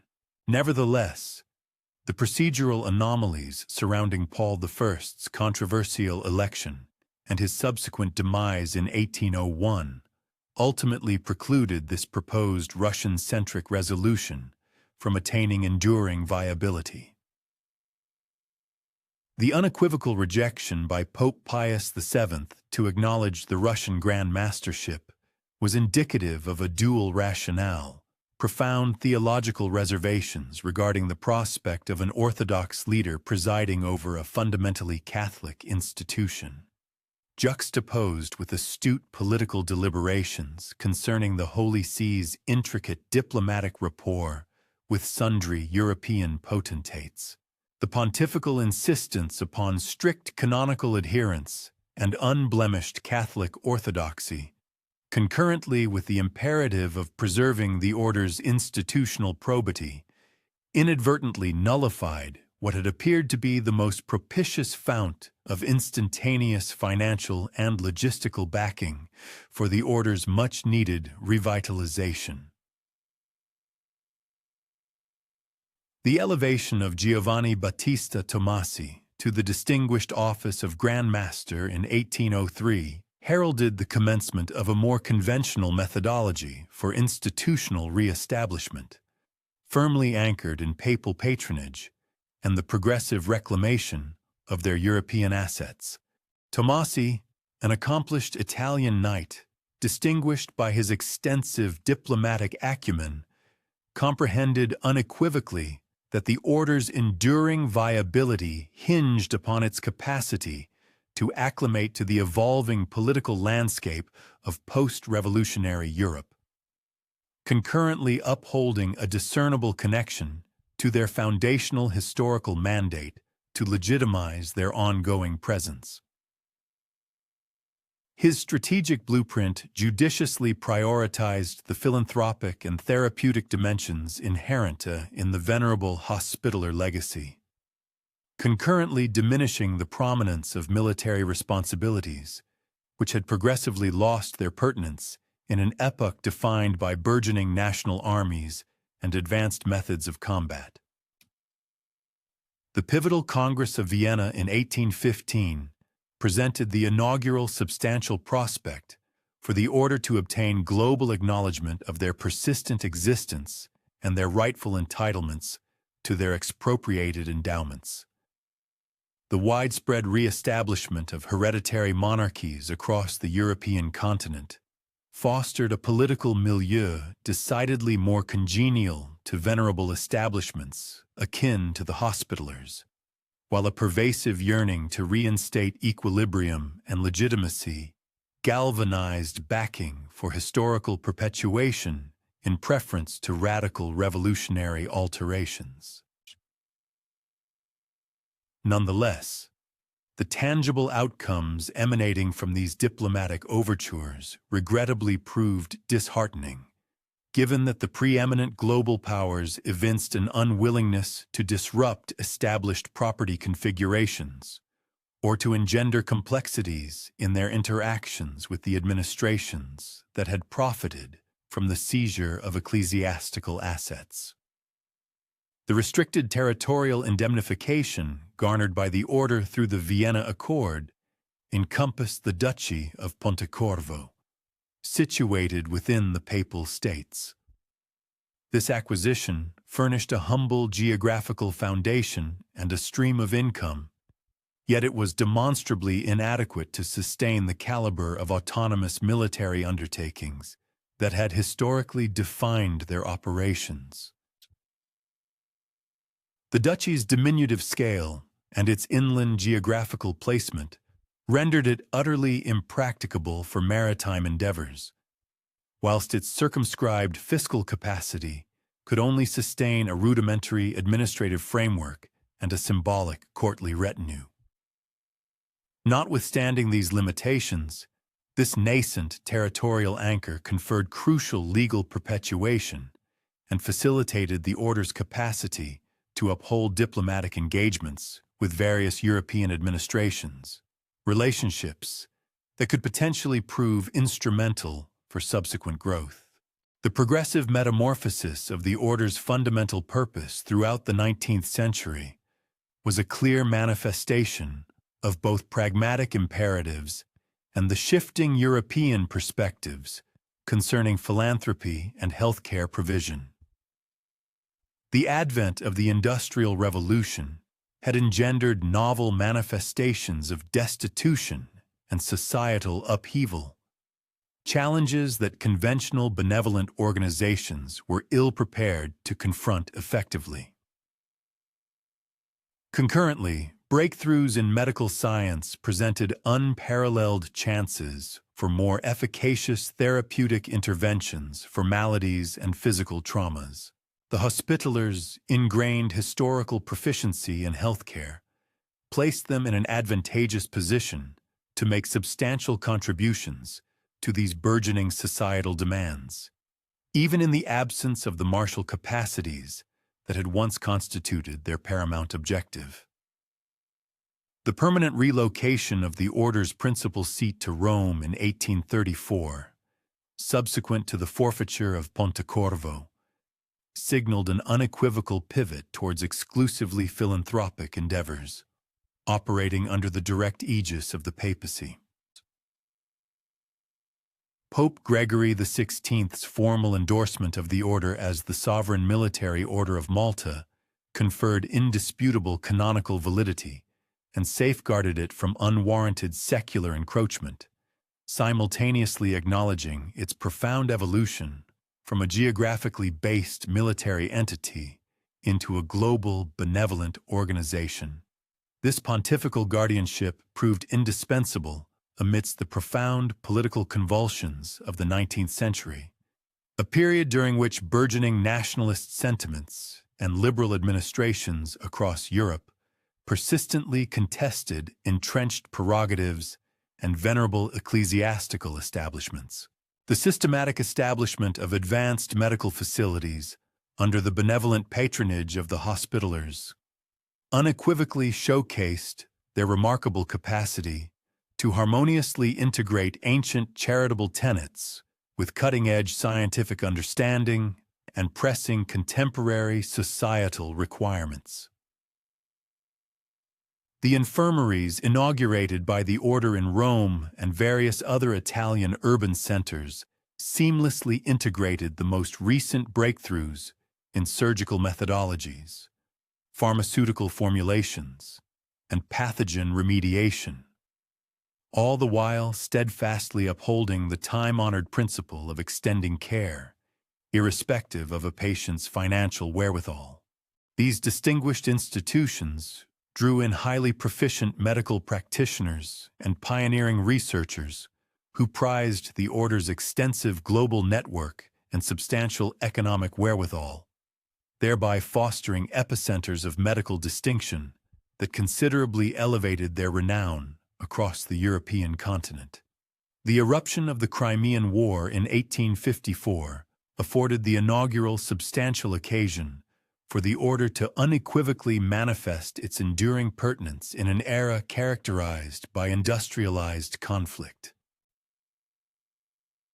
Albeit they were no longer capable of deploying armed contingents commensurate with the scale of sovereign national armies, their profound medical proficiency and esteemed international standing empowered them to furnish crucial humanitarian provisions that transcended the ideological schisms dividing the belligerent nations. Hospitaller medical staff rendered invaluable service alongside diverse military forces throughout the protracted hostilities, attending to injured combatants and pioneering novel methodologies for administering care to the colossal number of casualties generated by advanced weaponry and contemporary strategic maneuvers. The invaluable insights acquired during the Crimean hostilities profoundly shaped the order's methodology for engaging in successive European conflicts and solidified enduring models of benevolent service that would distinctly define their undertakings for the residual portion of the 19th century. The Franco-Prussian War, spanning from 1870 to 1871, witnessed substantial Hospitaller participation in ministering to the wounded from both belligerent forces concurrently. Their establishments in Rome extended succor to displaced persons and non-combatants uprooted by the fierce engagements. These endeavors, though comparatively diminutive in magnitude when contrasted with their historical medieval martial operations, nevertheless exhibited authentic societal worth and garnered widespread endorsement from European governmental bodies and individual philanthropists who profoundly esteemed their impartial stance towards humanitarian succor. The consolidation of Italy presented distinct impediments to the order's foothold within Rome, inasmuch as the fledgling Italian state's rapport with the Holy See persisted as a contentious issue, and the standing of ecclesiastical organizations remained ambiguous. The Law of Guarantees, enacted in 1871, did extend a measure of safeguarding to pontifical establishments. However, the Hospitallers' intrinsic international character and their venerable assertions of sovereign autonomy generated prospective intricacies that mandated judicious diplomatic navigation. The order's strategic adjustment to these prevailing conditions entailed foregrounding their philanthropic mandate, whilst concurrently sustaining an adequate degree of ceremonial decorum to safeguard their historical distinctiveness and their global affiliations. The progressive evolution of the Long system throughout the 19th century served as a testament to both an unwavering adherence to venerable historical customs and a pragmatic responsiveness to the burgeoning currents of contemporary European nationalism. The national associations that materialized across numerous countries furnished structured conduits for orchestrating benevolent undertakings and enlisting fresh adherents, concurrently sustaining vital linkages to the overarching central administration situated in Rome. These localized affiliations empowered the order to cultivate specialized regional competencies and assets, all the while vigilantly upholding the transnational essence that had historically differentiated them from exclusively national organizations. The broadening scope of the Hospitallers' endeavors into uncharted territorial domains during the late 19th century unequivocally underscored their remarkable capacity to recalibrate their foundational purpose, extending it to a truly international stage, far beyond their traditional European and Mediterranean spheres of influence. The deliberate formation of new chapters and affiliated bodies across the American continents, notably in the United States and several Latin American nations, was a direct consequence of the significant exodus of European Catholic communities, coupled with the order's astute realization that its sustained prosperity and relevance hinged upon a proactive embrace of the evolving demographic shifts and economic transformations then actively reconfiguring the global landscape. Such newly inaugurated entities infused the order with novel viewpoints and augmented material assets, all the while steadfastly upholding the venerable historical legacies that served as the bedrock of their enduring institutional cohesion. The eruption of the Great War in 1914 afforded the order an unparalleled occasion to conspicuously affirm their societal utility and indispensable role. A moment of such profound import not witnessed since the historical relinquishment of Malta.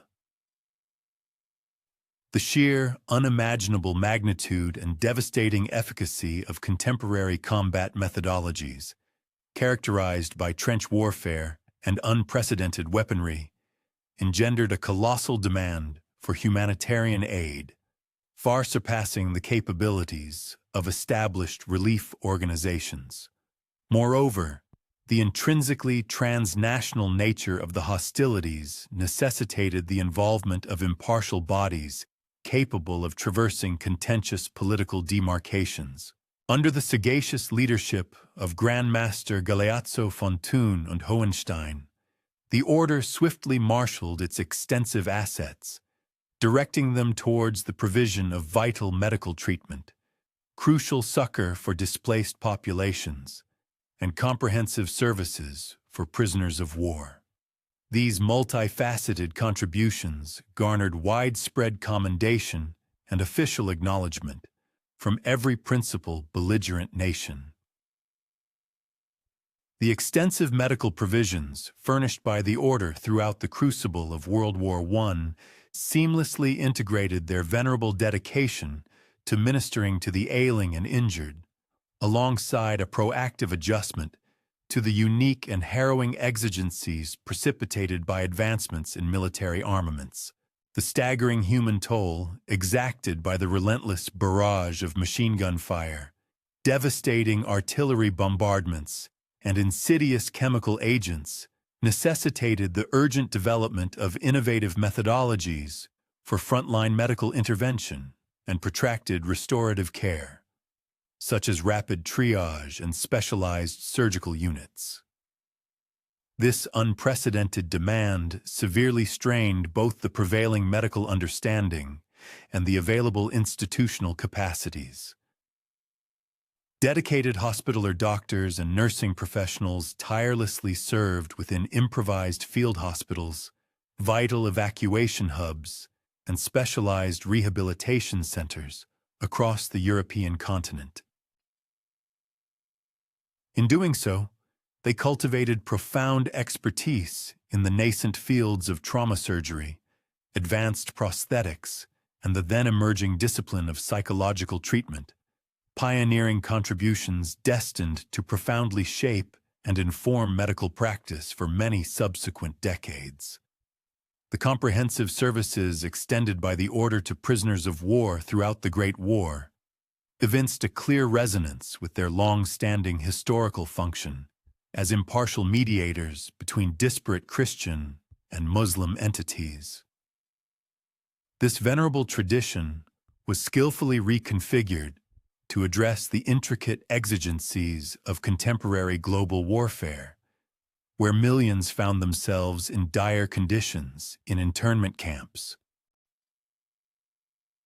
Emissaries from the Hospitallers diligently visited numerous internment camps, thereby enabling and fostering essential correspondence between captives and their anxious relatives, and furnished crucial medical assistance and supplementary provisions, augmenting the often meager official military allocations.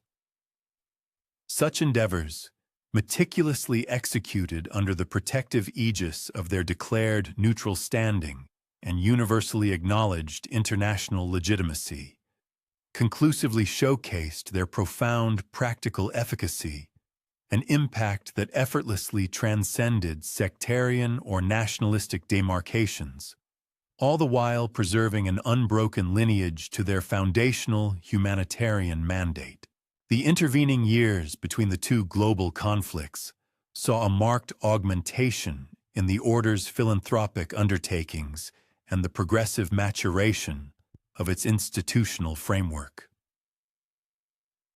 This surge was largely propelled by the growing appreciation among European governmental bodies and individual benefactors for the inherent worth of their impartial humanitarian provisions. The deliberate creation of novel hospitals, advanced medical research centers, and specialized educational establishments served as tangible evidence of their profound societal input, providing healing, knowledge, and educational opportunities. These initiatives simultaneously forged enduring streams of financial viability and reinforced their core institutional objectives. Through its esteemed medical academies and comprehensive nursing curricula, the Order meticulously prepared a new generation of skilled professionals who, in turn, integrated the time-honored hospitaller principles of care and compassion into broader, secular medical practices, thereby significantly broadening the order's pervasive impact far beyond its immediate organizational confines.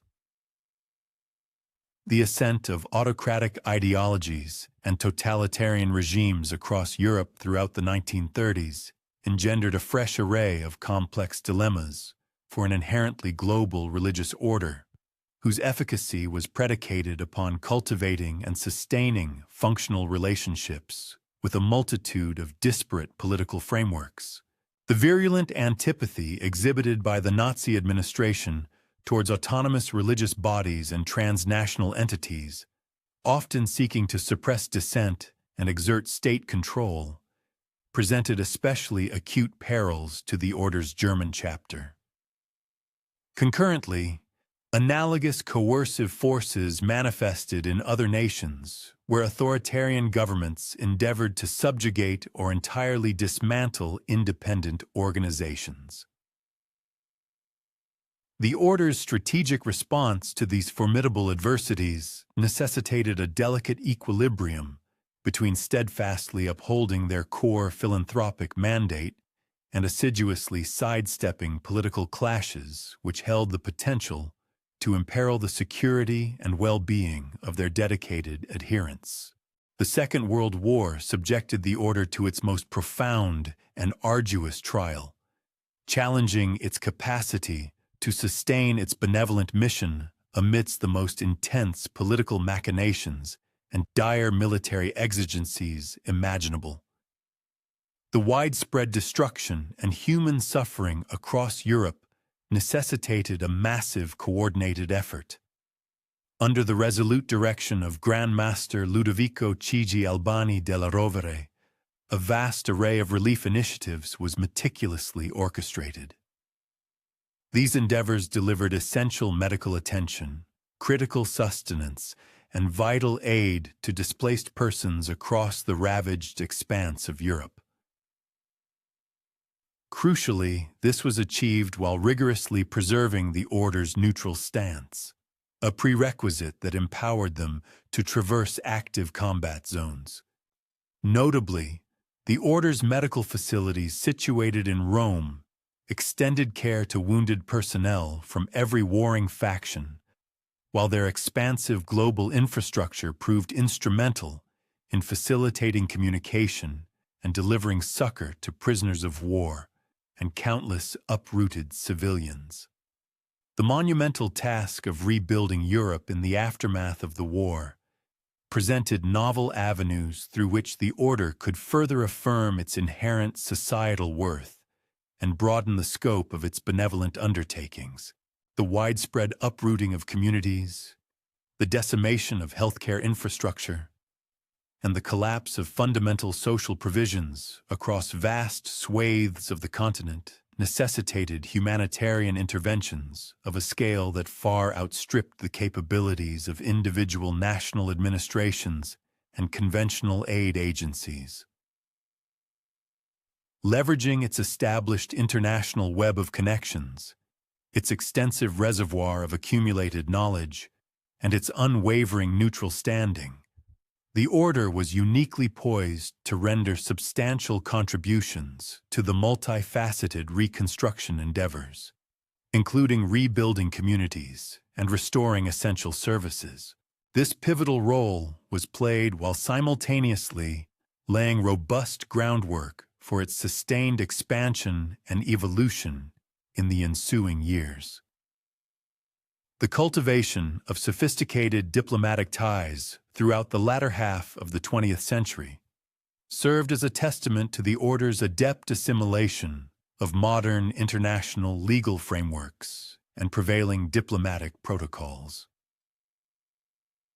The formal establishment of bilateral diplomatic relations with more than 100 sovereign nations conferred explicit recognition of their unique sovereign status as a non-territorial entity and significantly streamlined the execution of their humanitarian undertakings, all the while ensuring an unbroken continuation of their historical identity as an autonomous international body. These meticulously forged connections, founded upon shared objectives and reciprocal benefit, rather than conventional military pacts or territorial dominion, exemplified innovative paradigms illustrating how venerable institutions could effectively preserve their pertinence and influence in an ever-evolving, contemporary global landscape. The purposeful extension of the Hospitallers' medical initiatives into burgeoning nations throughout the latter half of the 20th century signified both a faithful perpetuation of their ancient mandate and a strategic adjustment to truly worldwide, rather than exclusively European, operational paradigms. The systematic inauguration of hospitals, local clinics, and specialized medical education schemes across the continents of Africa, Asia, and Latin America furnished critical healthcare provisions in locales where such infrastructural support was acutely deficient. Simultaneously, these efforts generated avenues for the Order to actively participate in broader international development endeavors. These multifaceted programs, frequently undertaken in collaborative arrangements with sovereign governments and established international bodies, exemplified pragmatic strategies for confronting pressing global health crises, such as infectious diseases and maternal mortality, all the while steadfastly adhering to the Order's foundational commitment to succoring the impoverished and the imperiled. The Order's proactive engagement in mitigating the consequences of natural calamities and humanitarian emergencies throughout the twilight of the 20th century and the dawn of the 21st has consistently underscored its persistent aptitude for rapidly and efficiently deploying crucial assets for immediate emergency aid missions. Their active participation in a wide spectrum of disaster recovery initiatives, encompassing cataclysmic earthquakes, devastating floods, protracted refugee exoduses, and virulent epidemic outbreaks, has furnished irrefutable evidence of their profound societal contribution, often in complex and urgent scenarios. All the while, this involvement has preserved an unbroken link to their foundational heritage as purveyors of vital medical attention and succor to the distressed. Such critical interventions, executed via their expansive global consortium of affiliated chapters and collaborative entities, have empowered them to react with alacrity to nascent emergencies, concurrently optimizing the utilization of diverse resource streams from various international partners. The current organizational architecture of the Sovereign Military Order of Malta eloquently embodies both its enduring historical lineage and its shrewd evolution to accommodate the demands of contemporary administrative paradigms. The venerable office of the Grand Master, whose incumbent is chosen for life by the esteemed Council Complete of State, exercises both symbolic ceremonial functions and substantive administrative oversight across the Order's worldwide operations. This authority is meticulously exercised within established constitutional parameters that skillfully reconcile time-honored prerogatives, such as historical titles and religious duties, with modern principles of organizational stewardship. The numerous national associations, while enjoying substantial self-governance, nonetheless maintain a vital link to the central coordinating body and adhere to overarching, shared, strategic objectives.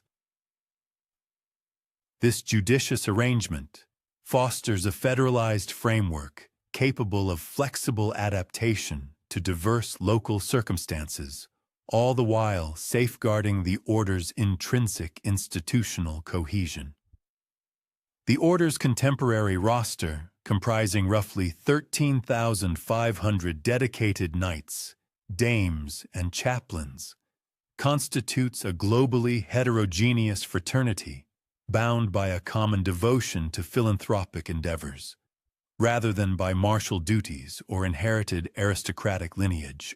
Although the time-honored tenets of Catholic belief and unwavering dedication to altruism remain central, the contemporary order has progressively dismantled numerous exclusionary prerequisites that once confined membership predominantly to the European aristocracy, thereby broadening its appeal and reach. This deliberate broadening of accessibility, a true democratization of membership, has facilitated its outreach into novel geographical territories and diverse societal strata, all the while rigorously upholding the lofty benchmarks of individual devotion and selfless service that have consistently defined the essence of hospitaller ethos. The multifarious medical and benevolent undertakings that delineate the order's modern-day purpose are executed via an extensive worldwide infrastructure encompassing hospitals, local health centers, and diverse social welfare initiatives, such as elderly care and disability support programs.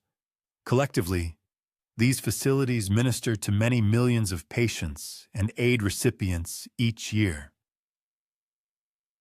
These myriad establishments, strategically positioned across more than 120 sovereign nations, offer a comprehensive spectrum of healthcare provisions, spanning from fundamental primary health attention to intricate surgical interventions and pioneering medical investigations.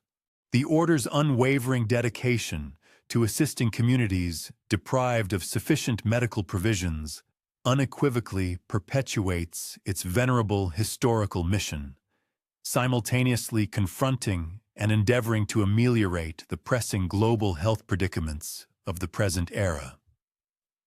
The unique diplomatic standing, which the Order maintains with an impressive roster of over 110 sovereign nations, cultivates unparalleled avenues for humanitarian diplomacy and profound international cooperation, effectively transcending conventional political demarcations. Their meticulously preserved neutral posture and an august historical reputation empower them to skillfully mediate dialogue and foster collaborative efforts among diverse governmental entities and various international organizations, all while diligently delivering crucial humanitarian provisions within volatile conflict zones and other politically sensitive territories. This distinctive diplomatic function, though markedly divergent from their storied historical military engagements, robustly secures their continued prominence as an influential international actor, unequivocally poised to contribute meaningfully to global peace and sustained stability. The meticulous safeguarding of the Order's profound historical legacy, meticulously curated through an extensive network of dedicated museums, comprehensive archives, and impactful educational initiatives, guarantees that their extraordinary thousand-year narrative perpetually informs and powerfully inspires their contemporary humanitarian endeavors. The diligent documentation and scholarly examination of their gradual evolution from a modest pilgrim hospice in antiquity to a globally recognized sovereign international organization today, furnishes invaluable insights into the intricate dynamics of institutional adaptation, the tenacious thread of cultural continuity, and the inherent human capacity for selfless service to others. Their compelling story vividly illustrates how venerable institutions, deeply rooted in medieval religious traditions, can steadfastly preserve their relevance and profound social utility, even as they adeptly navigate and embrace radically transformed global circumstances. As the esteemed Sovereign Military Order of Malta gracefully approaches its momentous second millennium of uninterrupted existence, it stands as an utterly singular testament to unparalleled institutional resilience and remarkable adaptive capacity. From the humble origins of Brother Gerard's pioneering hospice established in the 11th century Jerusalem to its current manifestation as a formidable global humanitarian organization serving millions across the 21st century, the Order has consistently demonstrated an extraordinary aptitude for upholding its fundamental mission of ministering to the sick and the impoverished, all while fluidly adjusting to seismic shifts in political, social, and technological landscapes. Their profound metamorphosis from an order of crusading knights to modern-day humanitarian workers eloquently underscores both the immutable continuity of fundamental human needs and the profound potential for institutional evolution that steadfastly preserves foundational values while courageously embracing necessary systemic change. The Order's expansive contemporary mission steadfastly continues to embody the foundational principles that Brother Gerard so presciently established nearly 1,000 years ago: an unwavering commitment to serving those in profound need, irrespective of their background, creed, or prevailing circumstances, all delivered with an unyielding dedication to dignity, profound compassion, and the most exacting standards of care conceivable. While the specific modalities of this critical service have naturally evolved over the centuries, transitioning from the rudimentary care provided to medieval pilgrims to sophisticated modern global health programs, the underlying commitment to human dignity and selfless charitable service remains an unwavering, constant beacon. In an era characterized by dizzying rapidity of change and daunting global challenges, the enduring example of the Knights Hospitaller powerfully demonstrates that institutions firmly grounded in timeless values can not only sustain their profound relevance, but also enhance their societal contribution across millennia of transformative change, perpetually addressing humanity's most fundamental requirements, while sagaciously adapting to ever-shifting environmental conditions. Their nearly 1,000-year odyssey, stretching from the narrow, ancient streets of medieval Jerusalem to the vast, interconnected global community of the 21st century, unequivocally stands as one of history's most extraordinary chronicles of institutional continuity, profound adaptation, and an unwavering, enduring service to human welfare.